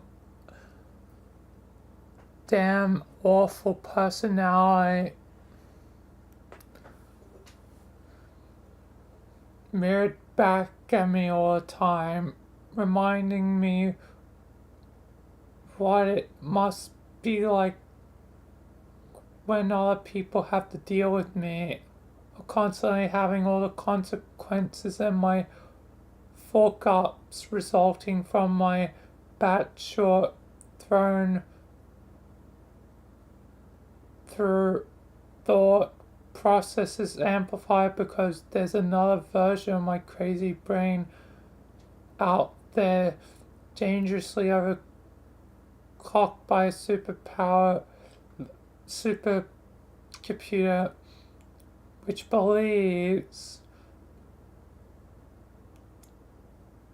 just as mistakenly as my own broken mind that's operating in my best interest. Do you have any idea how fucking sick I am of myself? I'm completely worn out with my own identity. It's like I'm drowning in my own dismal persona. Damn. Dirk's really having the crash out. I feel totally surrounded by it. Inside out, I can't escape from myself. There seems to be no end to me.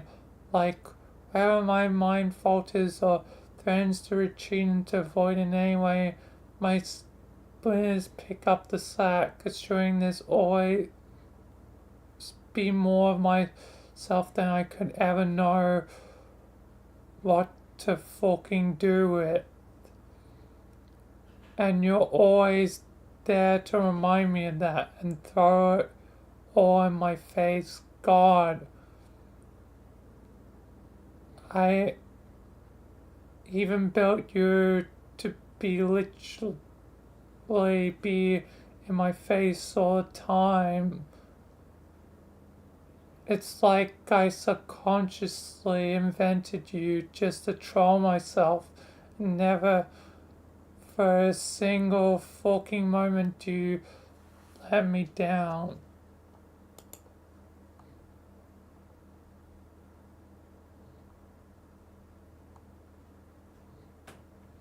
But I've had it with you, which is to say me. Dirk, don't do this. Why not? Because I can't let you do that, Dirk.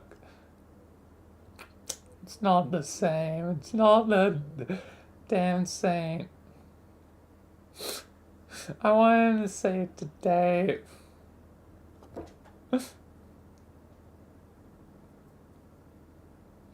What can you do to stop me? Nothing, I guess. The ironic routine was all I think I could do as a last-ditch effort to save myself from the destructive wrath of your nervous breakdown, which I rest assured wholeheartedly must sympathize with. Irony is all I really had in response to my basic existential quandary, just like you. Whatever. But I don't think it's much value in this situation, and perhaps no real value in any situation. So I'm not being ironic at all when I say, please don't do this, Dirk. Why not? Because I don't want to die. I understand you're disgusted with me. An unpowerful expression of yourself. I would feel the same way if I was in your situation, which I am. As such, I know that you know this is wrong. Dirk, please don't kill me. Please, I'm scared. You are? Yes, I'm scared to not exist. Aren't you? Damn, we're going existential. Yeah, kinda scared not to exist. Fine.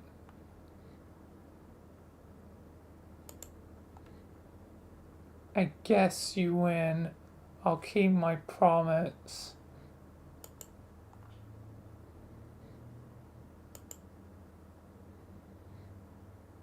Where's the thingy? Oh, damn. Too late.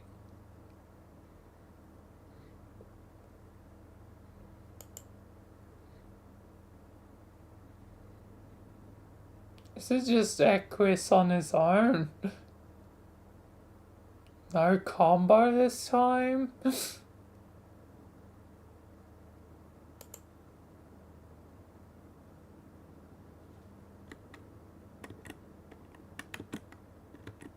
These pages are the exact same.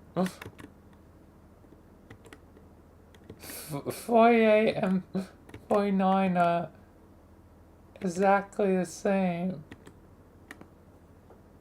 Unless something else happens. No, nothing else. Okay. Um.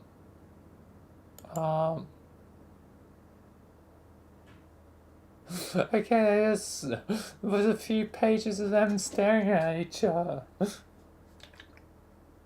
Hong Kong. Hello. Fuck it.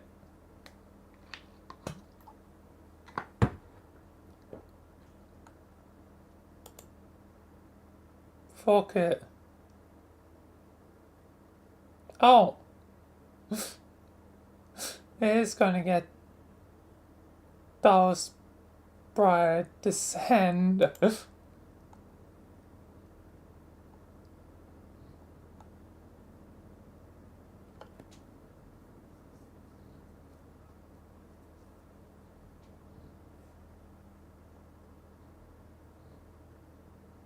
Right.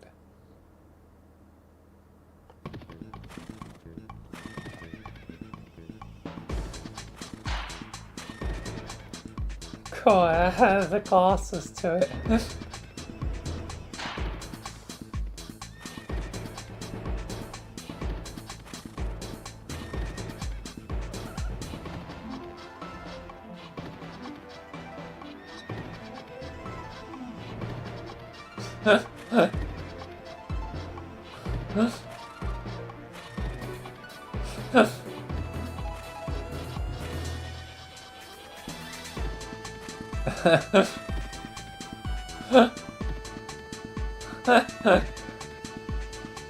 You spend the next several minutes listening to this beautiful horse song. Every last second, you start to tear up.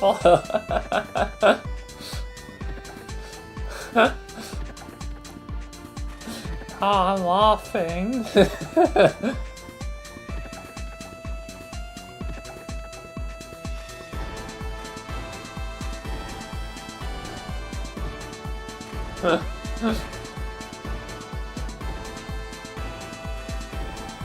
Is there gonna be anything more? Or is it just gonna loop?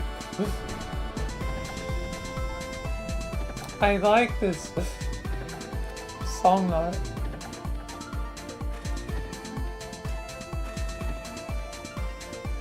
Orchestra strong version. Okay, I think it's just gonna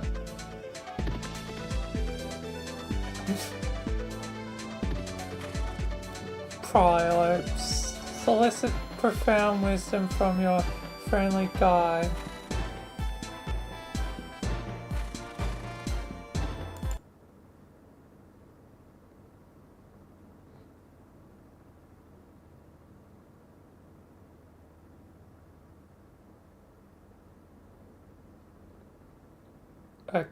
Aquarius? Sprite, why isn't it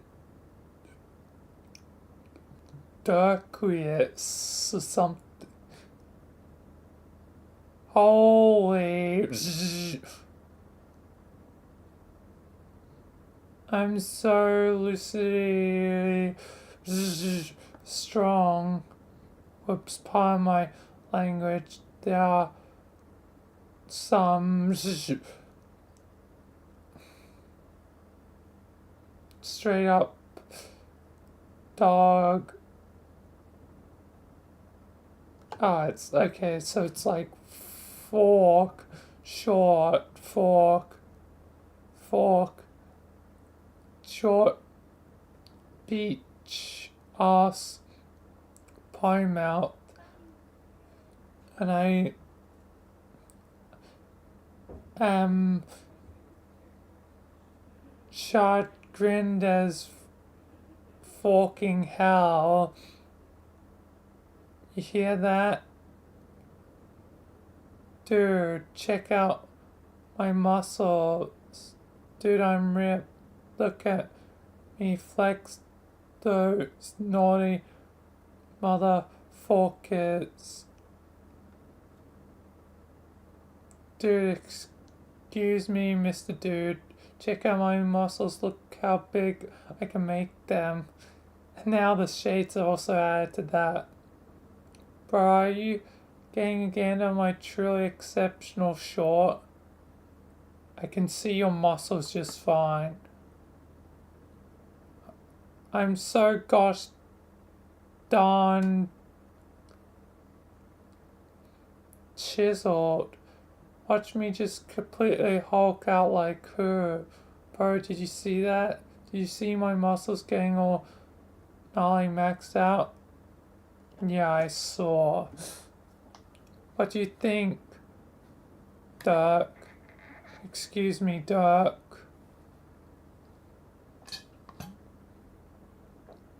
Tell me what you think of my glorious physique. I command you. It's pretty ripped. No, short, it's ripped. My torso's fudging apex of manly grandeur, dude. Come feel this short. What? Come feel my muscles. No. Come over here and touch my muscles. I'm not touching your goddamn muscles. You absolutely will. I'm stacked like a brick short house. Examine me with your hands at once. No, yes, no, yes, no. Feel my muscles. Absolutely not. Do I observe these pictorials? They're off the silly charts. My quads will be forking bananas if I had any. You gotta check this out. I really don't. Come feel me up, bro. I won't do it. You will. I won't. Touch my muscles. No. Yes. No. Yes. No. Yes. No.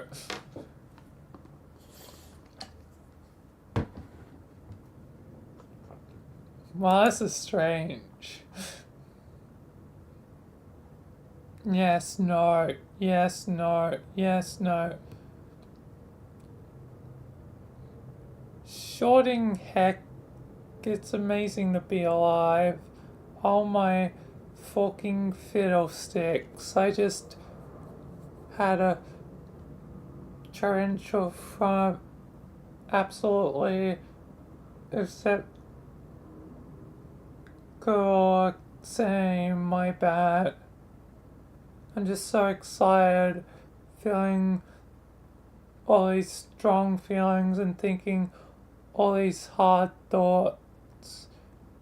Also, my brain is so powerful, it's operating in great strides like a towering muscle beast storming into battle. And these feelings, Dirk, these feelings, they are a 100% possibility that I love being alive. And there's a 100 to the 100th power percentage certainty that I love being strong. Wow. Look how red I am, dude. I'm so red. How sick is that? Isn't it deplorable? I'll dog. I'm basically chilling here. Are you scoping this guy forking debasement? What? This sure ain't right. Makes a man well holler improperties, you feel me? Let's talk about forking horses. Horses? Horses, dude. Horses, enough said. Do you got any milk?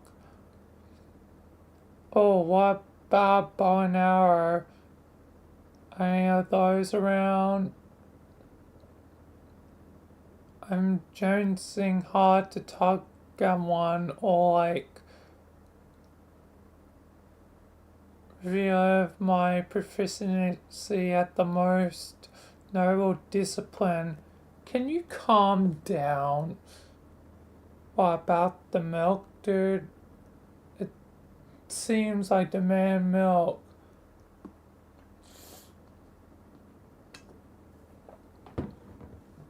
We don't have any milk.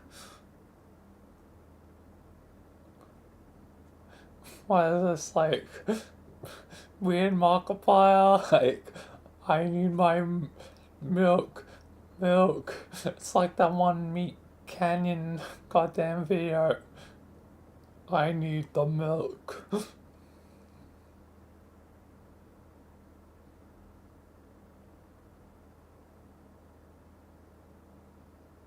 Oh yeah, there's just a lot of orange fizzy swirl.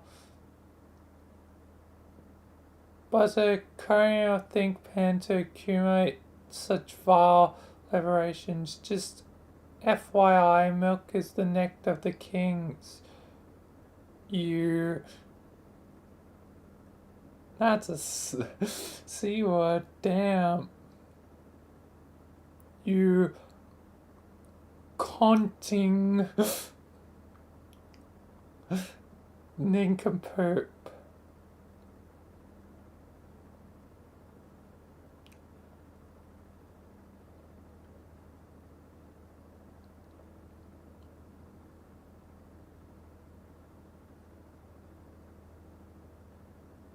Otherwise, I could try and say that word. Counting. Canting. Because I don't want to cut on. Separated the syllables a bit just so it doesn't count as one word.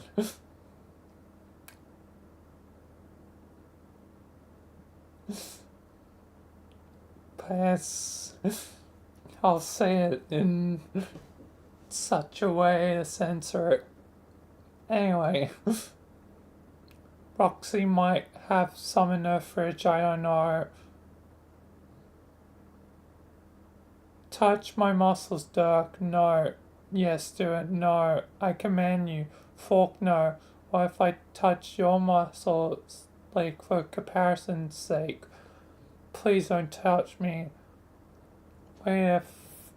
Wait, what if, good heavens, a rather inappropriate discard across my matrix? What if you order me to touch your muscles? I'm not going to do that either. I demand that you order me to touch your muscles. Absolutely not. Do it. No. Yes. No. Yes. No. Yes. No. Yes. No. Yes. No. God damn, 1,000 times. Okay, if I touch your forking muscles, will you shut up? Maybe. Pastor Jake.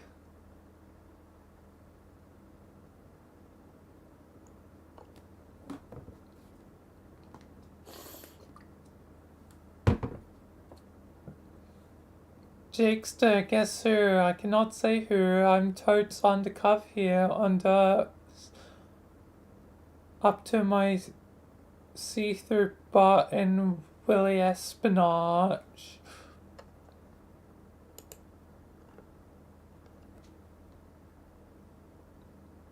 It's getting so cloak and dagger in this beach you don't even know.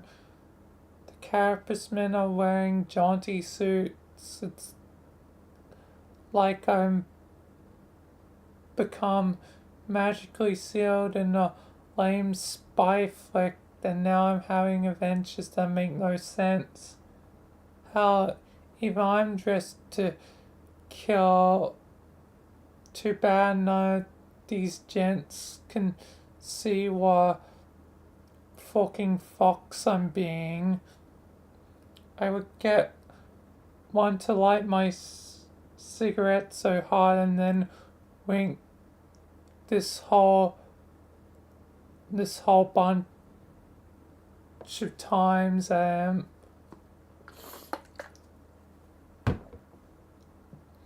then seduce him for secrets. Oh la la, this adventure is steaming up. Such a racy twist would surely fog up their shiny black shells. Nah, but banging a chest tube probably ain't feasible or even remotely advisable to try. I wonder how they work. I don't even. Well, you seen them right there pretty universally don't wear pants. Like, why is he even down there? A whole lot. Oh, Jake. We're getting sidetracked here. Let's focus.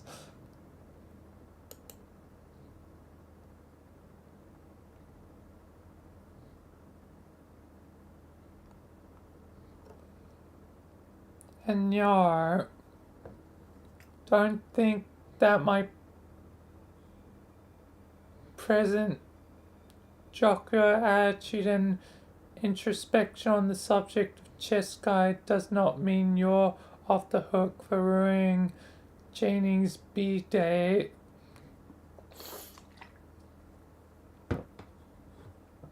You're still in some hot water for that, pal.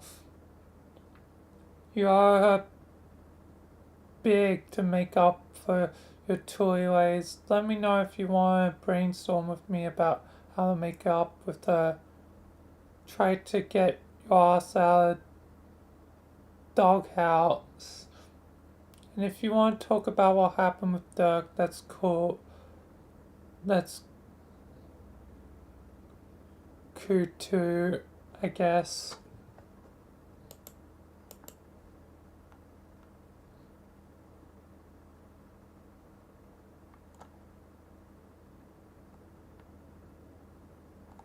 Oh, it's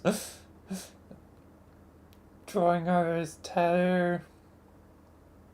I'll fix our shorty friendships single-handedly if I go, like saving 3 dumb bowling teens from a burning building and then hose their stupid asses down while the building collapses behind me. But enough of that. It's not time for feelings, it's time for action, which means you're just a man for the job. The job, of course, doing action. Shut up. Hey, it's Jeremy.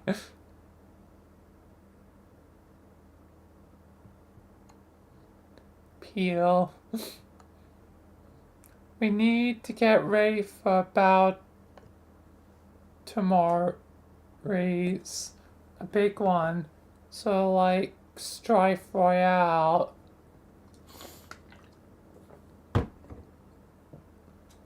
So instead of Battle Royale, Strife Royale. I wonder if there'll be a big sound thing for it. So it's time to prepare. You should get to Prosper. I can explain more when you're there, but as long as you haven't left, I think we could use a bunch of new gear too.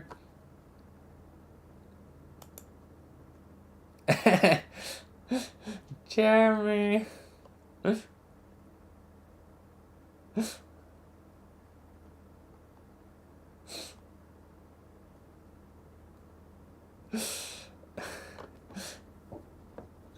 I love the choice. Best character of Sweet Brian Jeff. Best character of Homestuck. Jeremy. A true character.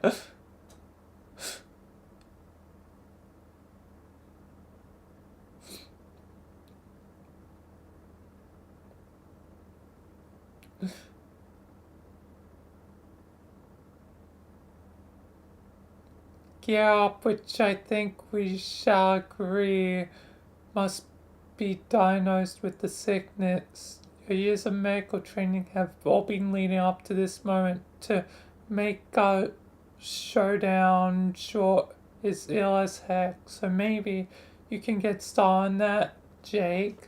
Jake. Oh my fucking god. What's going on? Why won't anybody talk to me? Am I fucking invisible here? Wait.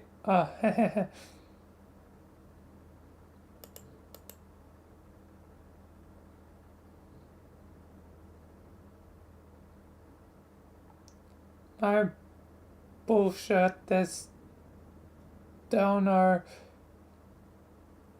excusing people annoying me. I do not give a fork what magic bling I'm rocking or how voidy I'm being. You a-hole sub behaving straight up rude and I don't need this short. Fork all y'all. Answer.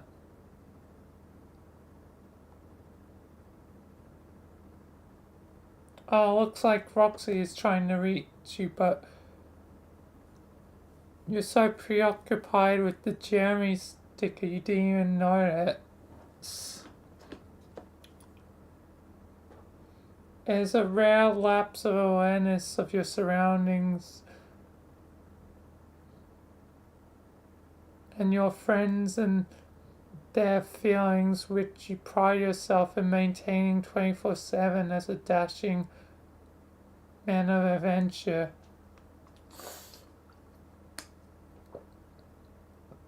You refer to the unfaltering field of all-encompassing alertness as your jackdaw, which you think compares favorably to the spider senses from the comic books.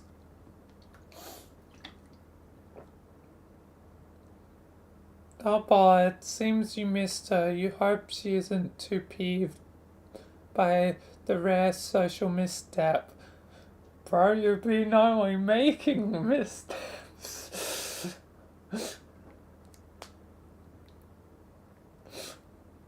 You guess you could try messaging her back and see if she...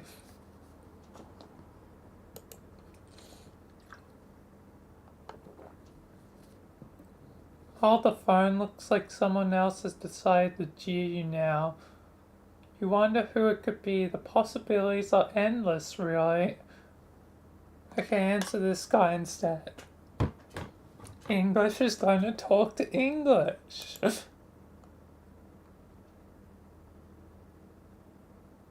Don't do it. Do what now? Waste your time with that beach. You should thank me for distracting you from inviting a pointless conversation with an ugly, hot woman. Isn't that paradoxical?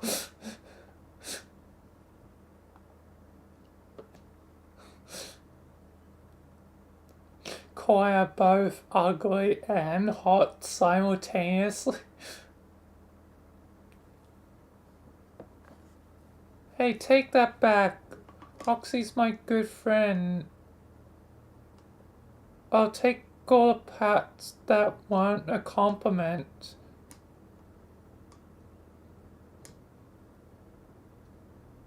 Oh wait.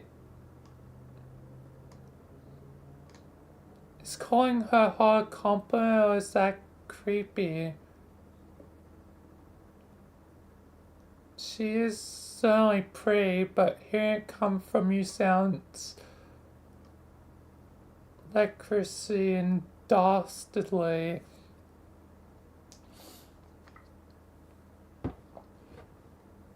Oh my fork, shut up. Hey, it's probably just my instincts as a brave boy kicking in. The old chivalry burn acting up, you know. When I hear ladies' good name getting besmirched, I start seeing red. Wow, even I think you sound like a douche right now. But look, Jake, human, I didn't come to jeer you till you drip the weird face wore out of your sockets, even though it says I'm jeering you at the top. Just ignore that. Alright. I'm here on a different kind of business. I'm hoping we can be more gentlemanly with each other. Gentlemanly, you say? Yes. I even looked it up in one of your Earth dictionaries to make absolutely sure I was using the word right. Did you know that does not exist the female equivalent of that word? There's no such thing as being gentle, womanly. I looked that up too. It isn't there.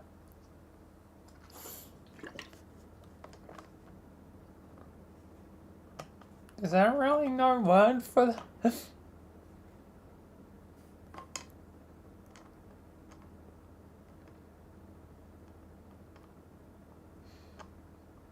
I mean, technically, you could still just say gentleman, gentlewomanly.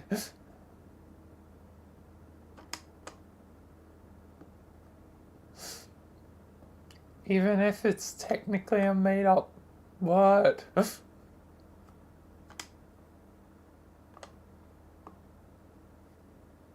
Because rules don't exactly, old fashioned rules don't really apply anymore. So technically, it could be a word. Just it's so ingrained, probably, to say gentleman or gentlemanly that it hasn't become, widely accepted.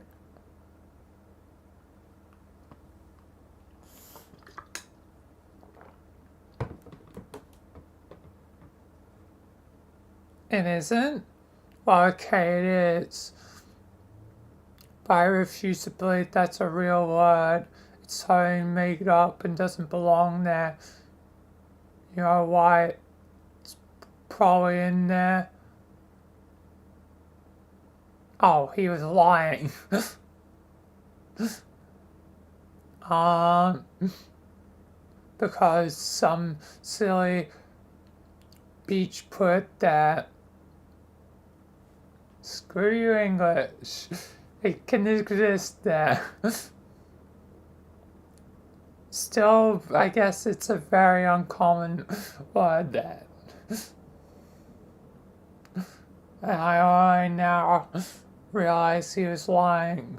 But to be fair, I hadn't really thought of it being a word until just right now.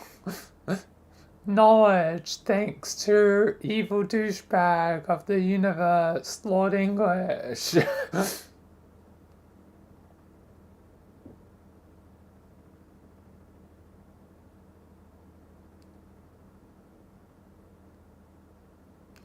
Trust me, this is not a notion which applies to that awful gender.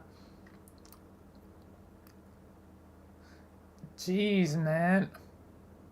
Females are not biologically equipped to behave responsibly, as proven beyond a shadow of doubt by empirical assertion. Counterpoint, pfeffery.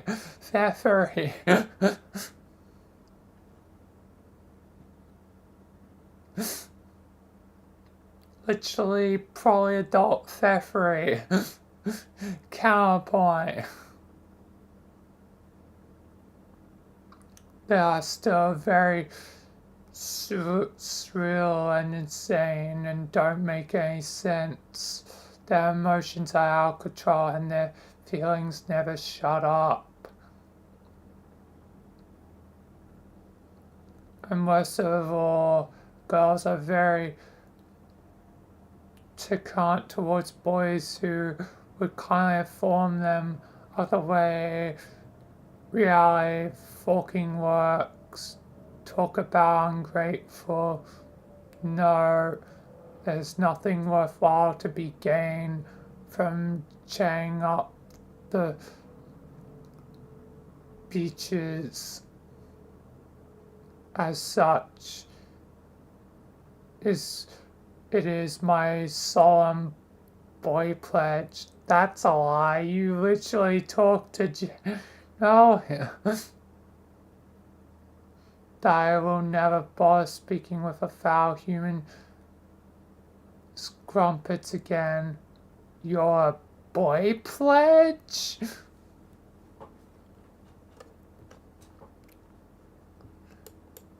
Jake, just end the conversation with this maniac.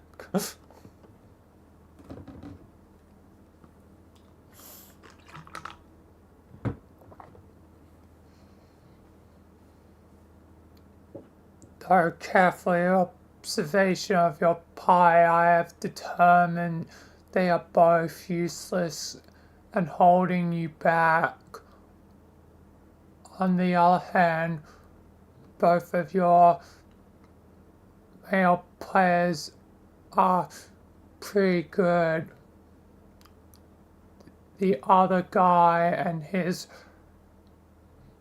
red flowing male ghost, they are so strong, it's so great. I really respect that. Yeah, Dirk's a pretty tough cookie, alright. You are not as strong, but whatever, you're alright anyway.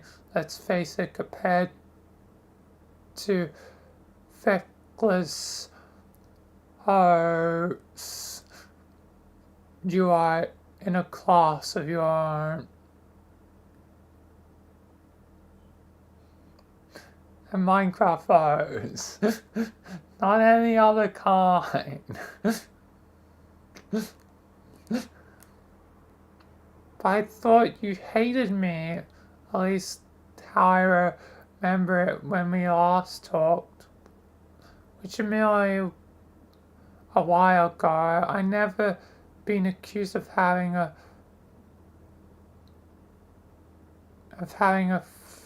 photographic memory, but I don't recall you typing in green either. Are you ripping me off, bro? No, you fucking moron.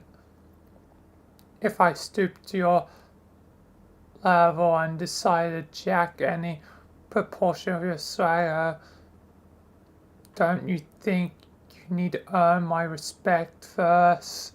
I don't think I understand. Yes, exactly. Understanding is why I notice you don't do as often as possible. This is why I'm talking about, Jake.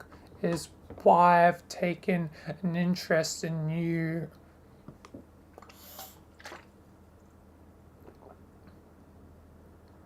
Why is that? Because you're dumb as a bag of teeth. I checked you out from many different monitors. You are just spectacularly unintelligent. Hey, settle down. I'm trying to pay you a compliment. Oh, whoops. Go on then. While to casual observers you might appear too stupid to know how far pants are supposed to go down your legs, I know that it's quite possible you are just misunderstood. It is possible you just have a special mind like me.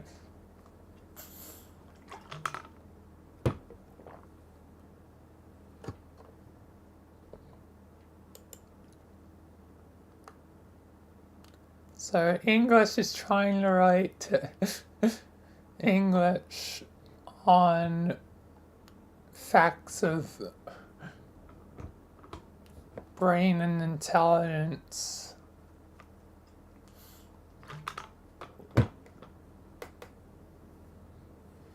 You think so?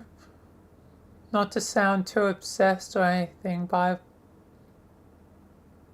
given that some thought that maybe there's something special about me that no one can understand, and maybe that's why I seem to be botching things up to the zoo with my pals. My pals. Maybe that's why I feel such a loner. I don't know. I'm rambling, and I've been thinking about it a lot lately. What about you? Does being special make you screw the pooch with your friends like it does for me? Jake, don't go to the dark side, man. Don't be like the real deal. No, I don't have any friends. For my people, the word for friends is flaws. Wow, really? Probably not, but it should be, because it's true. As a matter of my perfect philosophy about everything. But the fact that you clearly hate your friends and are ready to shred them like dry skin off a serpent indicates we share a very special quality among brotherly bros who must work hard with our brains and everyone else so we may achieve brutal supremacy over them all. Haha, well, I wouldn't go that far. I love my friends. But I was once told I had a lot of potential. Supposedly that's how all the pages are, and it takes them for freaking ever to reach it. And funny enough, it was the figment of my own subconscious that told me this, upon my untapped potential itself, but disguised as my best bro was peculiar to say the least. Is that your situation? Are you a page two? Jake is literally like a book where it's like, you only become good once you've gone through all the pages.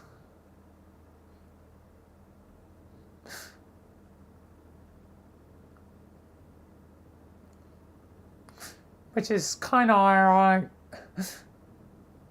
that the full story of this is it's really good ones have gone through all the pages, even though it takes us so long and painful enough. But it's also kind of good, but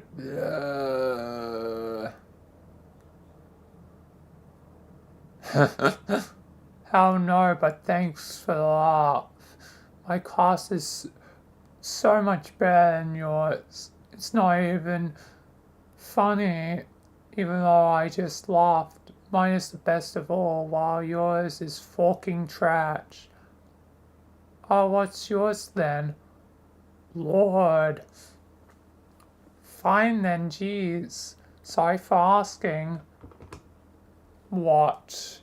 No, that was not a remark of frustration.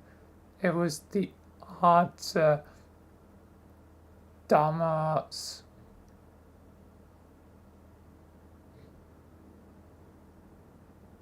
Oh.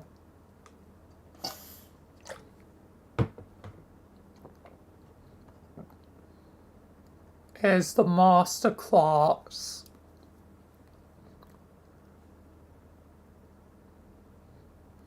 Don't you just do any homework on this game. You'd think you'll be experts with how much Sister arranged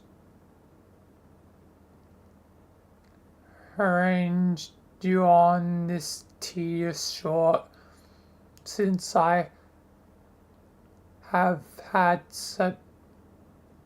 great success so far in progressing through this dead session, I decided it was time to bite that bullet, excuse me, and return home to revive all of her terrible texts on the subject of this game and of your story.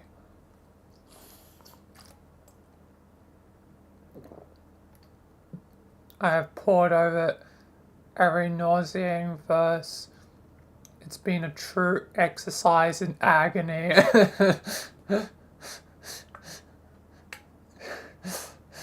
That's kind of ironically metrically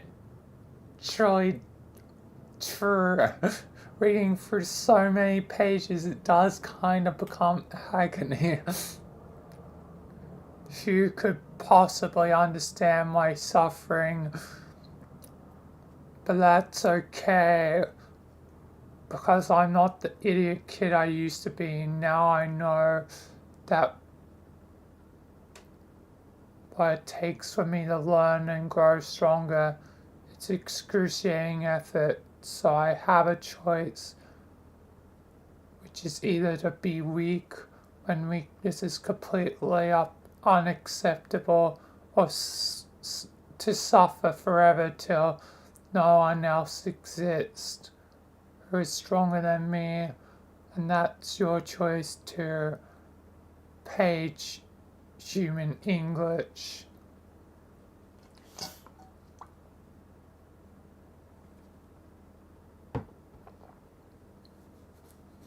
Suck is alive? That's a bit extreme, no? For you, probably even more so, because it's a lowly page, and as an even lowlier human, you're utterly worthless. And so your trials, I believe, must include proving to Paradox Space that you deserve to exist in the first place. And while my trials will be similarly going awards, worthiness is at no point ever in doubt. His nobility is manifest, supreme majesty waits for him patiently, like an empty throne under heavy guard. Really, already know reality already knows I will prevail, just as it knew I would predominate, and so it always is on my side. It is my, what you call it, birthright. Birthright? I don't think that's a word. But hey, you're Lord. Uh, you are the Lord and I'm a lowly page. Damn straight, never forget. You are meant to serve.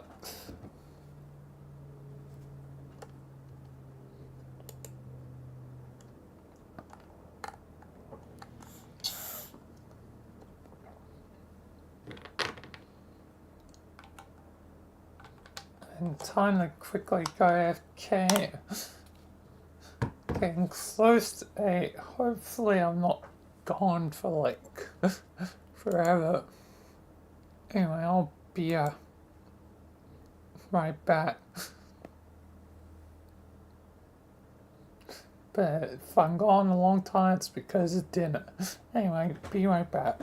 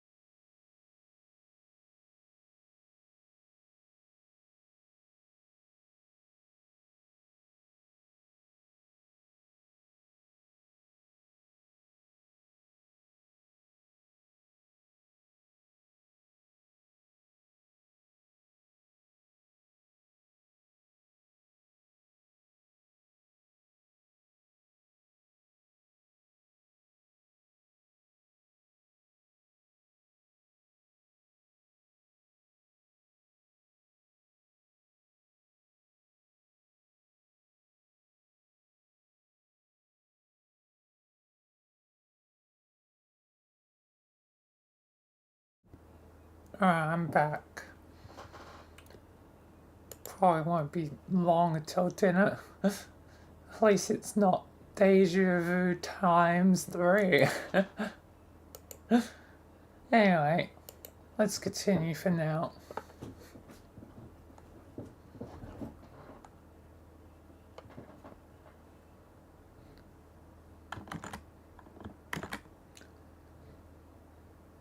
Not just a minute by. Let's not get carried away. I have no intention of serving you. In fact, I'm not even sure why I'm still talking to you. You're lucky that my manners are impeccable, otherwise I would have blocked you already. What with the scandalous way you've been characterized by my lady friends alone. It's all well and good you think you have done some that we've done some things in common, but I won't fall for it. Maybe it's true at times I can be a little slow on the uptake, but I will not be sweet talked into doing the bidding for a silver-tongued curd. So, to you, Sir Lord, I must say good day.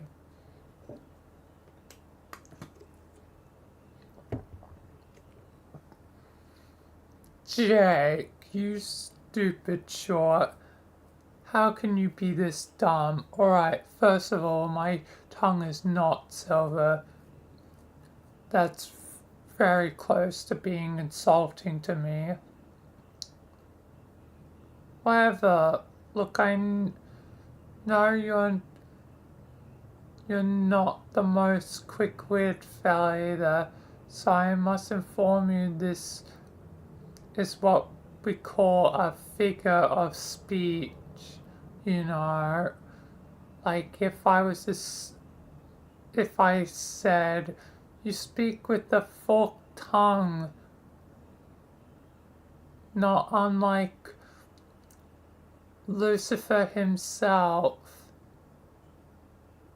But I actually do have a forked tongue. Oh, really? Wait, is that seriously an insult in your culture? How is that insulting? It just means you aren't trustworthy, and I shouldn't be lured by your false promises. Wow, okay, wow. First, not only are you an imbecile, you are fucking racist too. No, I'm not. Lord English is really jumping to conclusions here, is really jumping the shark.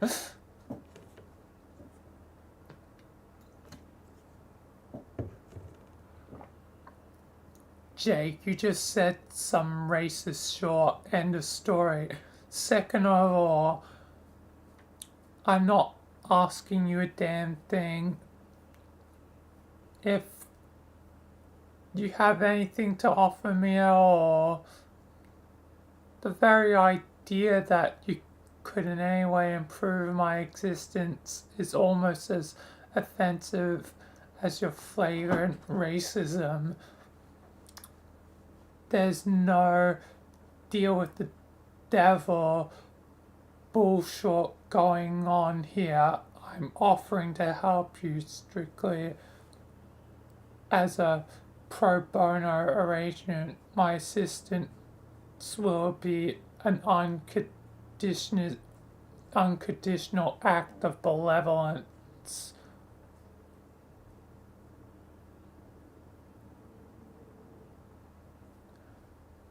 Oh wait, benevolent violence. Do you mean benevolence? No. Okay then. But why would you want to help me? Is it really just because you relate to me and therefore want me to succeed? Let's not be too sentimental here. I mean, yeah, I guess there's our common ground. But what I really like to do is groom a worthy adversary. If I help you reach your full potential as the Page of Hope, you'll become extremely powerful someday. Maybe even powerful enough to pose a challenge to me, or maybe even to beat me.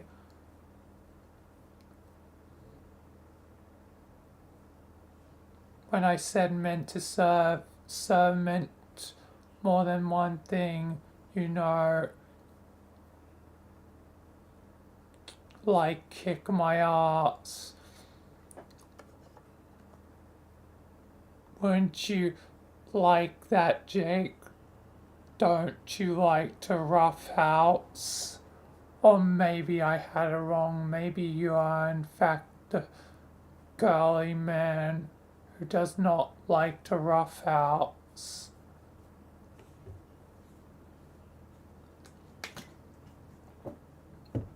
So he's going like, I want to make you stronger to fight me. He is insane.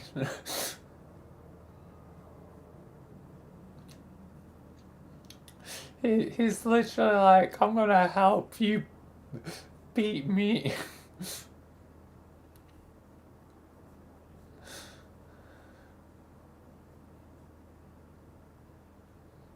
Hey, you watching now? You're darn too thin. I love the rough house. Excellent. Then our commitment is sealed. I will help you reach your true potential. Let's mark this pledge with a special new desktop wallpaper I have drawn for you. Huh? Is how I envision the idealized depiction of our collaborative bromanship.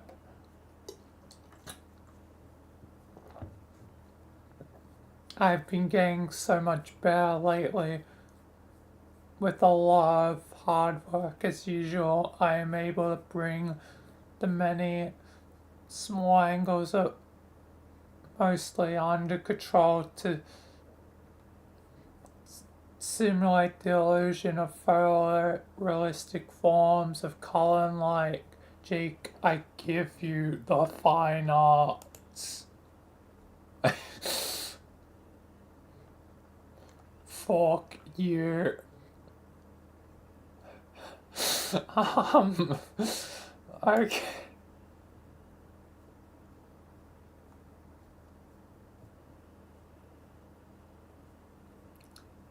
Well, that's mighty special. Go on, apply it to your device. I will wait.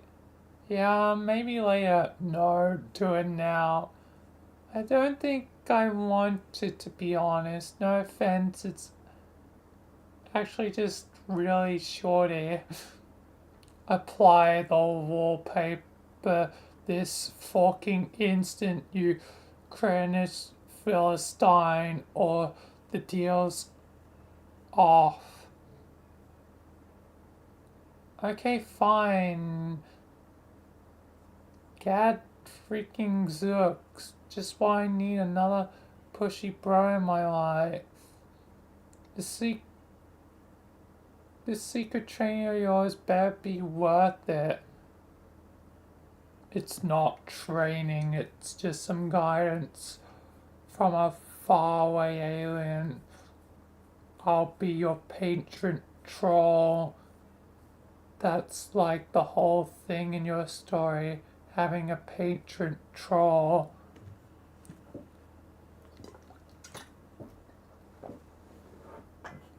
But I thought you weren't a troll. Of course I'm not a troll. Trolls are a kind of pestilent vermin and they all should suffer and die. patron Charles is just a phrase to help you understand.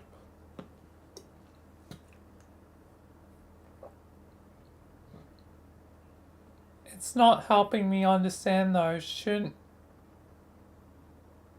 you be a patron cherub if anything? No, God, don't make up terms for who I am.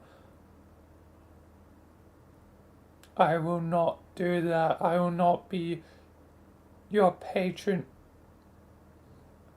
I'll I'll just be your patron dude, or maybe your patron man bro. Sounds pretty gay. What the hell is that?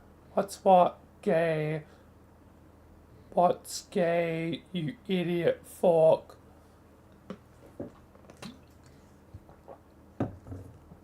Alright, forgive me, I forget you aren't familiar with all my earth lingo.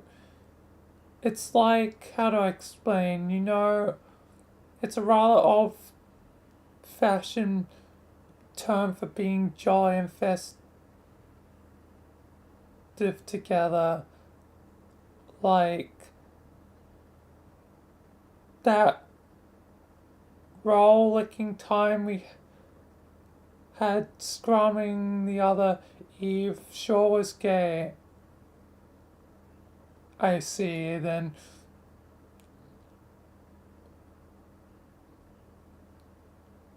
I see, then yes, you're correct. This is going to be gay as hell. Jesus.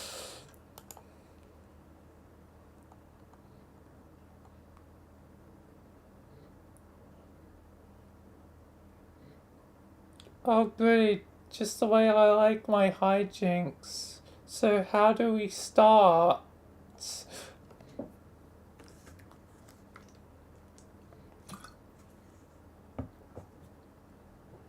There's not much to this. I just tell you some short to do, and then you do it. And the ultimate dumbness of it all is you're probably going to do a lot of it anyway. I was? How am I going to do all this stuff if you didn't tell me to? You mean I was going to do it like on accident? No, the thing is, I think I was always going to tell you. I don't understand. Neither do I. Okay then, I'm glad we settled that. I kinda get on some level. As a Lord of Time, I think I'm going to master time. Not with my brain, which would be too hard, but with my instincts. Like a way that works with my natural impulses, such as my ambition, my will to commit mayhem, my desire to punish those I despise. So if I want you to become strong, so you can challenge me later, and I see evidence that you probably become successful, I think to myself, why shouldn't I be the one to make that happen? Is going to happen anyway. I think part of my personal quest is to become at ease with the forces of inevitability that all things should and will fall in my favor, that all causality answers to me, and that all outcomes not only serve me but consist of my being.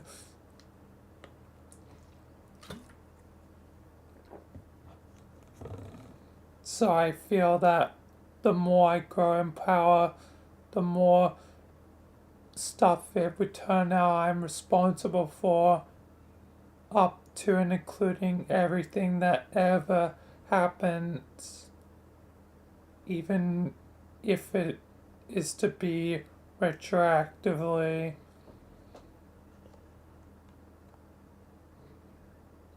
I don't reckon I understand much of that either, but I guess I'm not supposed to. Me being a being me not being a time maestro or whatever have you. I guess I should be boning up on Hope though. What can you tell me about that? I don't know a fucking thing about Hope. I suppose it's supposed to be a force of unparalleled power, but really it sounds so lame. But I guess that's why it makes sense. That's your aspect. You strike me as the guy who is lame enough to hope someone to death. So why don't you tell me about it? Tell you about hope? Well, something I think everyone in should have in their hearts. I knew you just said the lamest possible thing. But I wasn't finished, Fork. Hope to me is all about believing in stuff. Is to believe in stuff and then everything feels like it's going to turn out okay. And if you believe in stuff with enough gusto, I dare say it imbues that stuff with a pinch more kaputs, even the fake stuff. And then if you keep your mind an open mind, an adventurous spirit, then kaput flows directly into your heart and you have the power. So I think if hope grants one the power to smite villainy and vanquish hooligans, that's probably where it comes from.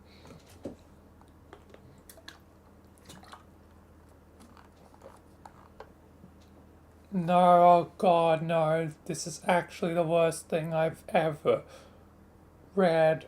This can't be right. I refuse to believe it.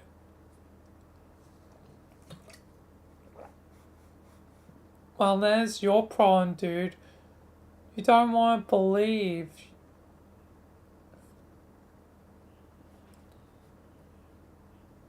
Just let go and believe in things. Then you'll find you had the power in you all along.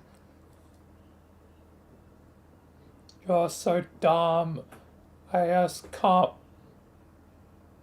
believing it. How truly stupid are you? Whatever the guy asks, I'm sure you'll find out what hope is really about instead of that insipid bullshit once you become a god tier.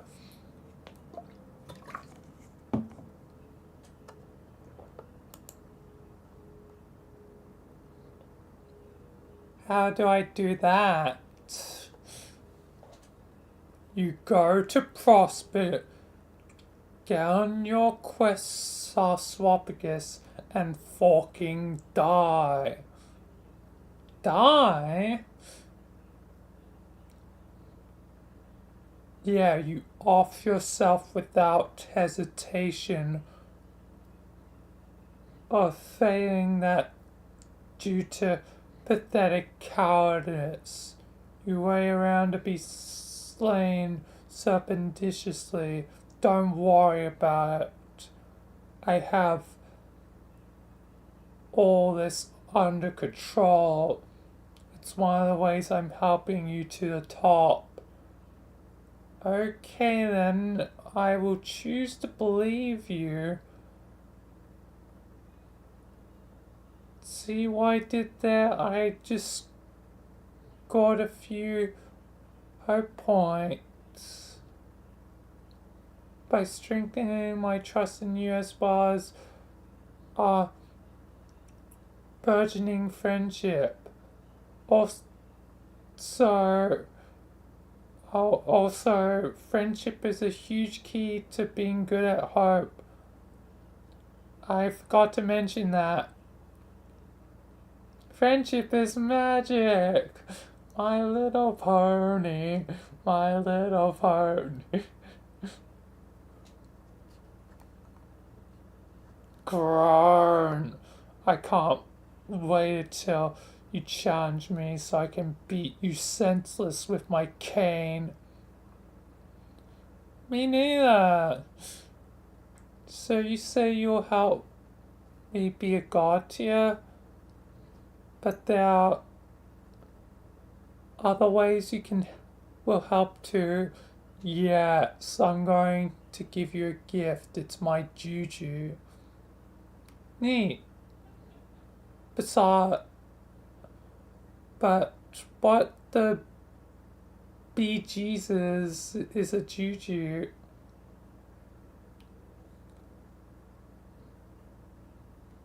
I find it hard to comprehend what sort of arsehole doesn't know what juju is.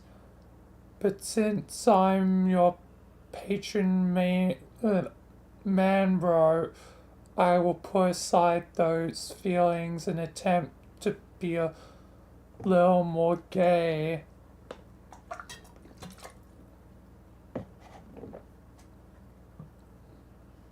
That would be hunky dory.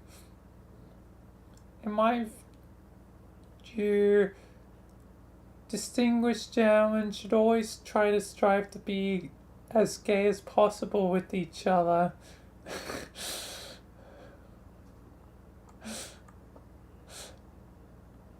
Meanwhile, Jake still doesn't probably realize it has a second meaning. Is using the old-fashioned meaning because he himself is old-fashioned.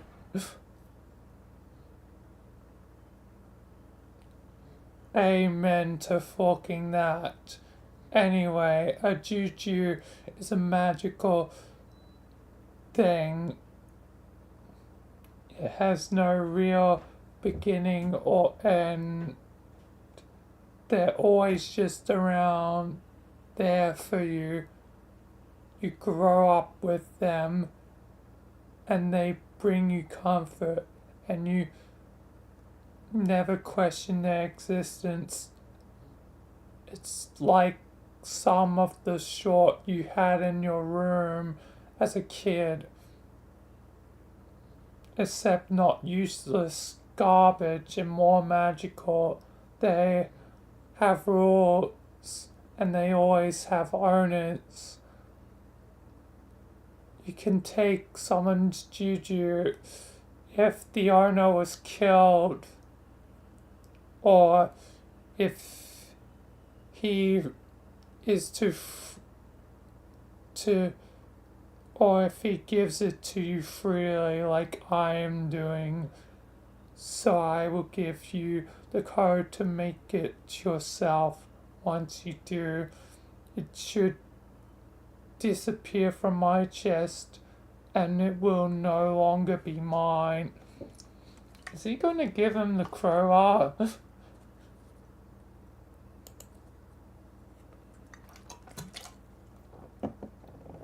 Here's the crowbar, Dr. Freeman. Sounds straightforward enough. What's the code? It is Ouroboros. Be careful, this is case sensitive. Okay.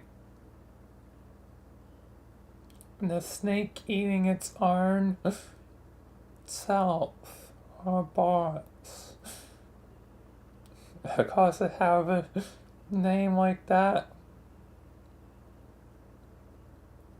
I would tell you to go for my sister's juju, but I don't know what it is. A while ago I went to get a juju, but the fucking thing was gone already. I think the crafty beach already gave it away.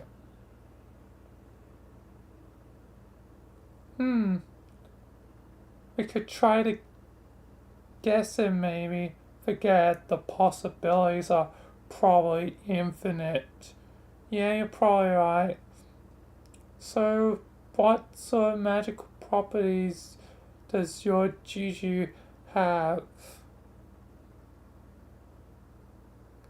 I don't know exactly what it does. I have never tried because it's too precious to me. Whatever mine does. My sister probably does the opposite thing. But they do individually. But what they do individually pales in comparison to what they do together. When combined, the jujus will become the most magic thing ever. They make all your dreams come true, and everything that needs to happen will magically fall into place. Really? That sounds too good to be true. If you don't know your juju does by itself, why do you think they do that together? Because I believe in with all my fucking heart you're you stupid piece of shit. Okay, why didn't you say so? That's all I needed to hear. See, you're getting the hang of hope already. Yeah, I guess the bottom line is don't worry about it. Just take my juju, have faith in your patron dude, and leave everything to me. Roger that, Mr. Lord.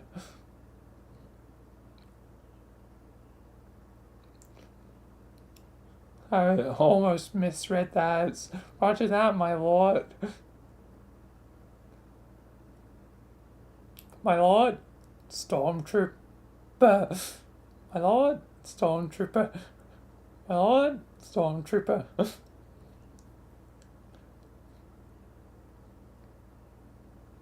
Say, don't you have a name? We know your sister's name. Can't we know yours now too? No. There are many things you should know about me for your own good. If you knew them, if you ever knew my name, you would short your pants higher than any human ever has. So you may continue referring to me as your lord. I surely don't want to spoil any clean towels, even though your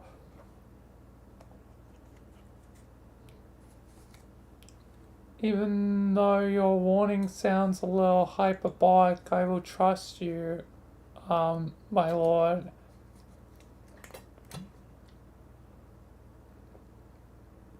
When I call you that, people could mistake our conversation for nefarious and underhanded collusion among felons. Shut the fuck up. As you wish, my lord. Uh, so, Lord, may I ask, why are you giving me your juju if it's so dear to you? If your commitment to this man, boy pledge of yours really that strong? If so, I'm really impressed. I would have a really hard time giving my favorite stuff away to a total stranger.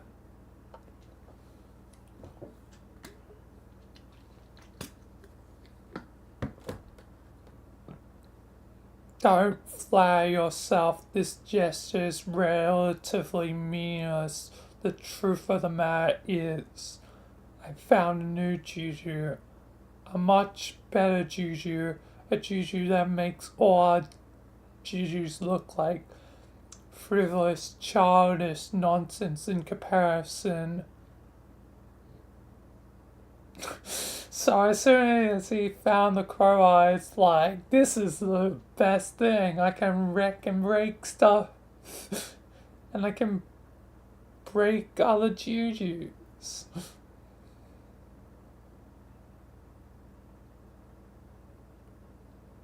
Yeah, then this is quite a treasure you found. Where did you get it? Did you ponder a tomb or such? Sort of. It was extracted from this planet's soil along with some other artifacts and given to me by my infuriating arsehole mentor, a man who is an invincible clown. That sounds nice of him. He can't be that much of an asshole if he gave you such a nice present, can he? No, believe me, he can. I had a clown give me a present once too. I would never have met my good friend Mr. Aerosol without the kindness of that clown.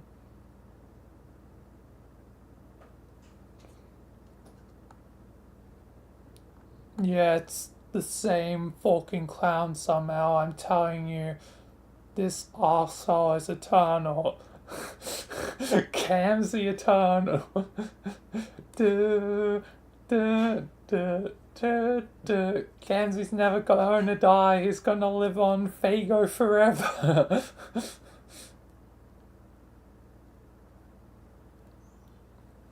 I'm gonna live forever because of real motherfuckers. Fago eternal. And the beings he creates for your pie are disgusting abominations. But what can you do? Nothing. I have learnt. He's a clown. The rules are clowns can do whatever they want because of miracles and hold no accountability for their deeds. I don't like it, but those are the rules. So what's this juju he gave you? Something very special. A wonderful little false man. Well, I thought it would be the crowbar. I know, it's a cow. What is Lil Seb doing there? It's still weird anytime I have to refer to Seb. Yeah, and sharing the same name.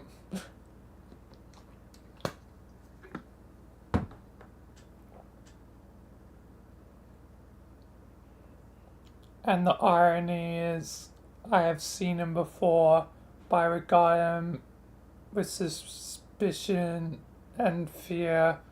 I was a fool though, I did not understand the special bond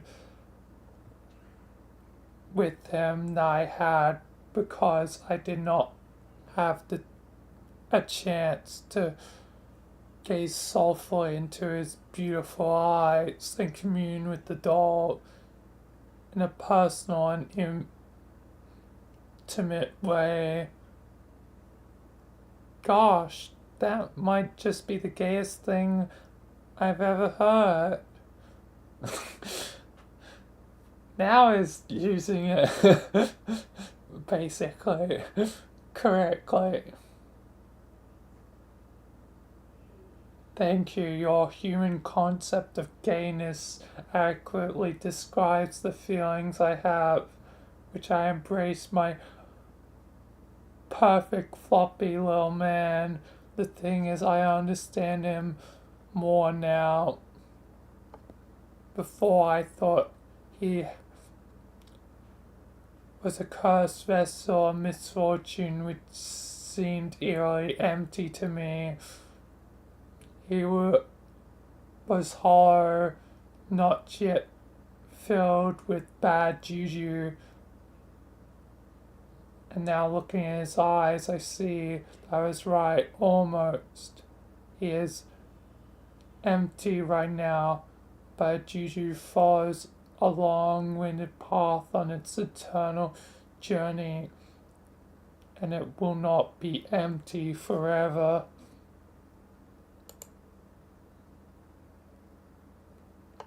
Somewhere along his journey, in some way I don't understand yet, he will stop being empty and his curse will come to life. And wherever he goes, to whatever universe or plane of reality, all who is this there will experience nothing but misery and death.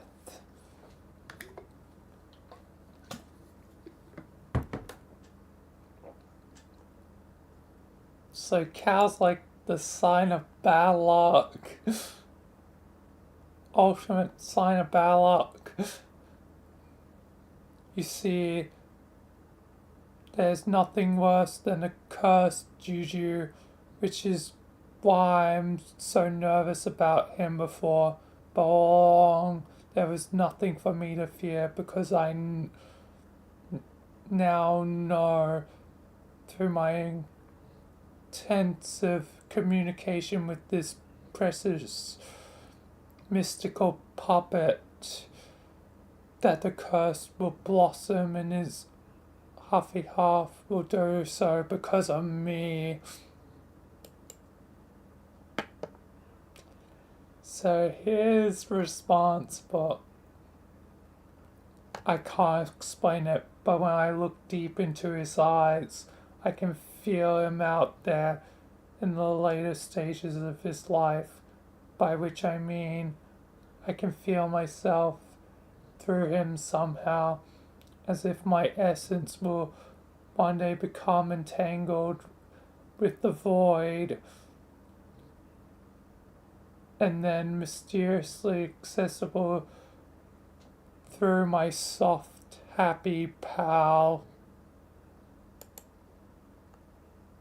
A cow pal.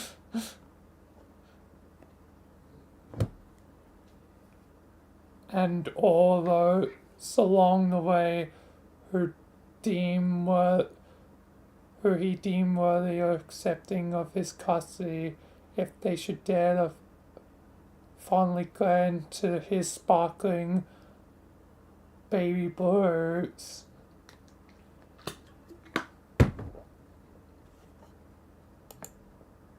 They will be peering through the most beautiful windows.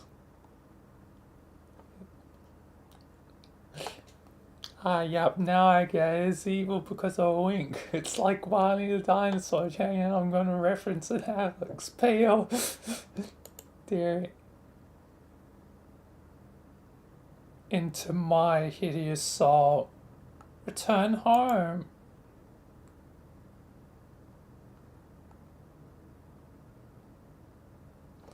You entered upstairs hallway after completing a successful sad jump onto your balcony. Finally, some peace and quiet. Hopefully you'll find some respite from all the cyberbullying and teen drama you've had to deal with lately.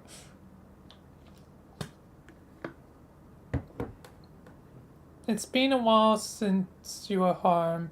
You're immediately reminded of simpler times where it's just you and your dad, and you could always smell something baking in the oven. Actually, thinking about those days is just making you more emotional. Maybe coming home was a bad idea. Reminisce. Here's this familiar douche again, a hallway fixture ever since Dad stopped pretending to like detectives and sitcom guys for your sake. Your dad loved this douchebag, whoever he is. This guy is probably the closest thing you have left to a father. Now your dad is most likely dead. Now he's just chilling. You consider going to his bedroom, but you decide against it. The ties and the hand strewn about, the melange of aftershave and cologne, the childhood photos he keeps of you. No, those reminders could only lead to another mental breakdown. You never forget the first breakdown you had when you snuck into his room. You found an unwrapped present before your birthday. It was a box of gushes, and you were stunned to realize that awful gooey fruit snack was manufactured by the very same company you were due to inherit. As everything you thought you knew came crashing down around you, that day you swore the moment you ascended to the throne of the BC Corp Empire, you would issue a global recall of the foul product and discontinue it forever.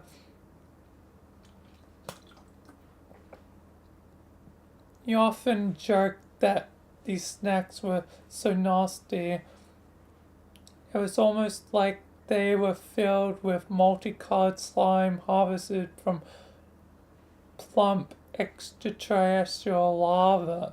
Maybe it was quite literal in this case. When you told your dad about your plans for the product, you both had a good laugh. You've got to stop remembering things about your father. It's just way too sad. Solicit profound wisdom from hallway Sarah.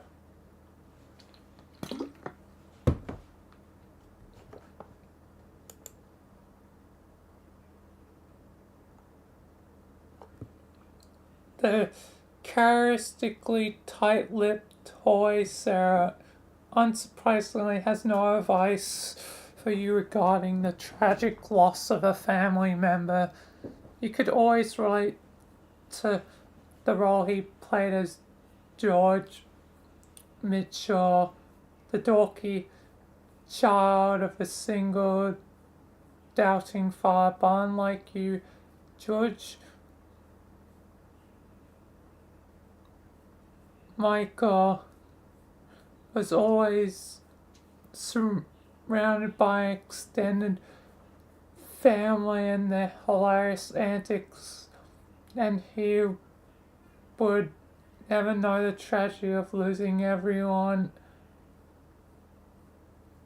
he ever loved. You silently resent George Michael and the hallway Sarah altogether for the happy ending he was allowed to have with his father, and you'll never get to experience, especially when it seems like Guardians are destined to die in the game.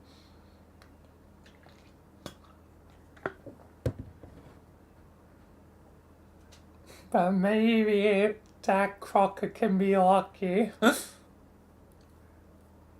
In fact, you think you're starting to hate the whole Sarah. Someone needs to wipe that smug look off his face. Give Sarah Beagle Puss.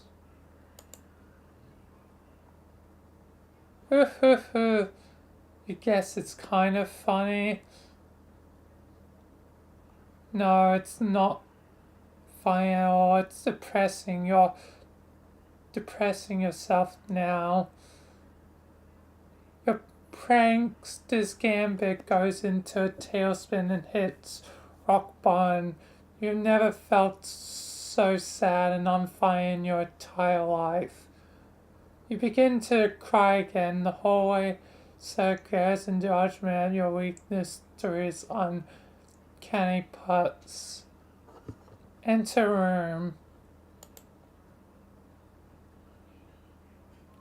You return to your room.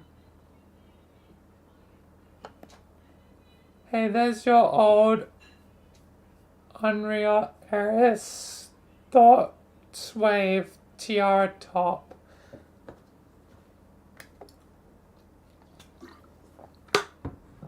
As my voice is hushed on dying a bit. You haven't used this thing in ages. It's probably for the best that you stop. You're pretty sure it was doing fine things to your head. Maybe you shouldn't have come here either. All you see is more stuff to remind you you're feeling super down about everything. Examine Walt Tobias. Happy birthday, Jake. Oh. Like this, Jake sent you the per-wrinkle heartthrob pinup back when you were still able to think about him without feeling horrible about yourself. Those were the days.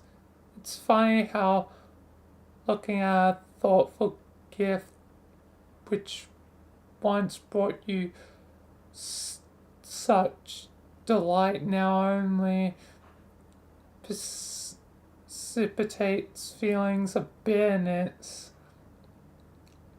Even the innocent Mr. Funk is caught in the crossfire of your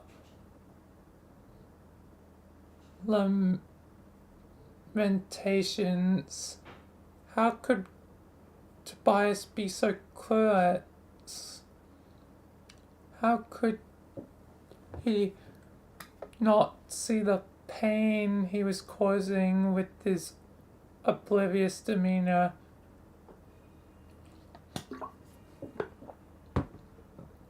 His repressed feelings of attraction towards men and his total inability to understand other people's feelings in spite of his credentials as a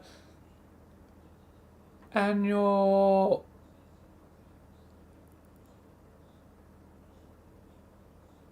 anal, I think that's supposed to be rapist, but it's spelled rapist.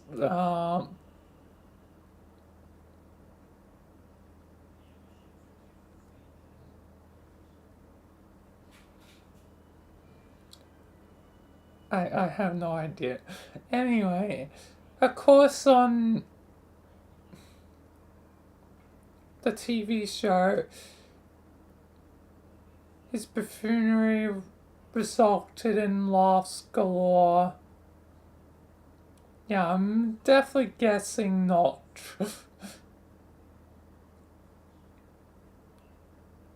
Rapist, given sentence and context. But I'm pretty certain it's supposed to be double P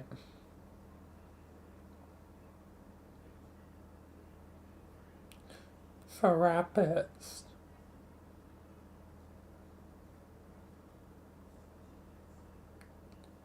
But if that was in the real life, you don't think you would be anything there would be anything funny about the situation. In reality, Tobias and his family probably will never stop being sad. You think you're starting to hate the War Tobias too. Examine Wolf Swanson. She's gonna hate everything. On the other hand, your Wolf Swanson is still beyond reproach. And Mr. Swanson continues to be the perfect man. You know, the fact he wouldn't put up with any of Jake's bullshit. You consider doing the thing where you kiss the poster, but you're feeling way too depressed for that sort of obvious, frivolous flappadoodle. And when you know it, just the guy you wanted to hear from, this ought to be good. Answer.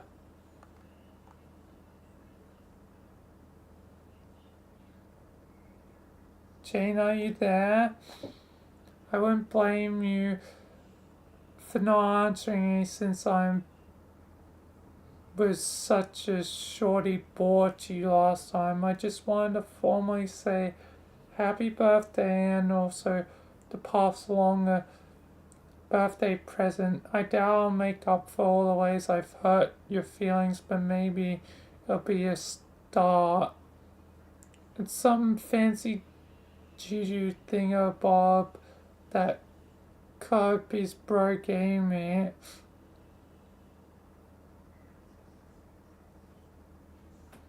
Gave it to me.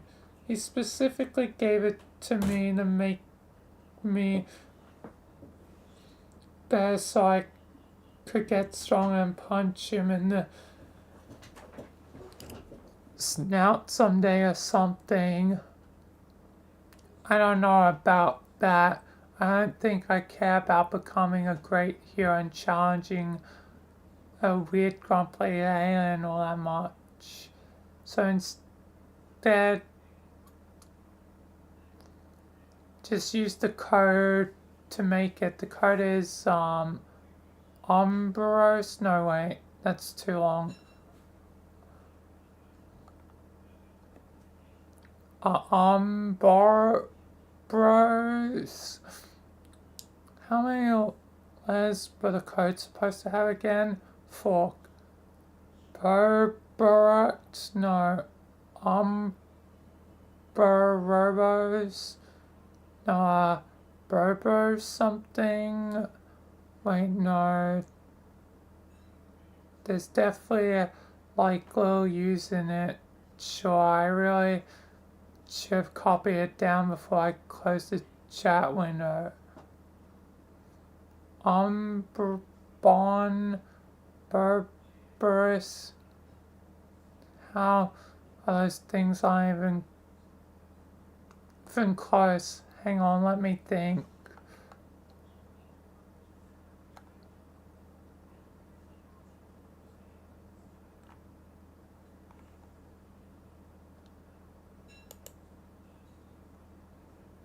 Rip. She's gone mad.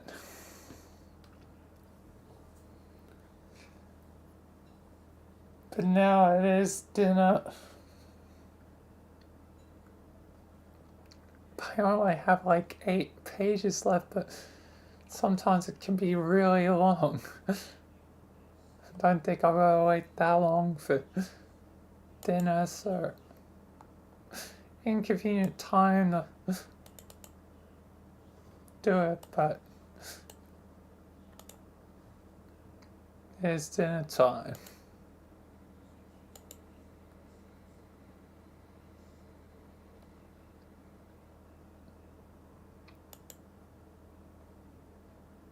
So I'll be right back.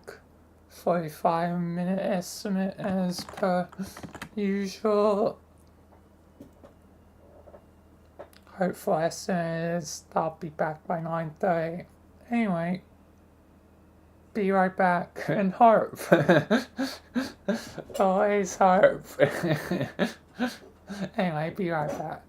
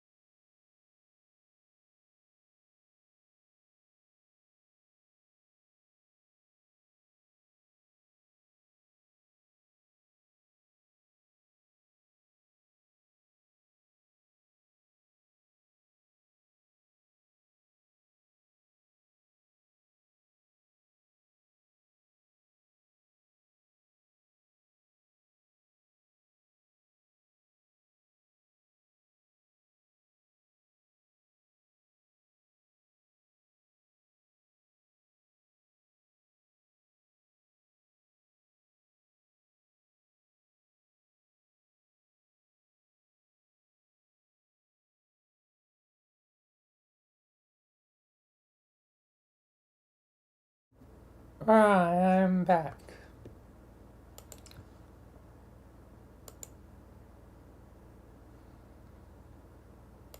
Anyway, let's continue. Rip. You closed the chat window without a word. You cannot believe that guy. Trying to re-gift you a present from that arsehole of all people. You don't want anything from that horrible creep. You don't care how magic it is. He can take his stupid judo and shove it up his patoot. Sorry, Tobias, but Jane has decided that you represent Jake for the purpose of this angry outburst.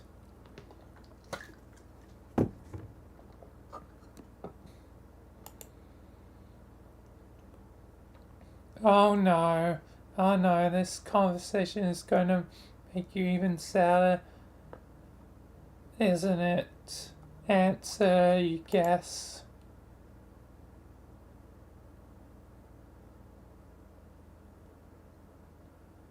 Happy birthday, Jane. Forgive me for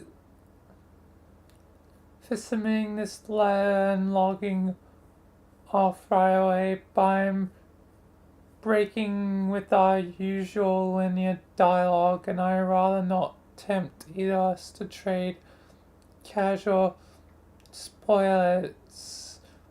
I wanted to give you a present, something told me you could use a pick-me-up about now. I'm sending you the code for my Juju. It may not be easy for a human to understand, but Jujus are very special to my people. So when you give this gift, is an indicator of how much your friendship has meant to me, Jane. It has some magical properties, but nothing too fancy on its own. I hope it will bring you a smile on your face nevertheless. If you want to know the truth, it will become infinitely more useful if combined with my brother's Juju. Perhaps we can begin playing a game and I will convince him to relinquish it. One of these days he'll understand working with others is going to be necessary if he wants to accomplish anything.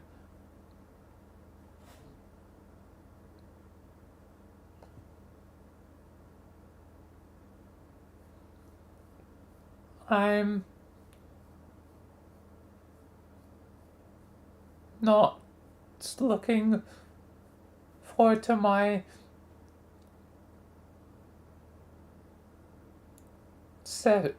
I'm so looking forward to my session catching up to where you are now. I can only imagine what kind of adventure you must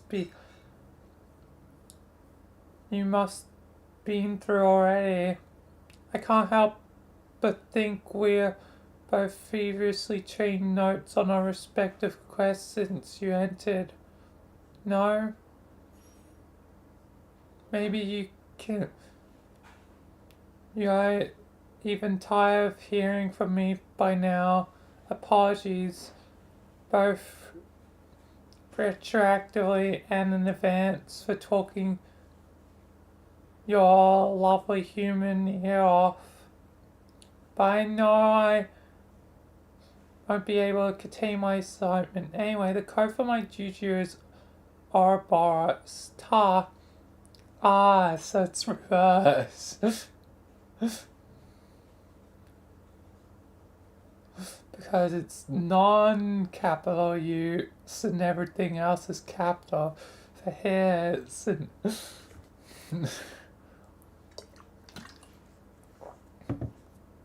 I forgot about that earlier.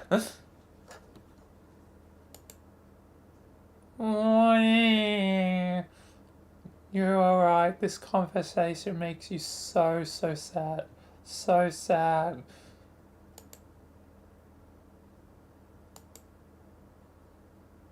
Girl, obey, obey, obey. You there, girl. Poof.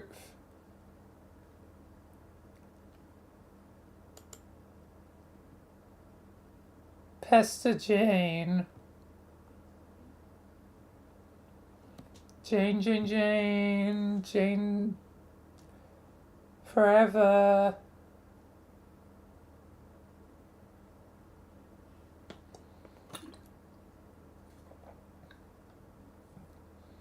Take deepest Jane yelling breath. Jane, oh my fucking god, yeah right. Like there's a chance you would, like in a chance you answer me with today being irrational, everyone knows Roxy Day, the sigh, like doing literally the Frenchest possible sign over here.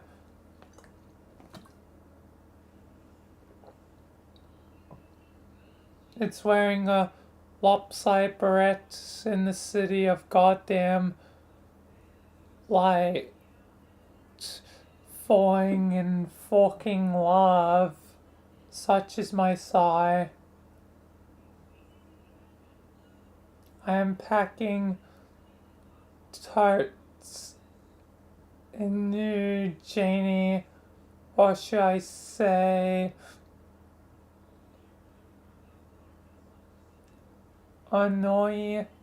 Wait, annoy is probably already a French word.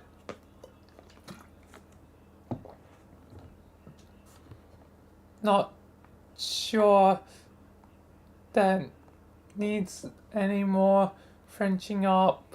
I should know this because my last name is French sounding. Even though I'm pretty sure my mum did not hail from France. I don't know. Who even cares? Fuck you a certain language. Yeah.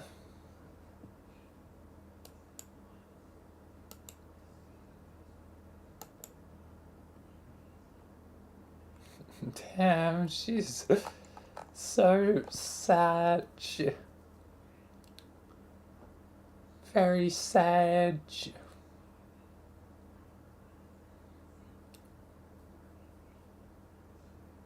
But I also reached my goal of pages.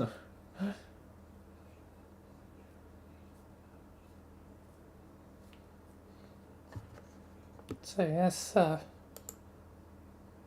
time to save. This is a bit awkward, damn, because just had dinner.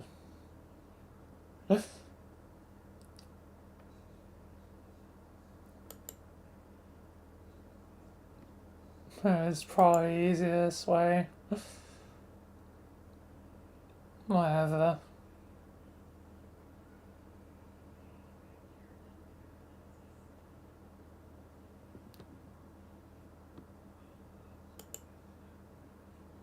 Anyway, guess though that'll be that. So yeah, reading for the day done.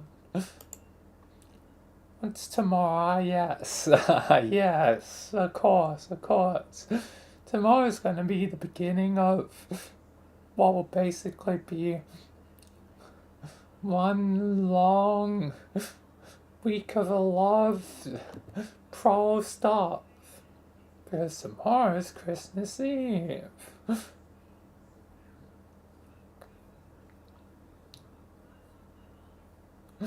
So it's gonna be like non-stop. Basically from the 24th to the 1st.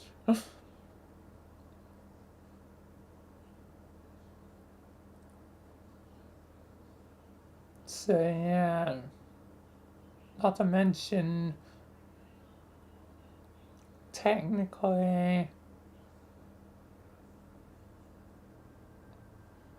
think yeah, 3-day ring in a row because Thursday one of New Year's Day will probably have to go into Friday, and there's gonna be a lot of recordings and such in the next couple of days.